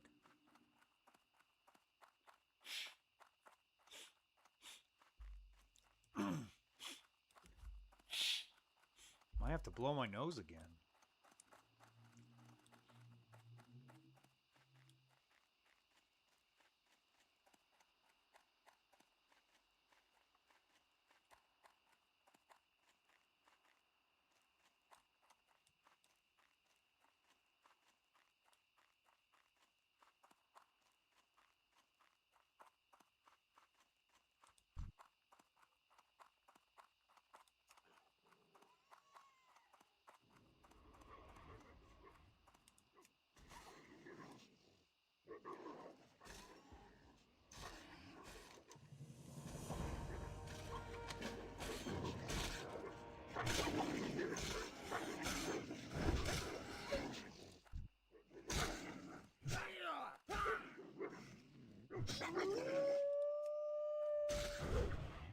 Oof.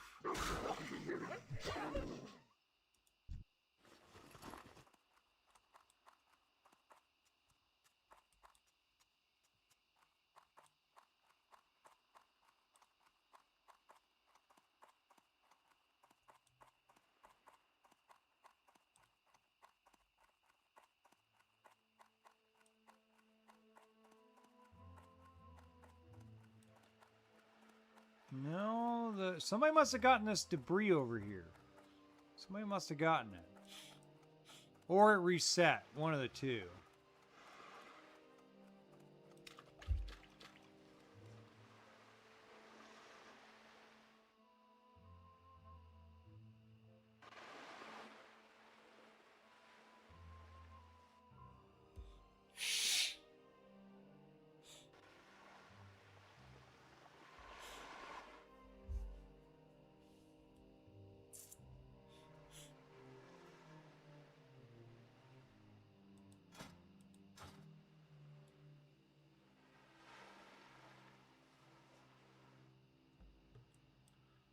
Oh, I know I'm getting boring, guys, because I'm fading. I'm not what I once was. I am fading.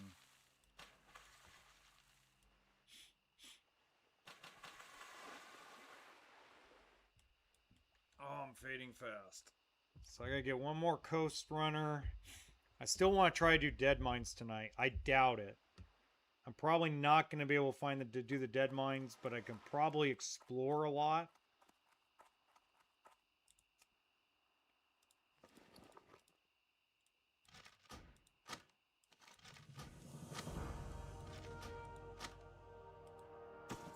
There we go. We got 8 slot bag now.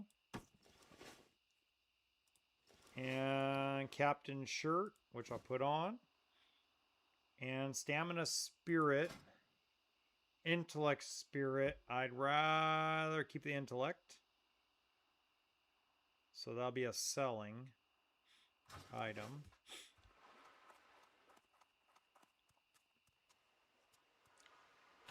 So let's go get them.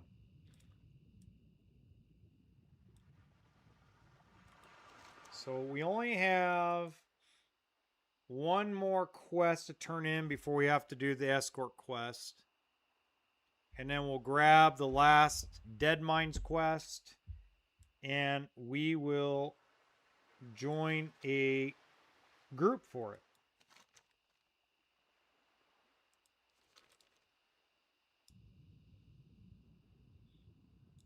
So I'll look at as a reputation. How good the reputation... So reputation got better. I'm just under 3,000 now. That's not bad.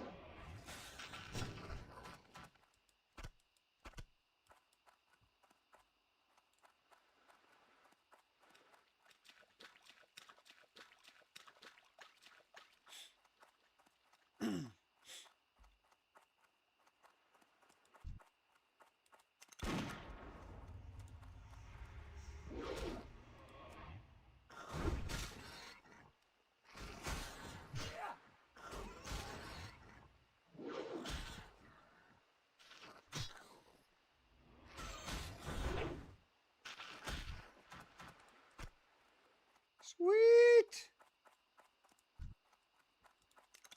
Cooking is going to look good. Cooking is going to look good, my friend. Clam me. Yeah. Gonna look good. Cooking, cooking, cooking.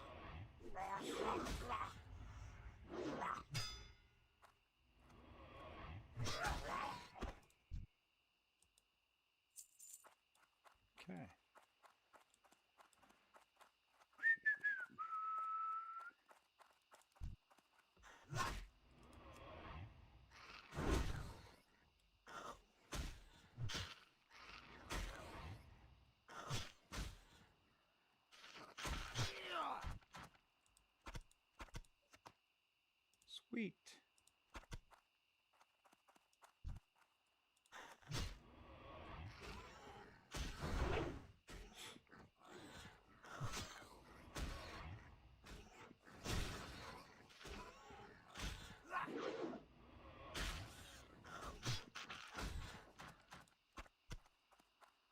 I think that's... Yeah, it's all the calling. Okay.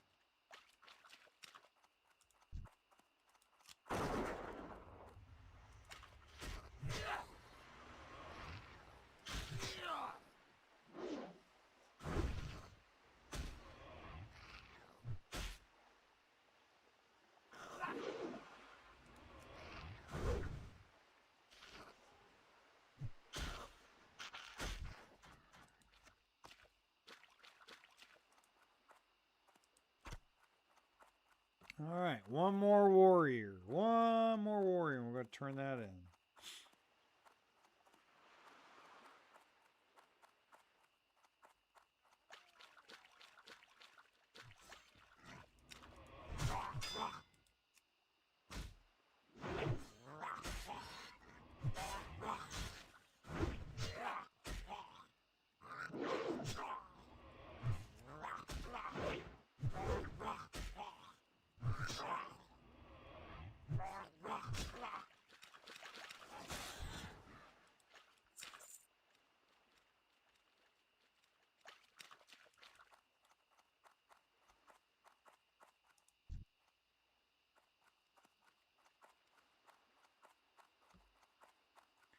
Oh, warrior! There we go.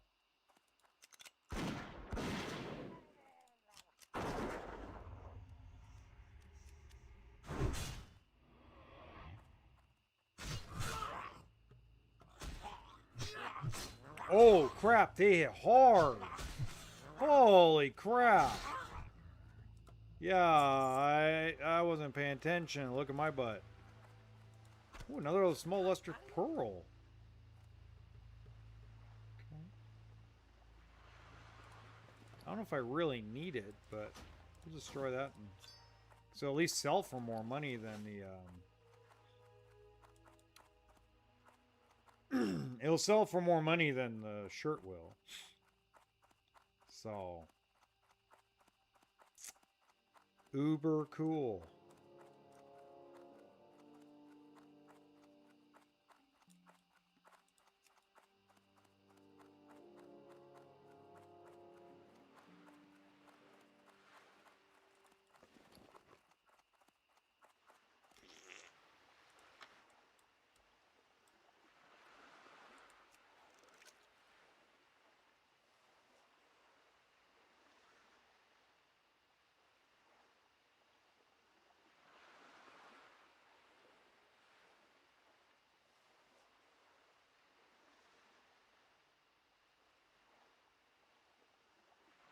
Where's the Rodfather at?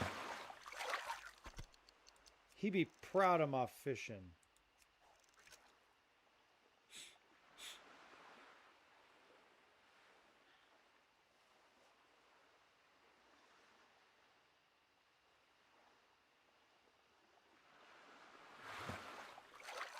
Inventory is full.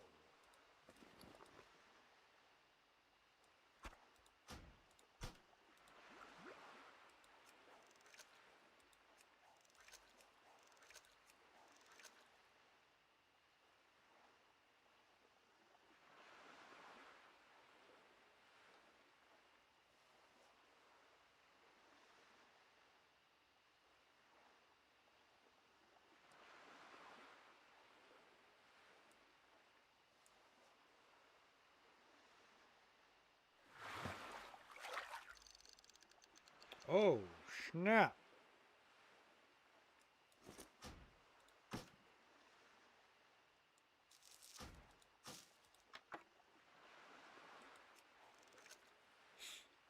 Yeah, we'll want to open that up a little bit later. We need materials out of that.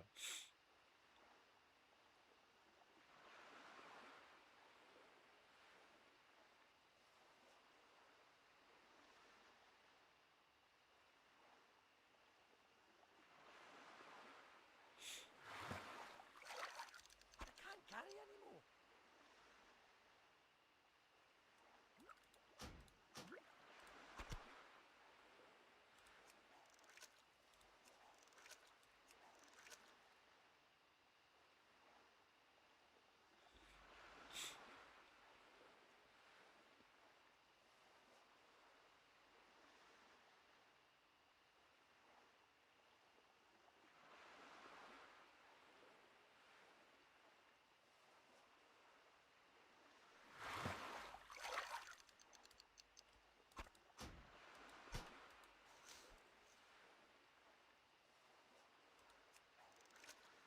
Those strange kelps actually bring about 3 silver just by selling to a vendor.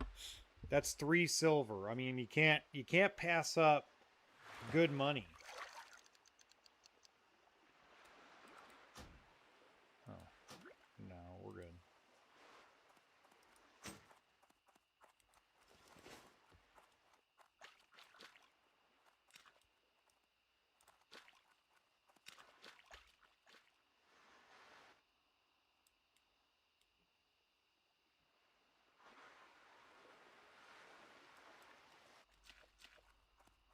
We need the Rod Father. We need the Fish Found guys. They'll bring me better luck with all this stuff. All this fishing stuff.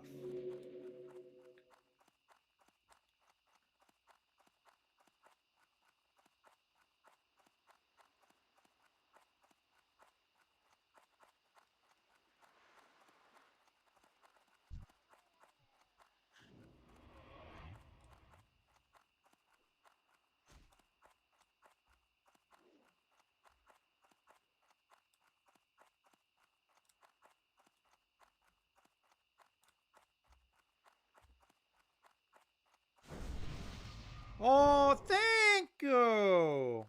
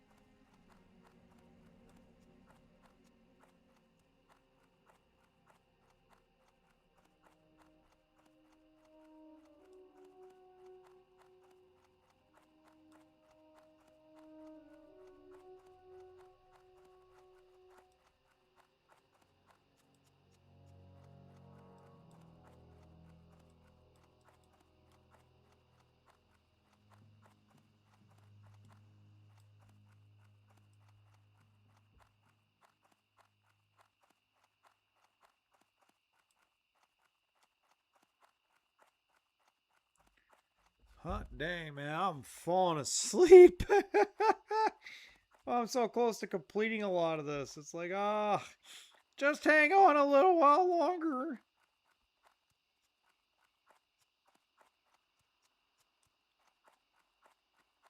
Hang on to your lug nuts. It's time for an overhaul.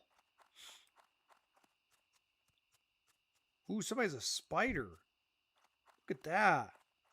Somebody's a spider as a pet. Looks like a black widow. Dick butt. That's funny. Oh my god, that's hilarious. Dick butt.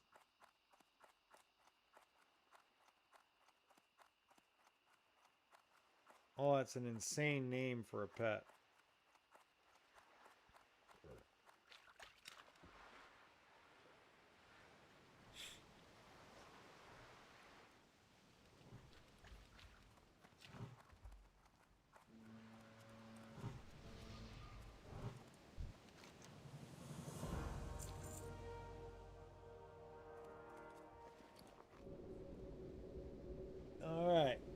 Back to town, turn in that, and go to work on getting the trader all secured. You need something? See, these bring 1 silver apiece. It's 3 silver right there. Can't turn down. There's 5.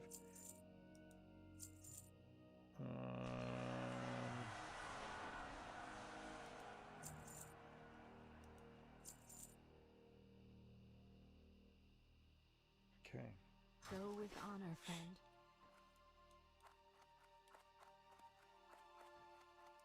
Good day to you.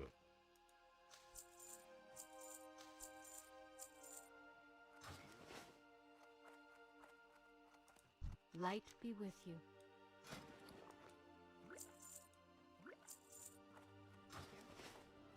All right, let's make some food. And then let's turn in 2 quests we got up here. See, last 2. Well, there's the Defias Trader. I'll have to deal with him after they deal with that. So that's why I'm like, I might as well cook while I'm sitting here. New England clam chowder. Is that the red or the white? God, I hate, I always get this wrong. White? Yes. Oh.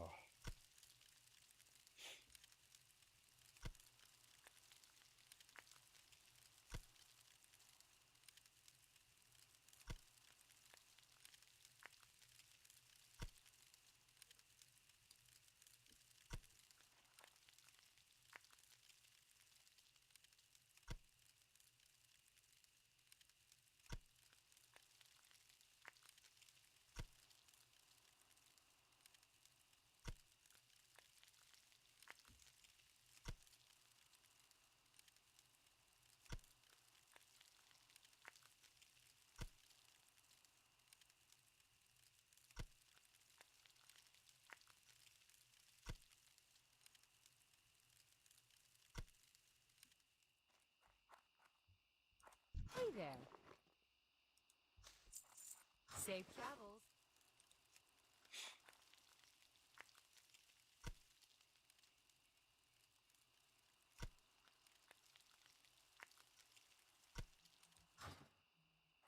You need something? Huh.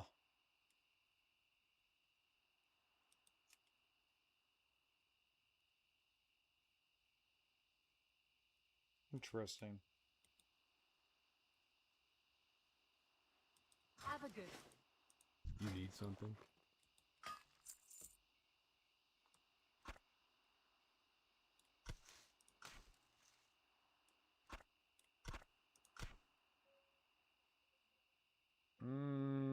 And what do I need the crawler meat for? Clam meat. I guess I didn't need the crawler meat. Alliance. Yeah, I thought I did, but I guess I don't need that yet.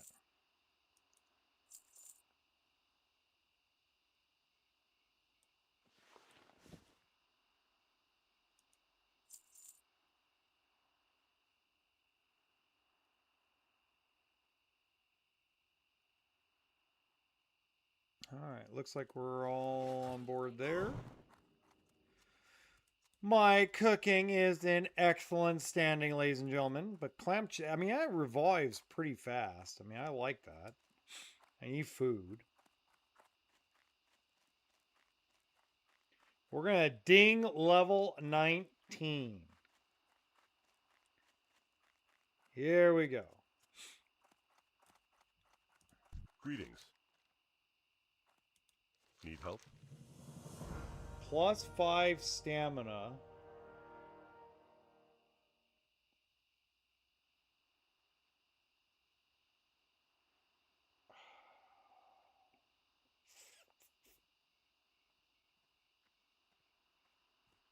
Alright, we're going to see what they look like. Honor, friend.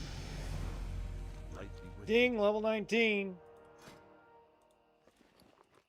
Okay, let's look at range damage. 39-49. 38 to 48.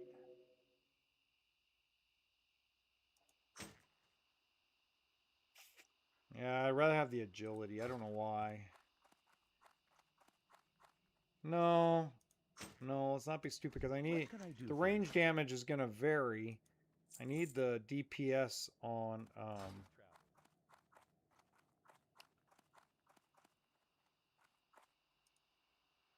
Ooh. Nice. And the bolt of linen cloth actually sells pretty good at vendors. Hey there. I mean, it's 40 copper per. All right, let's do it. Hi-oh, silver! Away!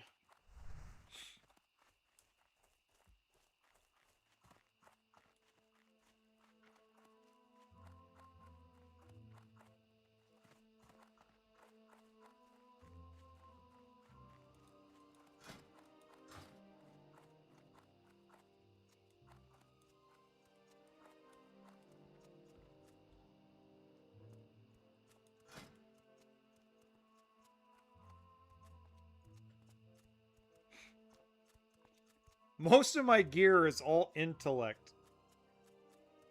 I only have one agility gear. That's funny.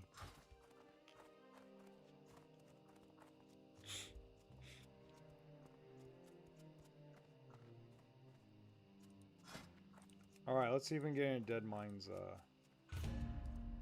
group.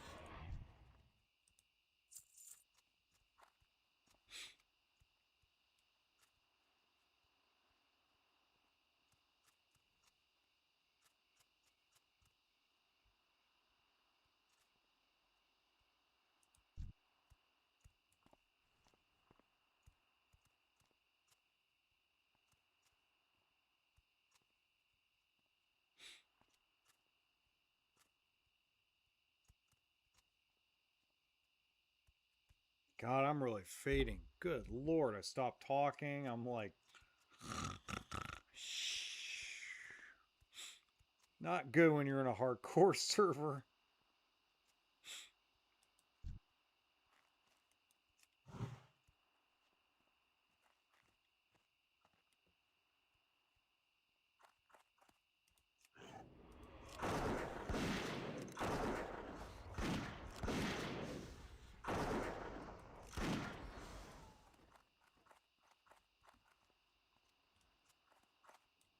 Cool, we made it.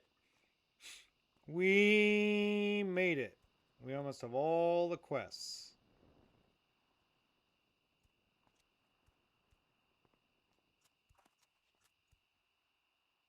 Nice. Let's run on back. Well, that was easy. Yeah, a little too easy.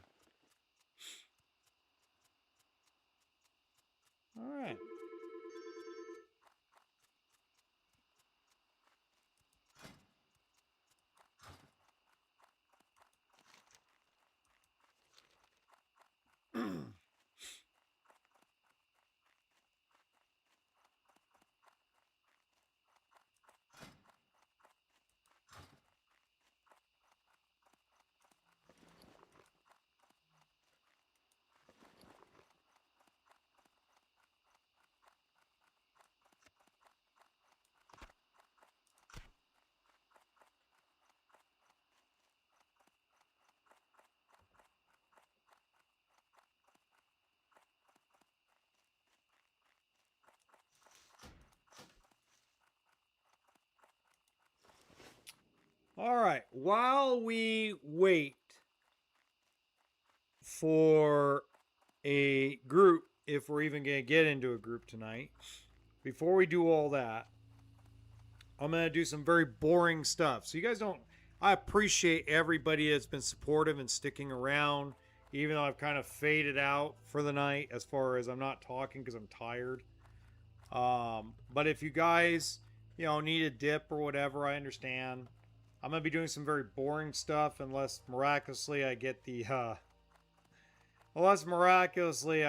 a group for the dead mines.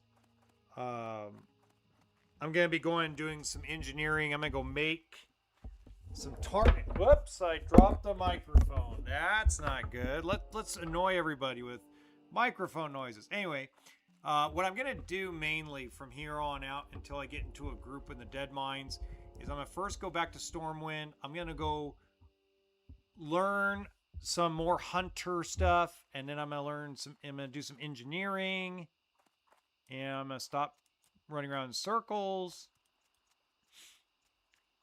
and then I'll be ready for the dead mines. So it'll be a lot of fun. I'm only going to run the dead mines one time. Each dungeon, once I've completed the quest, that's it. I'm not going to do any more. It's not going to be multiple runs all the time. It's going to be one run to complete all the quests. Need help? Be careful.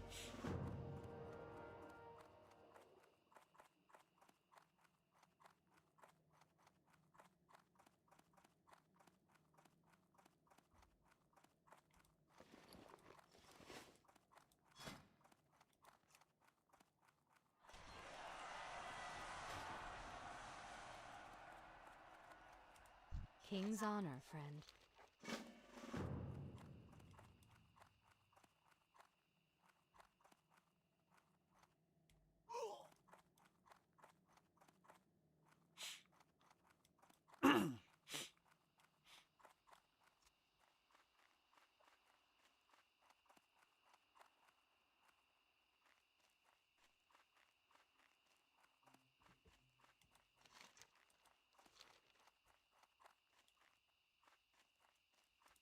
How are you?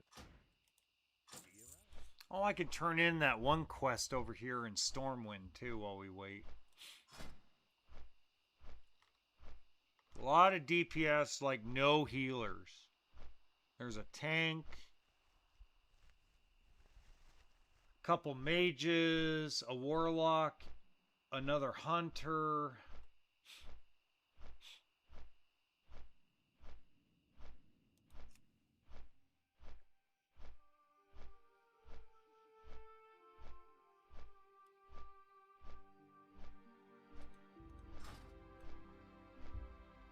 So, I'm sitting here thinking the next zone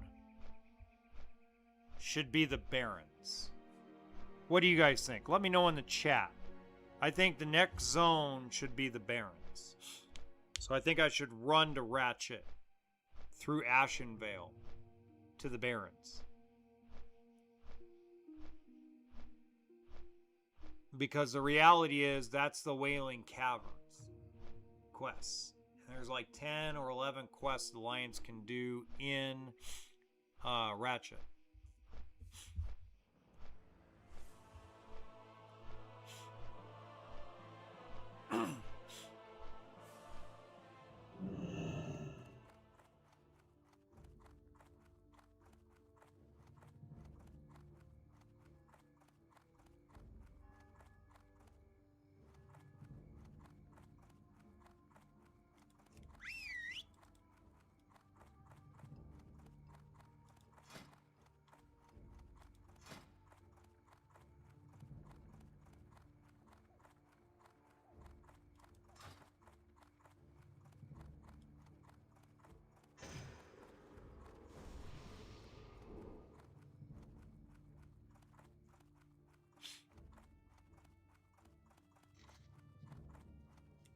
Good day to you.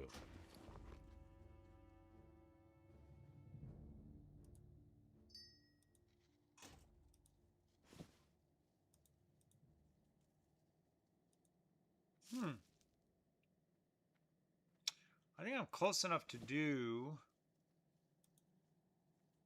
the headset or my goggles. I think.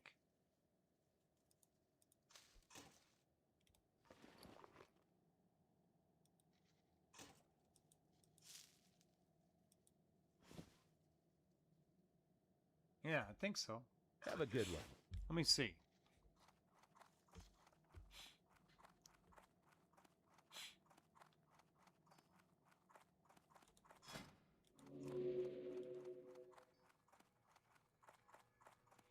Yeah, I had a lot of feeling people are going to start dropping out. I think it's going to be easier to run the dead mines tomorrow.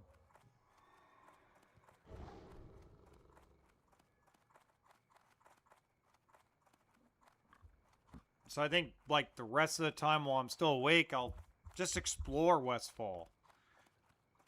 See if I can find some new stuff, new places to fish, or... You know, I also need to get my two-handed sword skill up.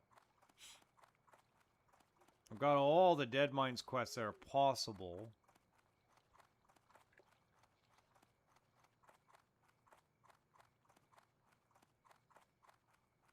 Alright, let's learn how to smelt tin. And let's definitely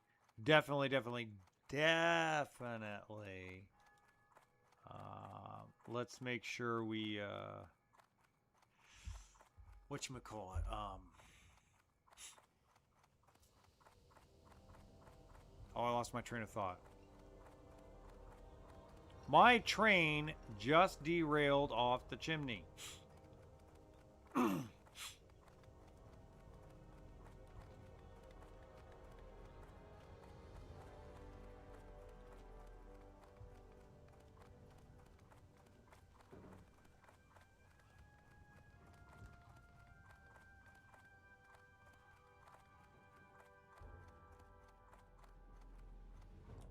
Interest you on a pint?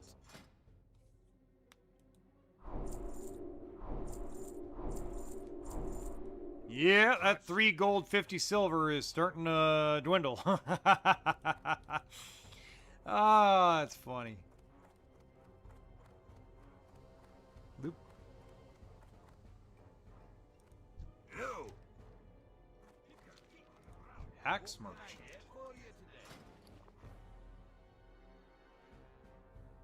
Oh, wow, okay. Interest you on a pint? Okay.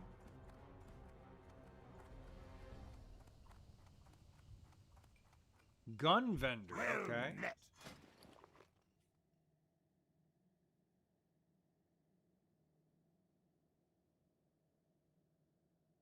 Oh, okay. All right. Safe. That was kind of interesting.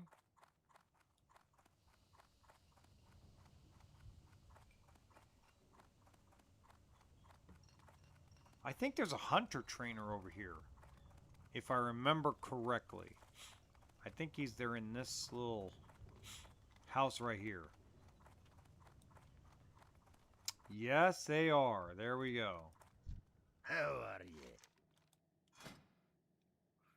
Mend pet. Zooms in. Okay, eagle eye. Zooms in hunter's vision. Only usable outdoors. No. Eyes of beast. Take direct control of your pet and see through its eyes from... No. Scare beast. Scares a beast, causing it to run in fear for up to 10 seconds. Damage caused... Okay, that'll do. Aspect of the hawk. Oh, wow. Okay, yeah, we definitely want that. Arcane shot. Yeah, we need that. I need that. I need that. I need that.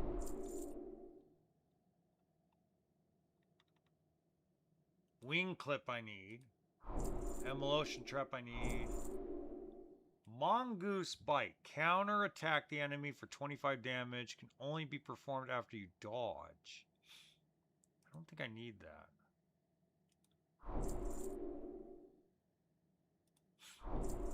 Oh boy. Yeah, my money just got really sucked up there. Okay, so Beast Mastery. Did that make a big difference? It did. Yeah, that made a big difference. Okay. Mend pet. Definitely need that. Scare beast. Definitely need that.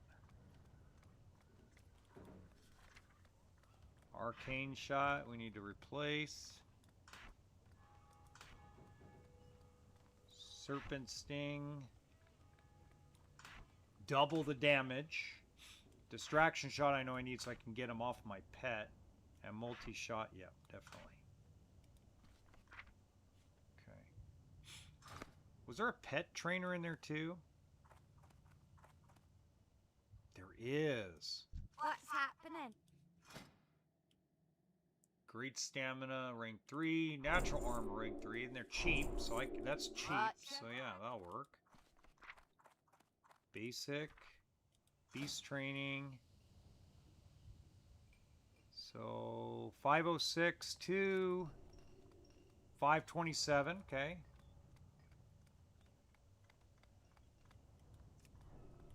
Sweet! He's becoming a tank. Even more of a tank. Nice. Okay, let's do copper. Whoop, copper.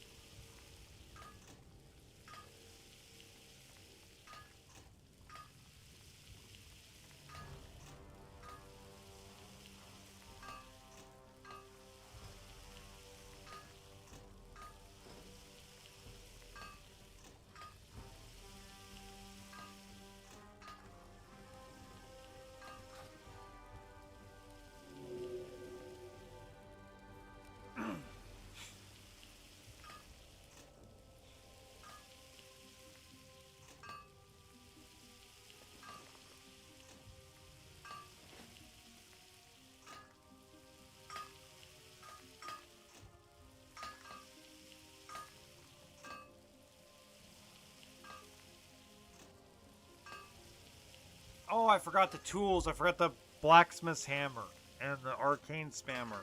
Oh, I'm an idiot. God dang it. Oh, I forgot.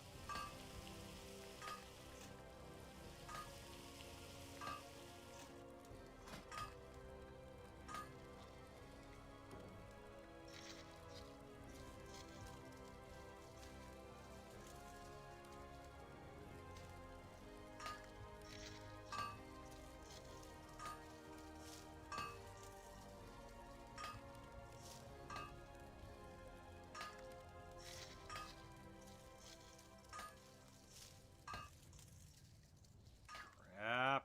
Alright, let me run back. I'm an idiot. I'm an idiot and I'm okay.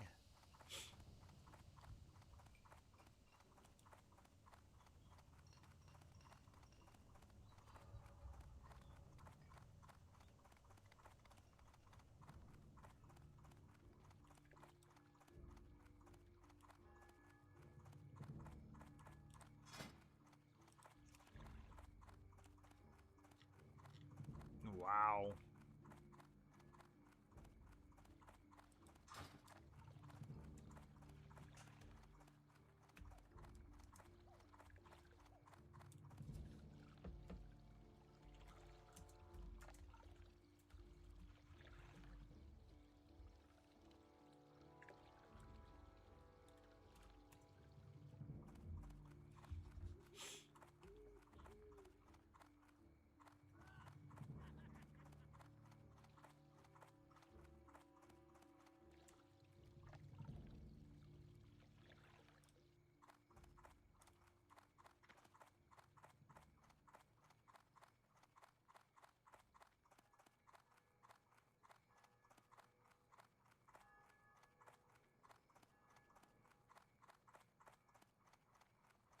You need something?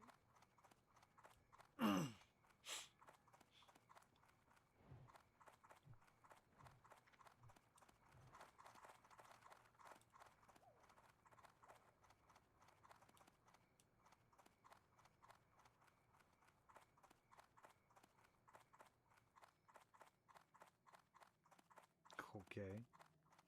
Everybody's winking at me and stuff. What is going on? Hello.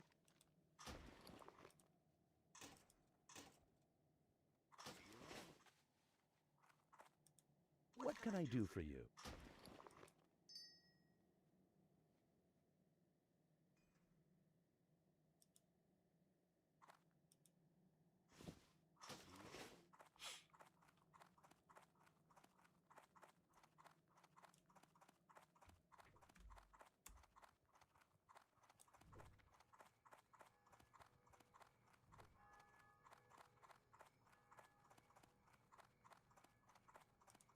Well met for the Alliance.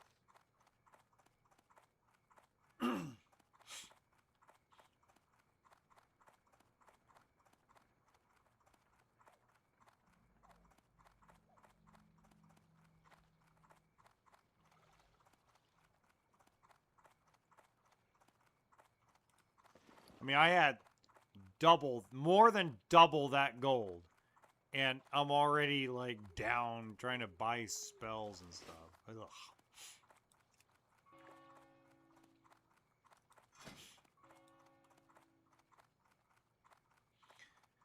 Alright, let's create 9 target dummies, and then I think we can build out and make some other stuff. I'm a little excited about this. Just a tiny bit. Because I'm going to get my goggles! I'm going to get my headband! Yeah, baby! I'm going to look like the sickest dwarf in all of Azeroth. I am the mightiest dwarf in all of Azeroth. I had to take a dump.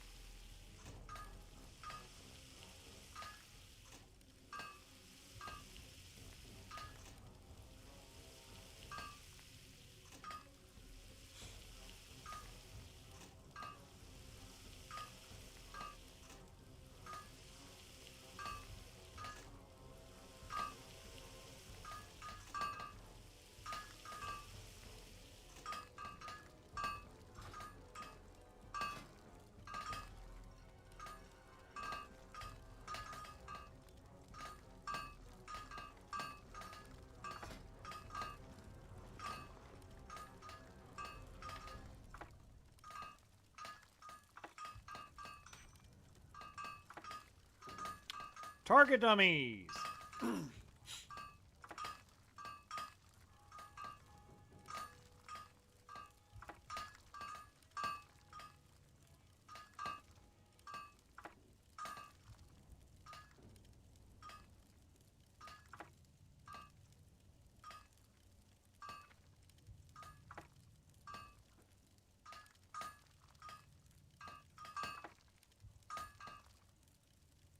Okay.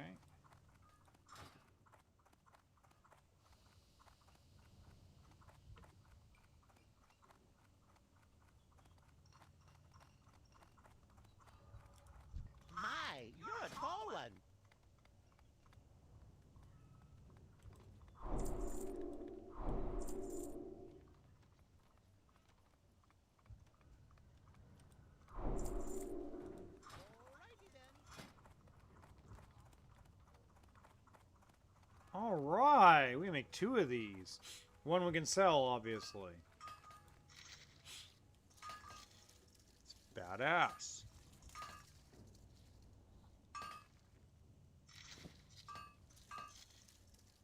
+4 stamina, +4 spirit.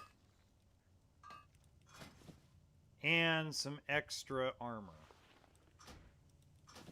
Yeah. Look at me now, baby. Look at me now. Whoop. Look at that. And with the robe. Look at the purple robe. Yeah. I'm looking fly. Looking super fly.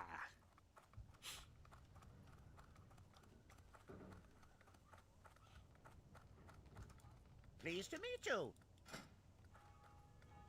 Large copper bomb. Okay. Bronze tube. Deadly blunderous. Oh, we can make an upgraded gun. What is that going to take? Deadly blunderous takes 4 handful coppers, 2 medium leather, 2 copper tube. I think I can make that. I've got the medium leather. Sick! I think I got enough copper too. I do. I got enough copper. Ooh, okay.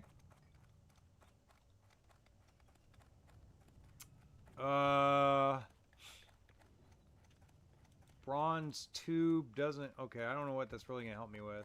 Copper modular. Copper tube. So I need 2 weak flux. Okay. So let's go back. We can get the silver too and make the silver contacts just to increase my engineering skill. Sick. Big upgrade on the gun. I'm going to put a scope on it.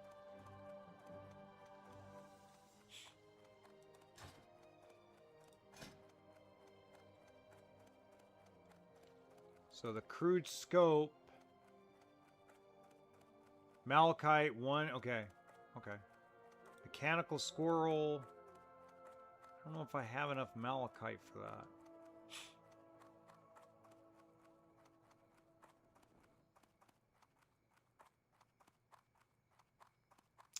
I think I only have 2 malachite in the bank.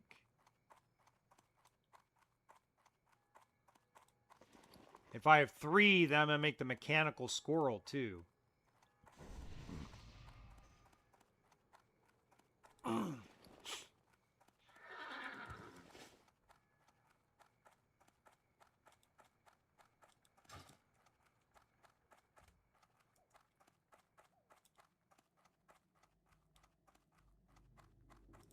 How are you?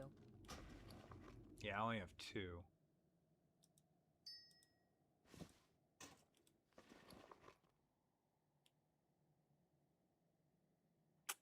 Yeah. Have a good one. So I only have 2 malachite. So you know what? I'm not going to make the scope.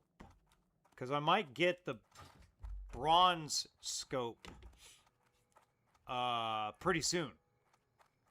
So I might just make the squirrel, mechanical squirrel thing. Because I like the mechanical squirrel thing.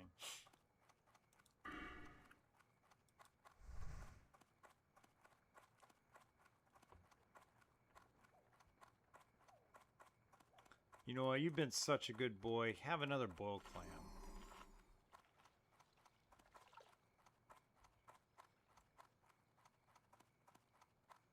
Look at him. He's so happy. Look at Rufus. So happy. He's such a happy guy. Look at this. Happy. Gaining loyalty because we are so happy.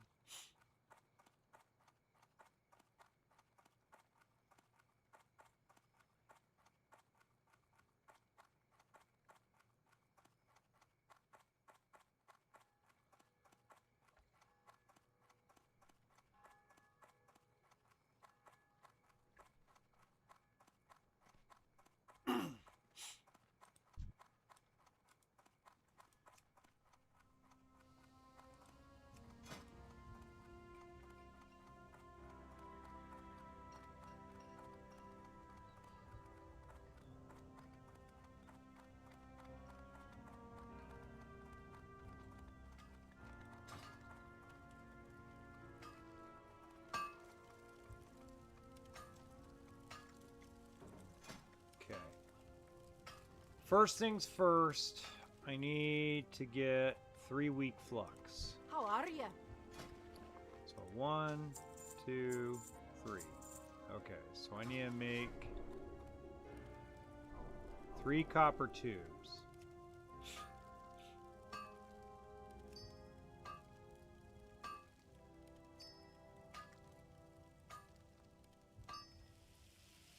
Okay. Now I need to make 4. I need a wood stock. What's on your mind? Oh my god. Be good. Oh yeah, engineering guy.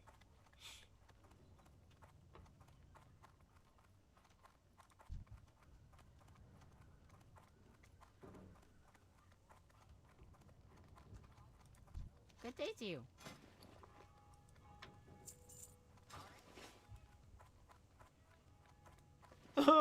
My bank.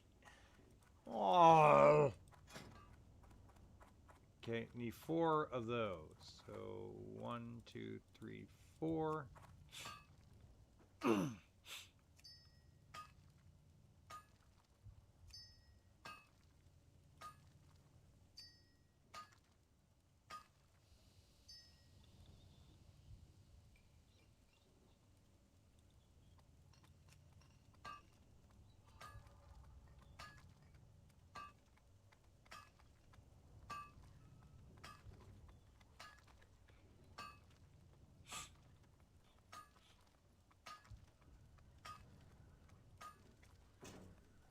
Nice.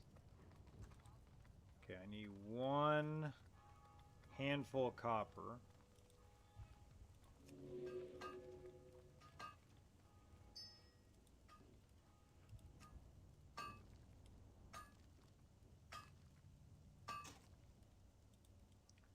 Okay, large copper bomb. I need silver contact and 4 blasting power. Course, but okay, I don't have that. So I don't have that yet, but I do have. I can make the silver contacts.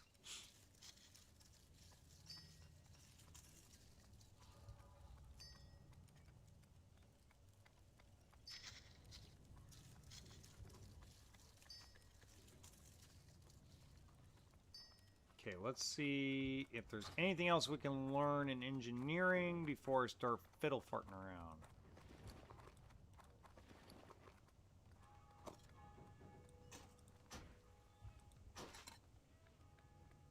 Hey, we got a little mechanical squirrel, yay. Hey! Standard scope, here we go. Man, my gold is going by fast. Okay. Standard scope, we need a moss agate. Okay, I don't have one of those yet. Okay. So I can't make that yet, but I can make some bronze tubes. Bronze tubes, take weak flux. I really don't want to spend the money on weak flux right now. So let's watch our range damage from 40 to 52, 52 to 48. Perfect. 25.4 DPS. Alright, now let's sell Welcome. the goggles.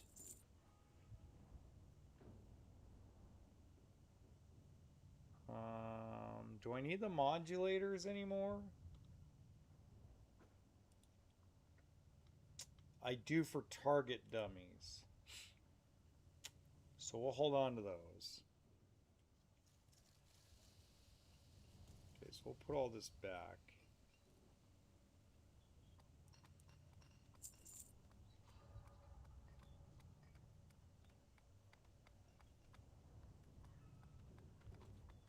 Okay. Well, that I'm excited about. So now let's go to the cathedral.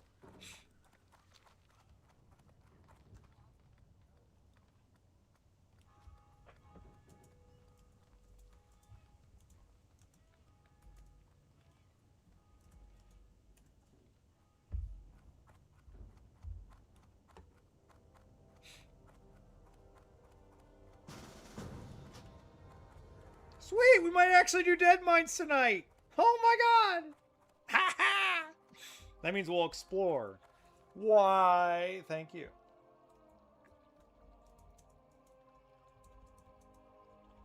Thank you so much for the invite. Let's rock.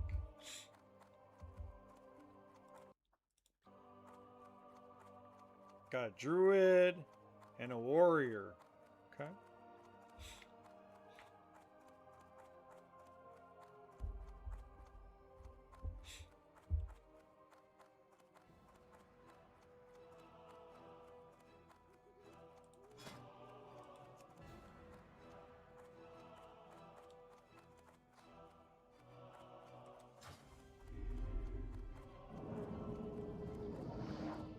Dude, thank you guys. Oh my god.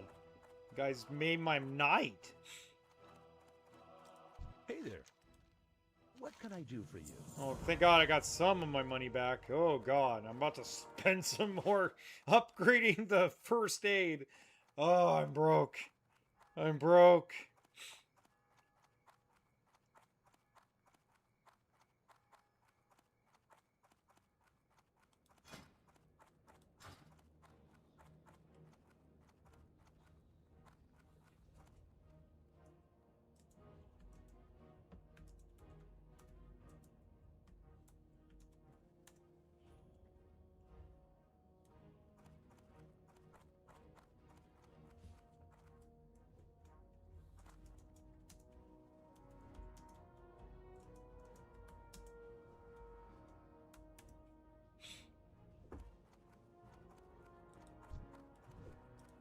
Light be with you. Yes, thank you. Okay.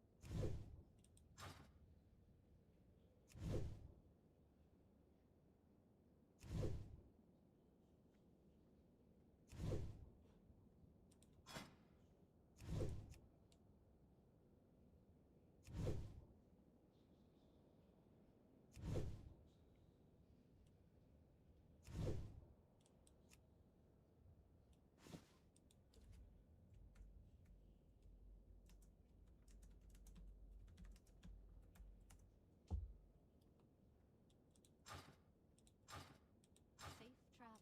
Need help?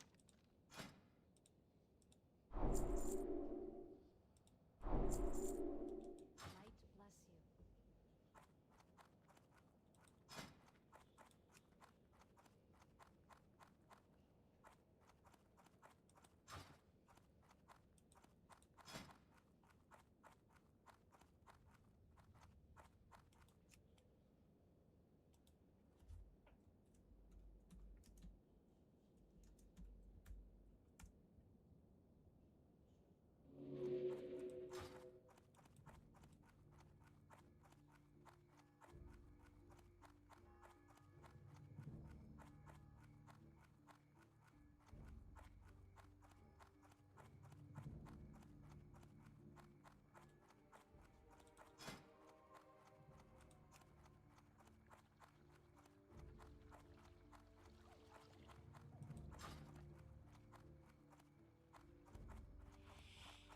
Oh, we need one more DPS or tank.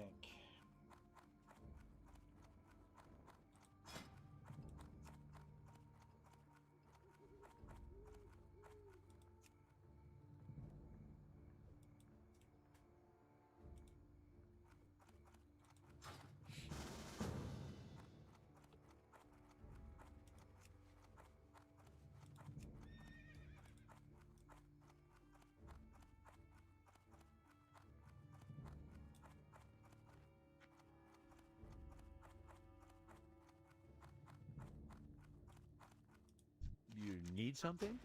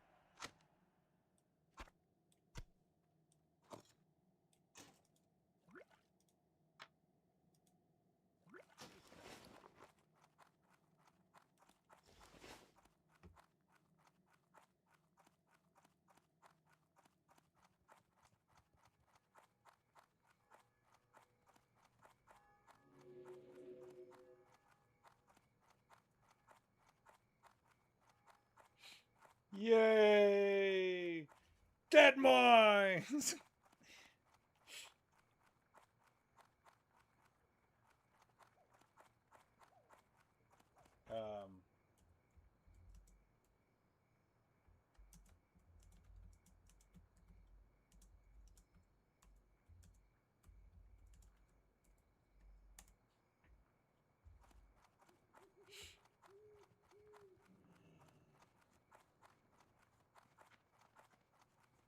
Light be with you.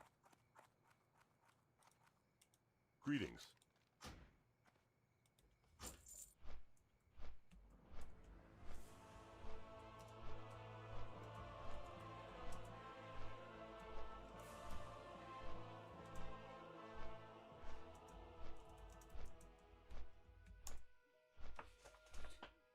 All right, let's get it on.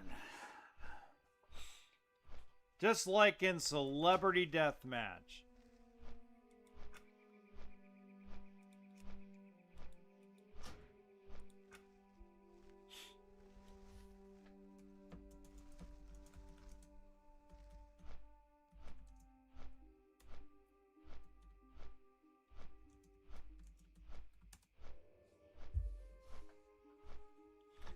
I have target dummies just in case.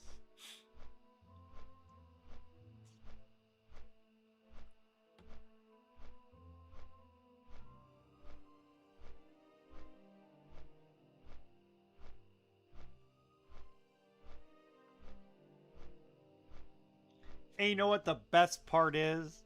There's only one leather wearing person, and oh my god, underwater breathing.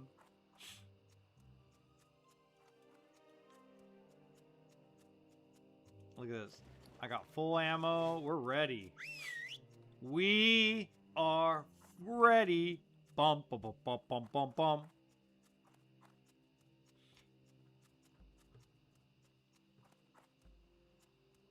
Right on, right on.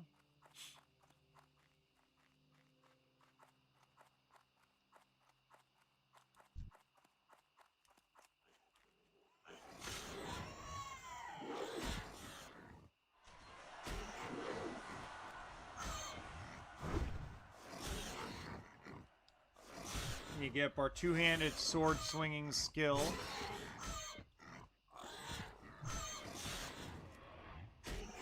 At the expense of Rufus.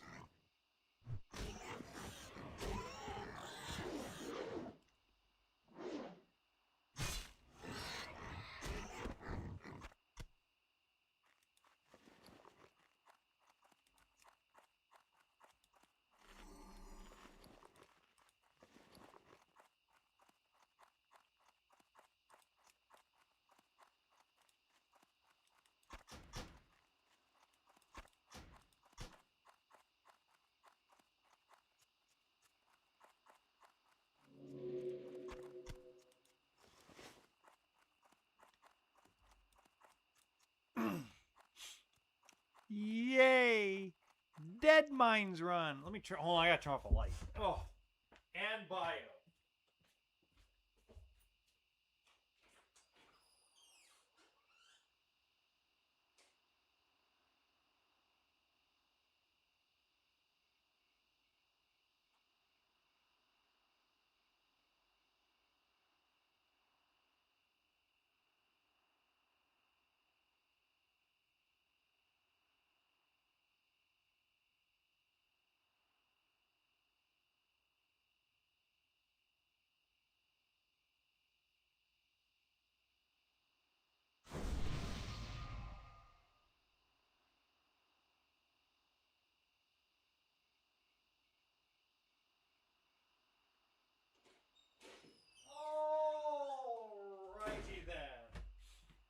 urination coronation is over.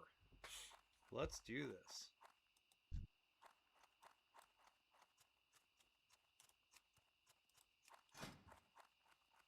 Ooh. You're not self-found. Oh, you got a nice lineup. Hey, you got engineering too? How cute is that?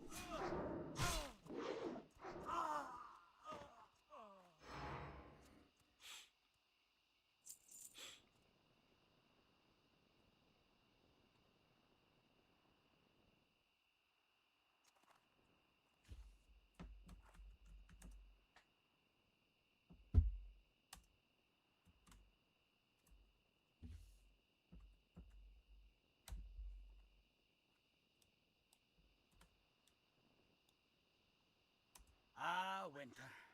Yes, winter. I don't drink anymore. Of course, I don't drink any less either.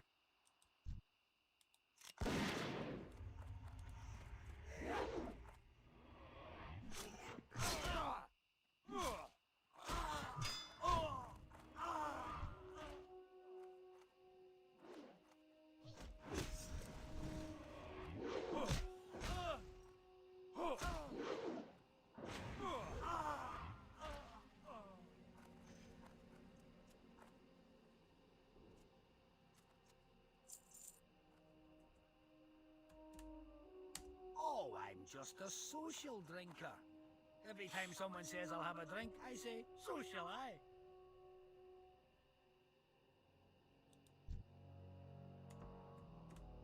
Hi-ho, hi-ho. Second verse, seventh first.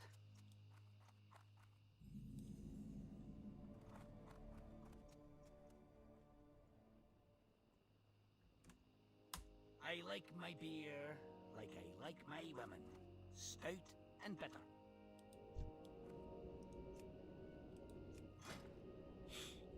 Wow.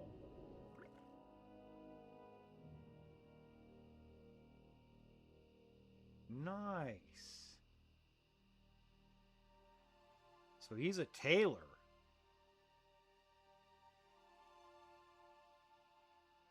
Nice. Look at this.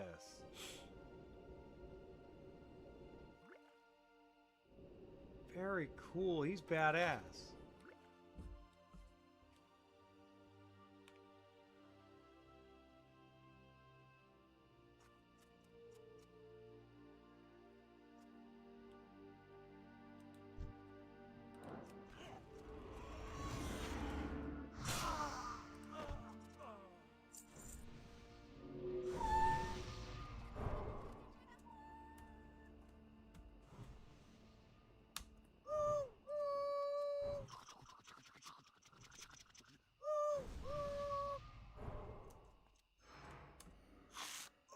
I'm having a wardrobe malfunction. Oh, there's my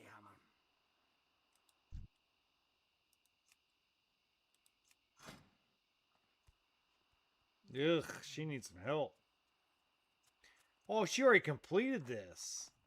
She got the Staff of Westfall already. Nice.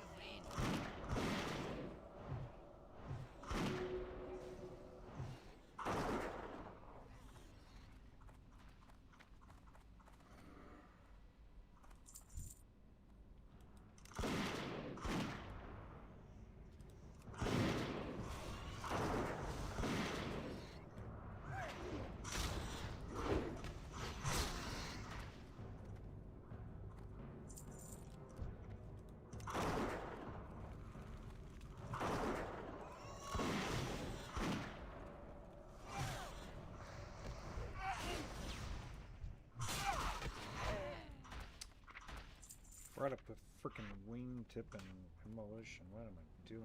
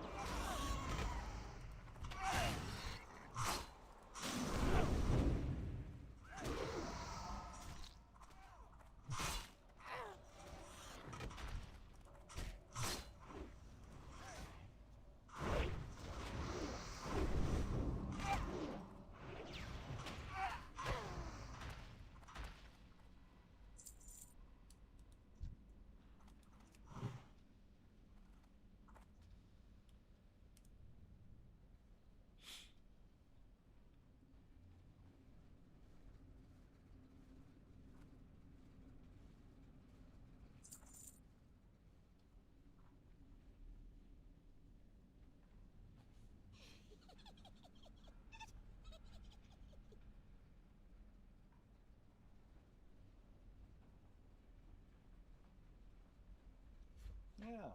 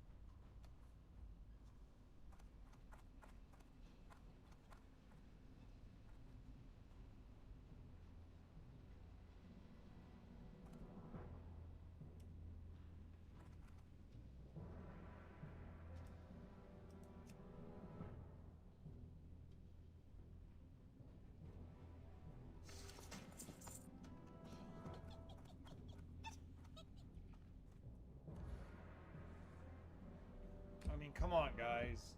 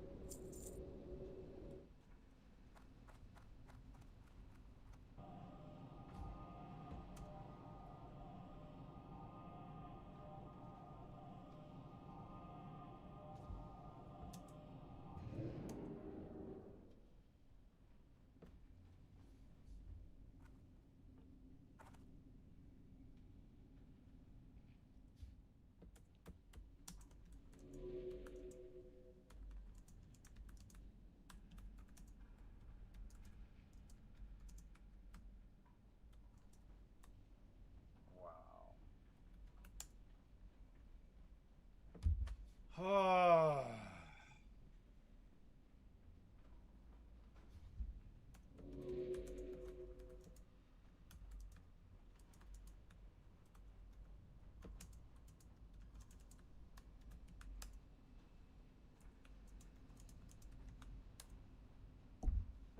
Jeez Louise.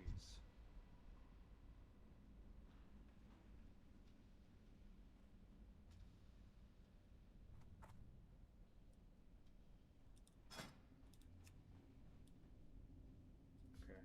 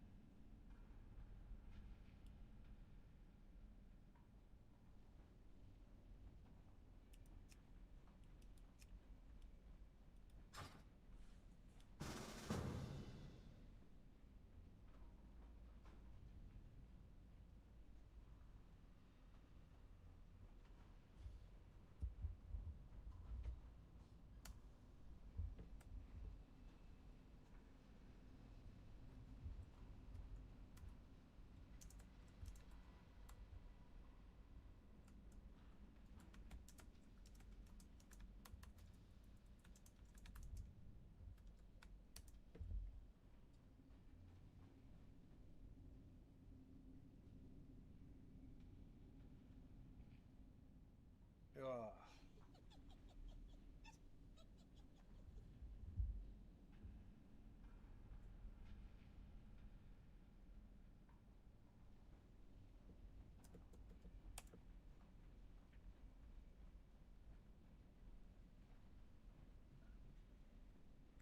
Well, let's see what we got.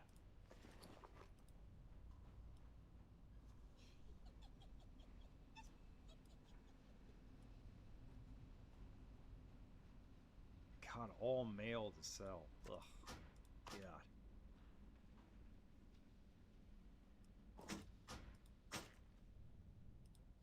What else did I get? Okay, I can make some more target dummies.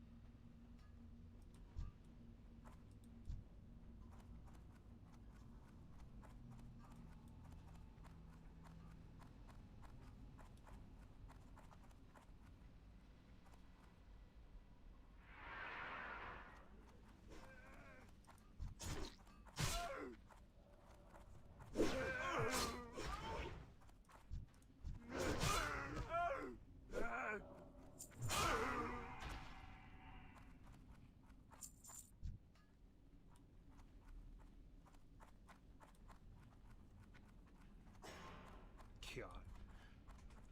I know, Kid D, I should be asleep, but I gotta run this. I gotta run this. I mean, we're doing good. Oh my God, okay. These guys are crazy. Oh my God, just don't do anything stupid.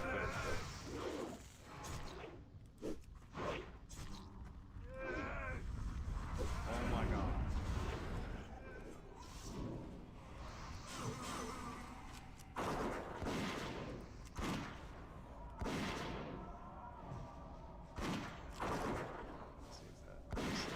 Nope, I didn't stun him. Crap.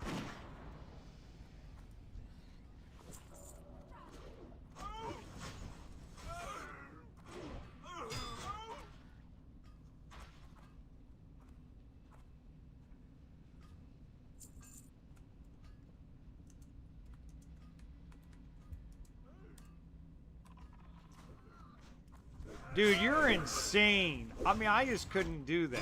I mean, I couldn't do that. Yeah.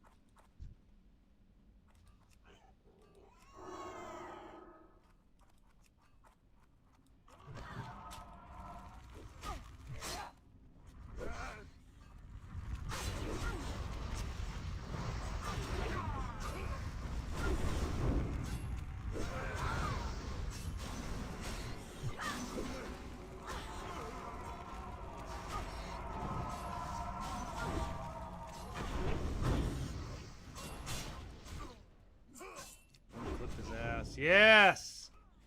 Slow him down. There we go.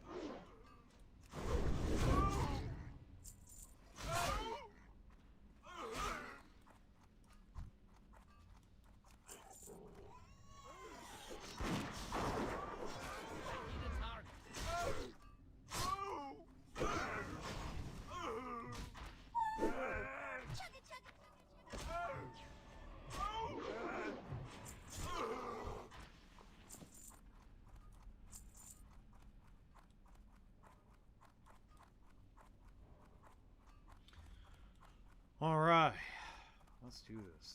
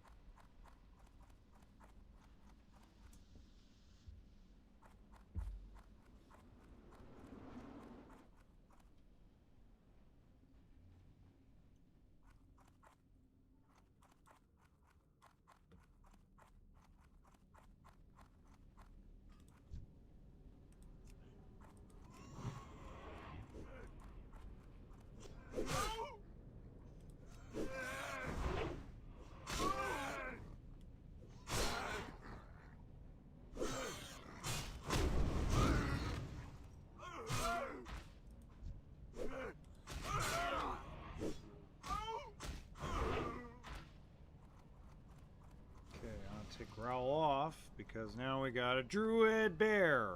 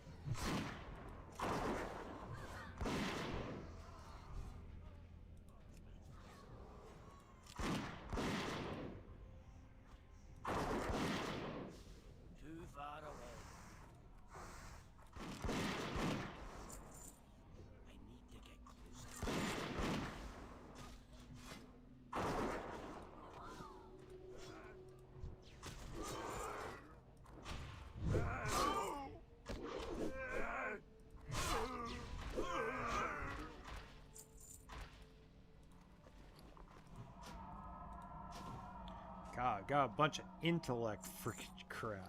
It's crazy.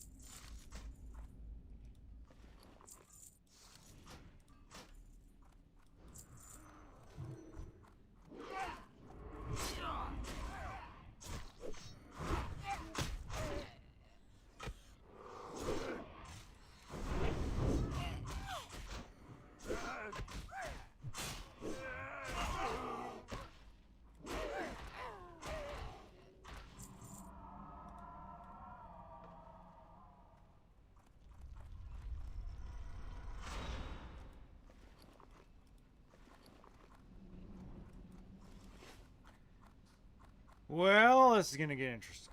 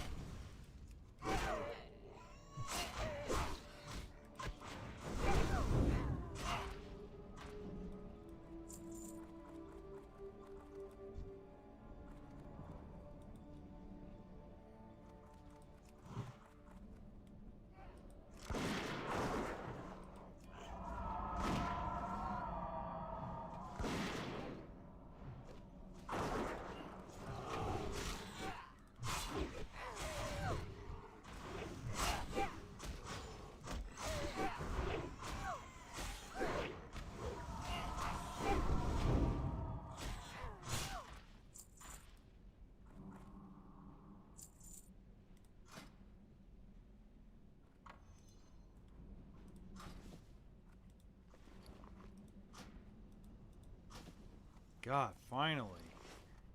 Sheesh. Finally getting some agility.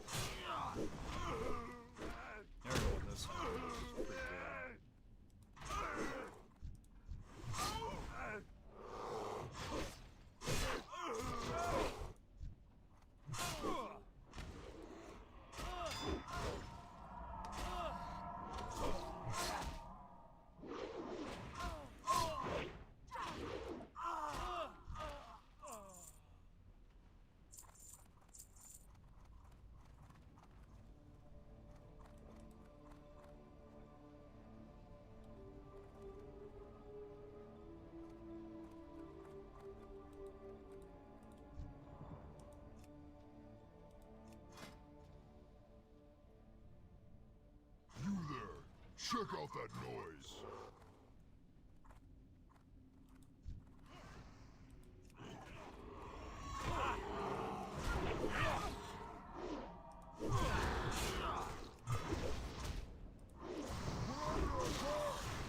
Avastus swabs!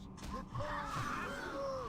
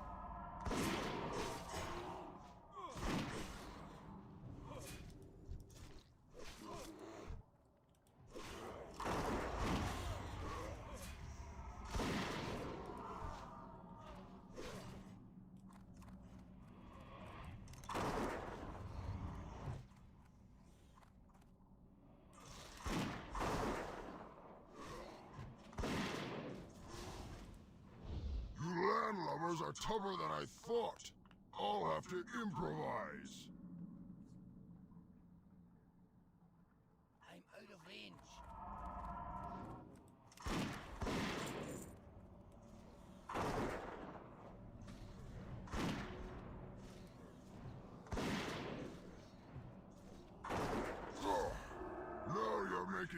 angry.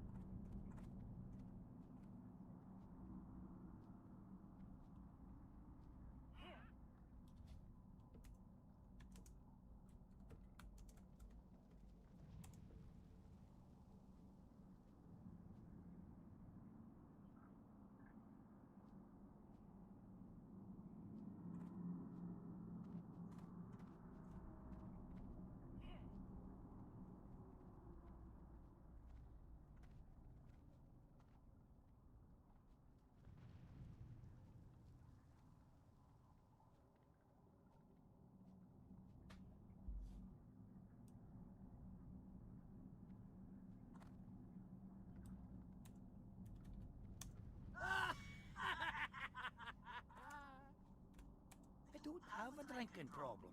I drink, I get drunk, I fall down. No problem.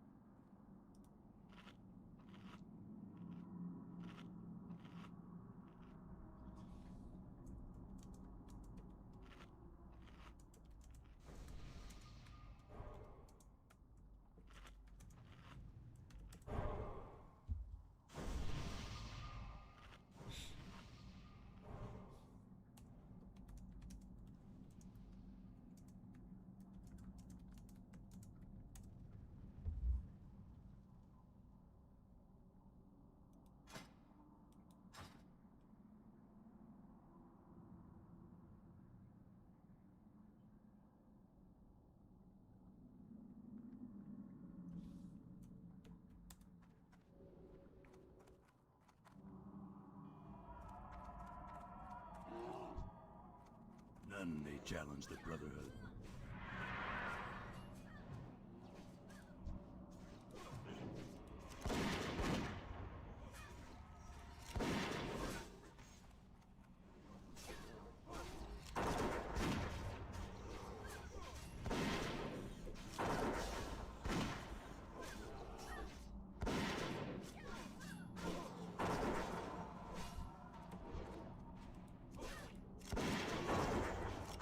Lapdogs. Oh.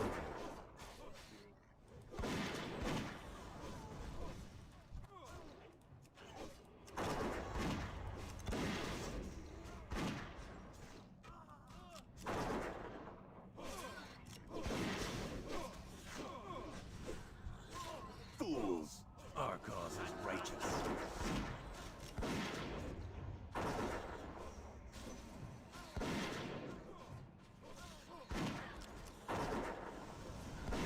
The Brotherhood shall prevail.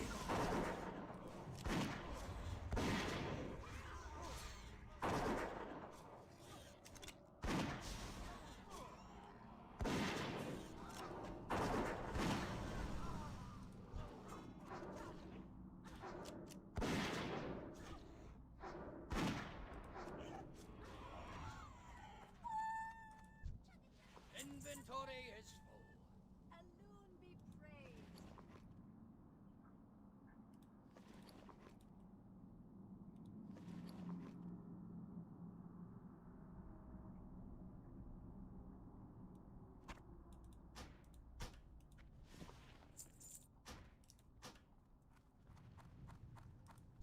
I can't carry anymore.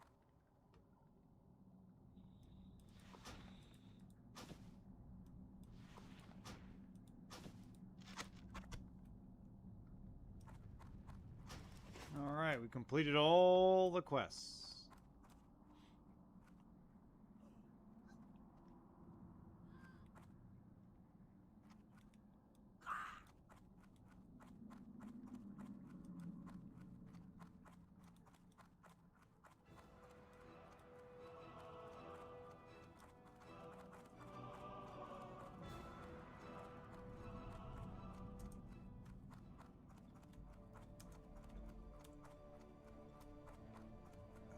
All right.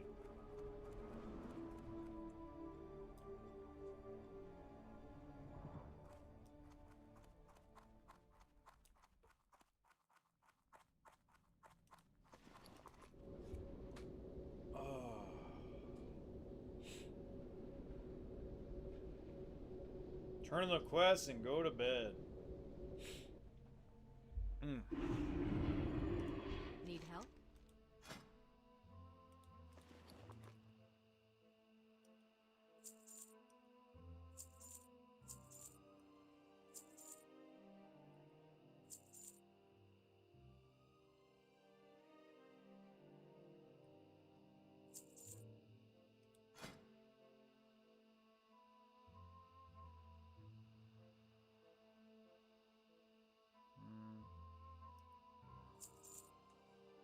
Probably a mistake, but it is what it is.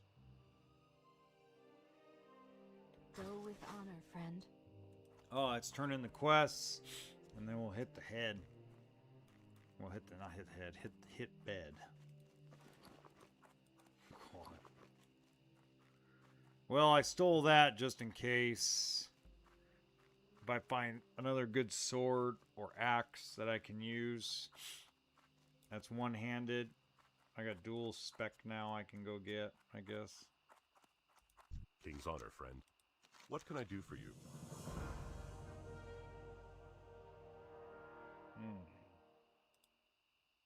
Go with honor, friend.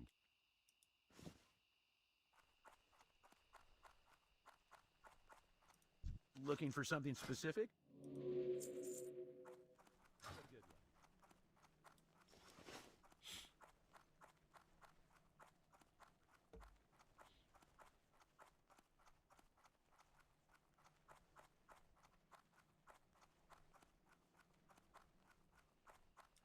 You need something? Greetings. Ooh, a two-handed axe has 5 agility. One-handed sword. very slow, though.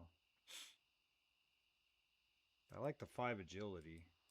Be careful. So I like the 5 agility. I'm probably going to hold on to that. Because, yeah, now I'm at 61. Yeah, increases my damage by 2. And increases my DPS.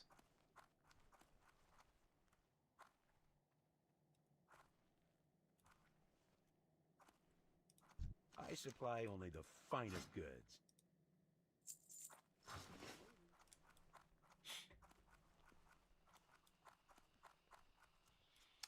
So tomorrow will be exploratory tomorrow.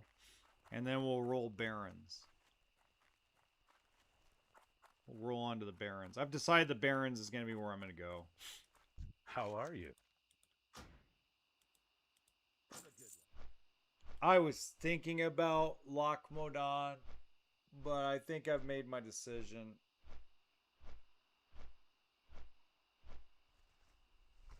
Ugh.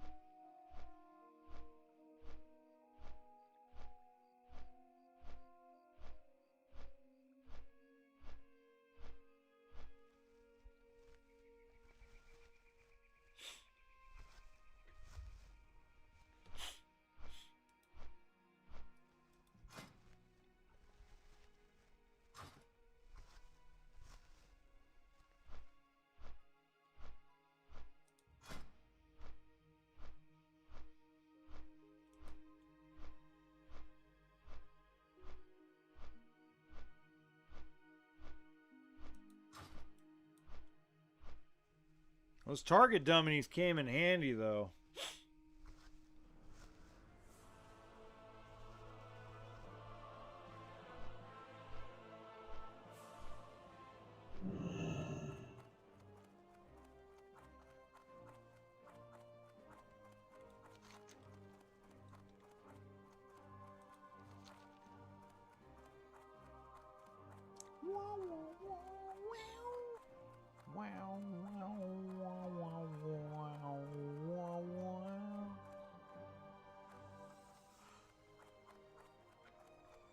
Ugh.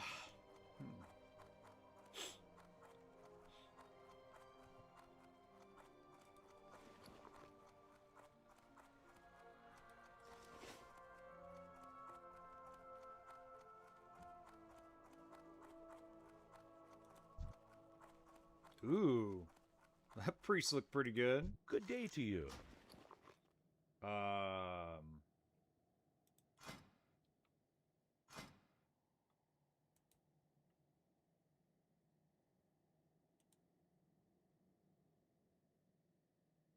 Actually, I need more.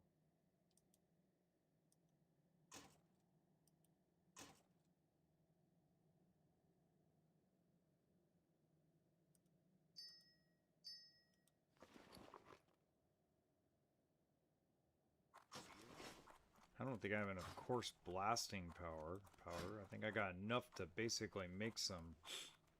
Well,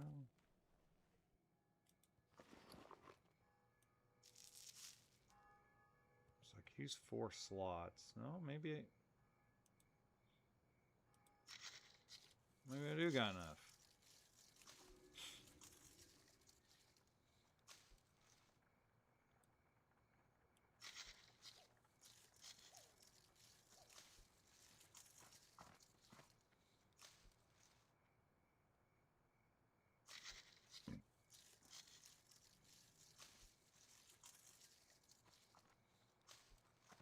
Because I'm going to need the bombs. I need the AoE. Hey there. Could use the bombs right there.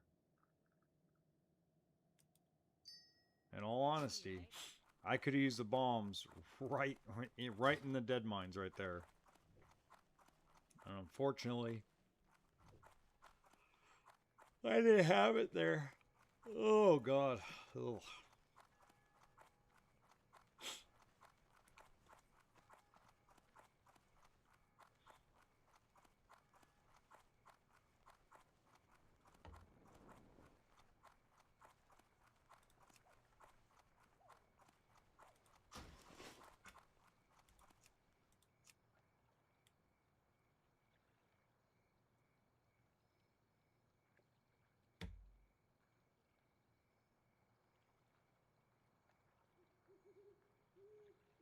Uh-oh.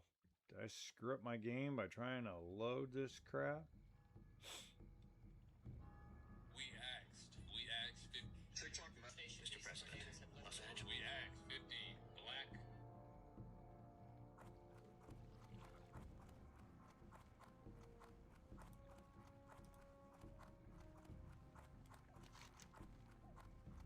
No, it seems to be working again.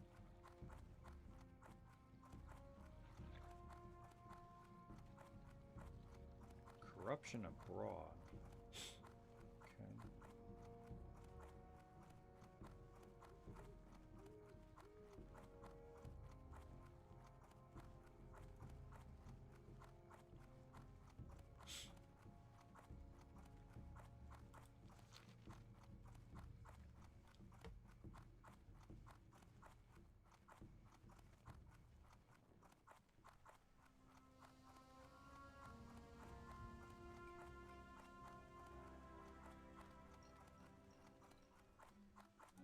Great to meet you.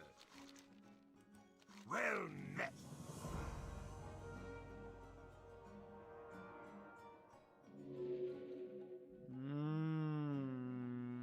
No. Hello. Great to meet you.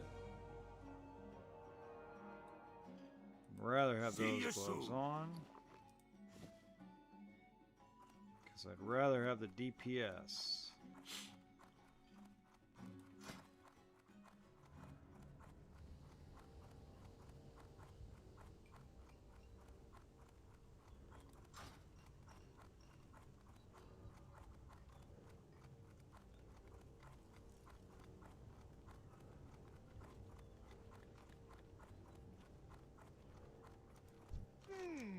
Interesting. Hi, you're a tall one. Hey.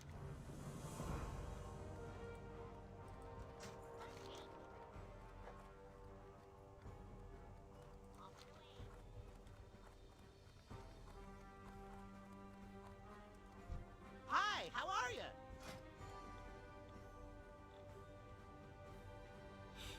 Alright, 120 gives you small bronze bomb.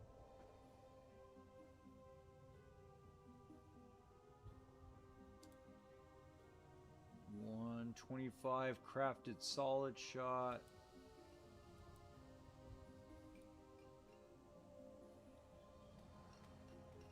Silver plated shotgun at 21.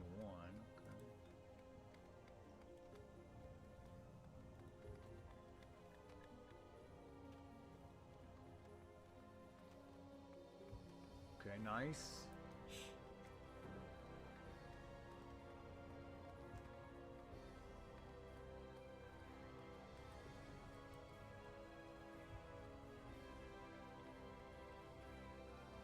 Okay.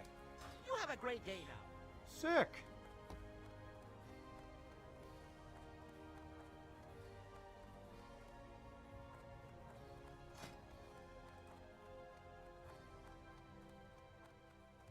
All right, let's do this real quick.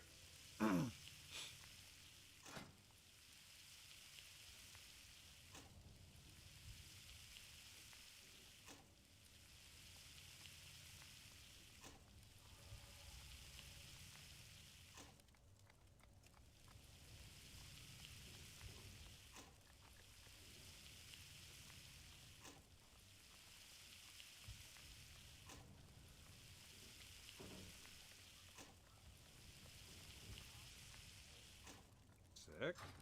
Okay.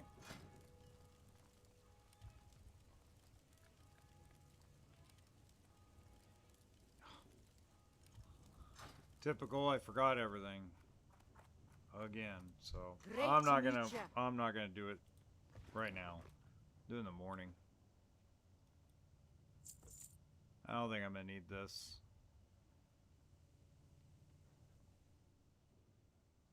But I'll wait till...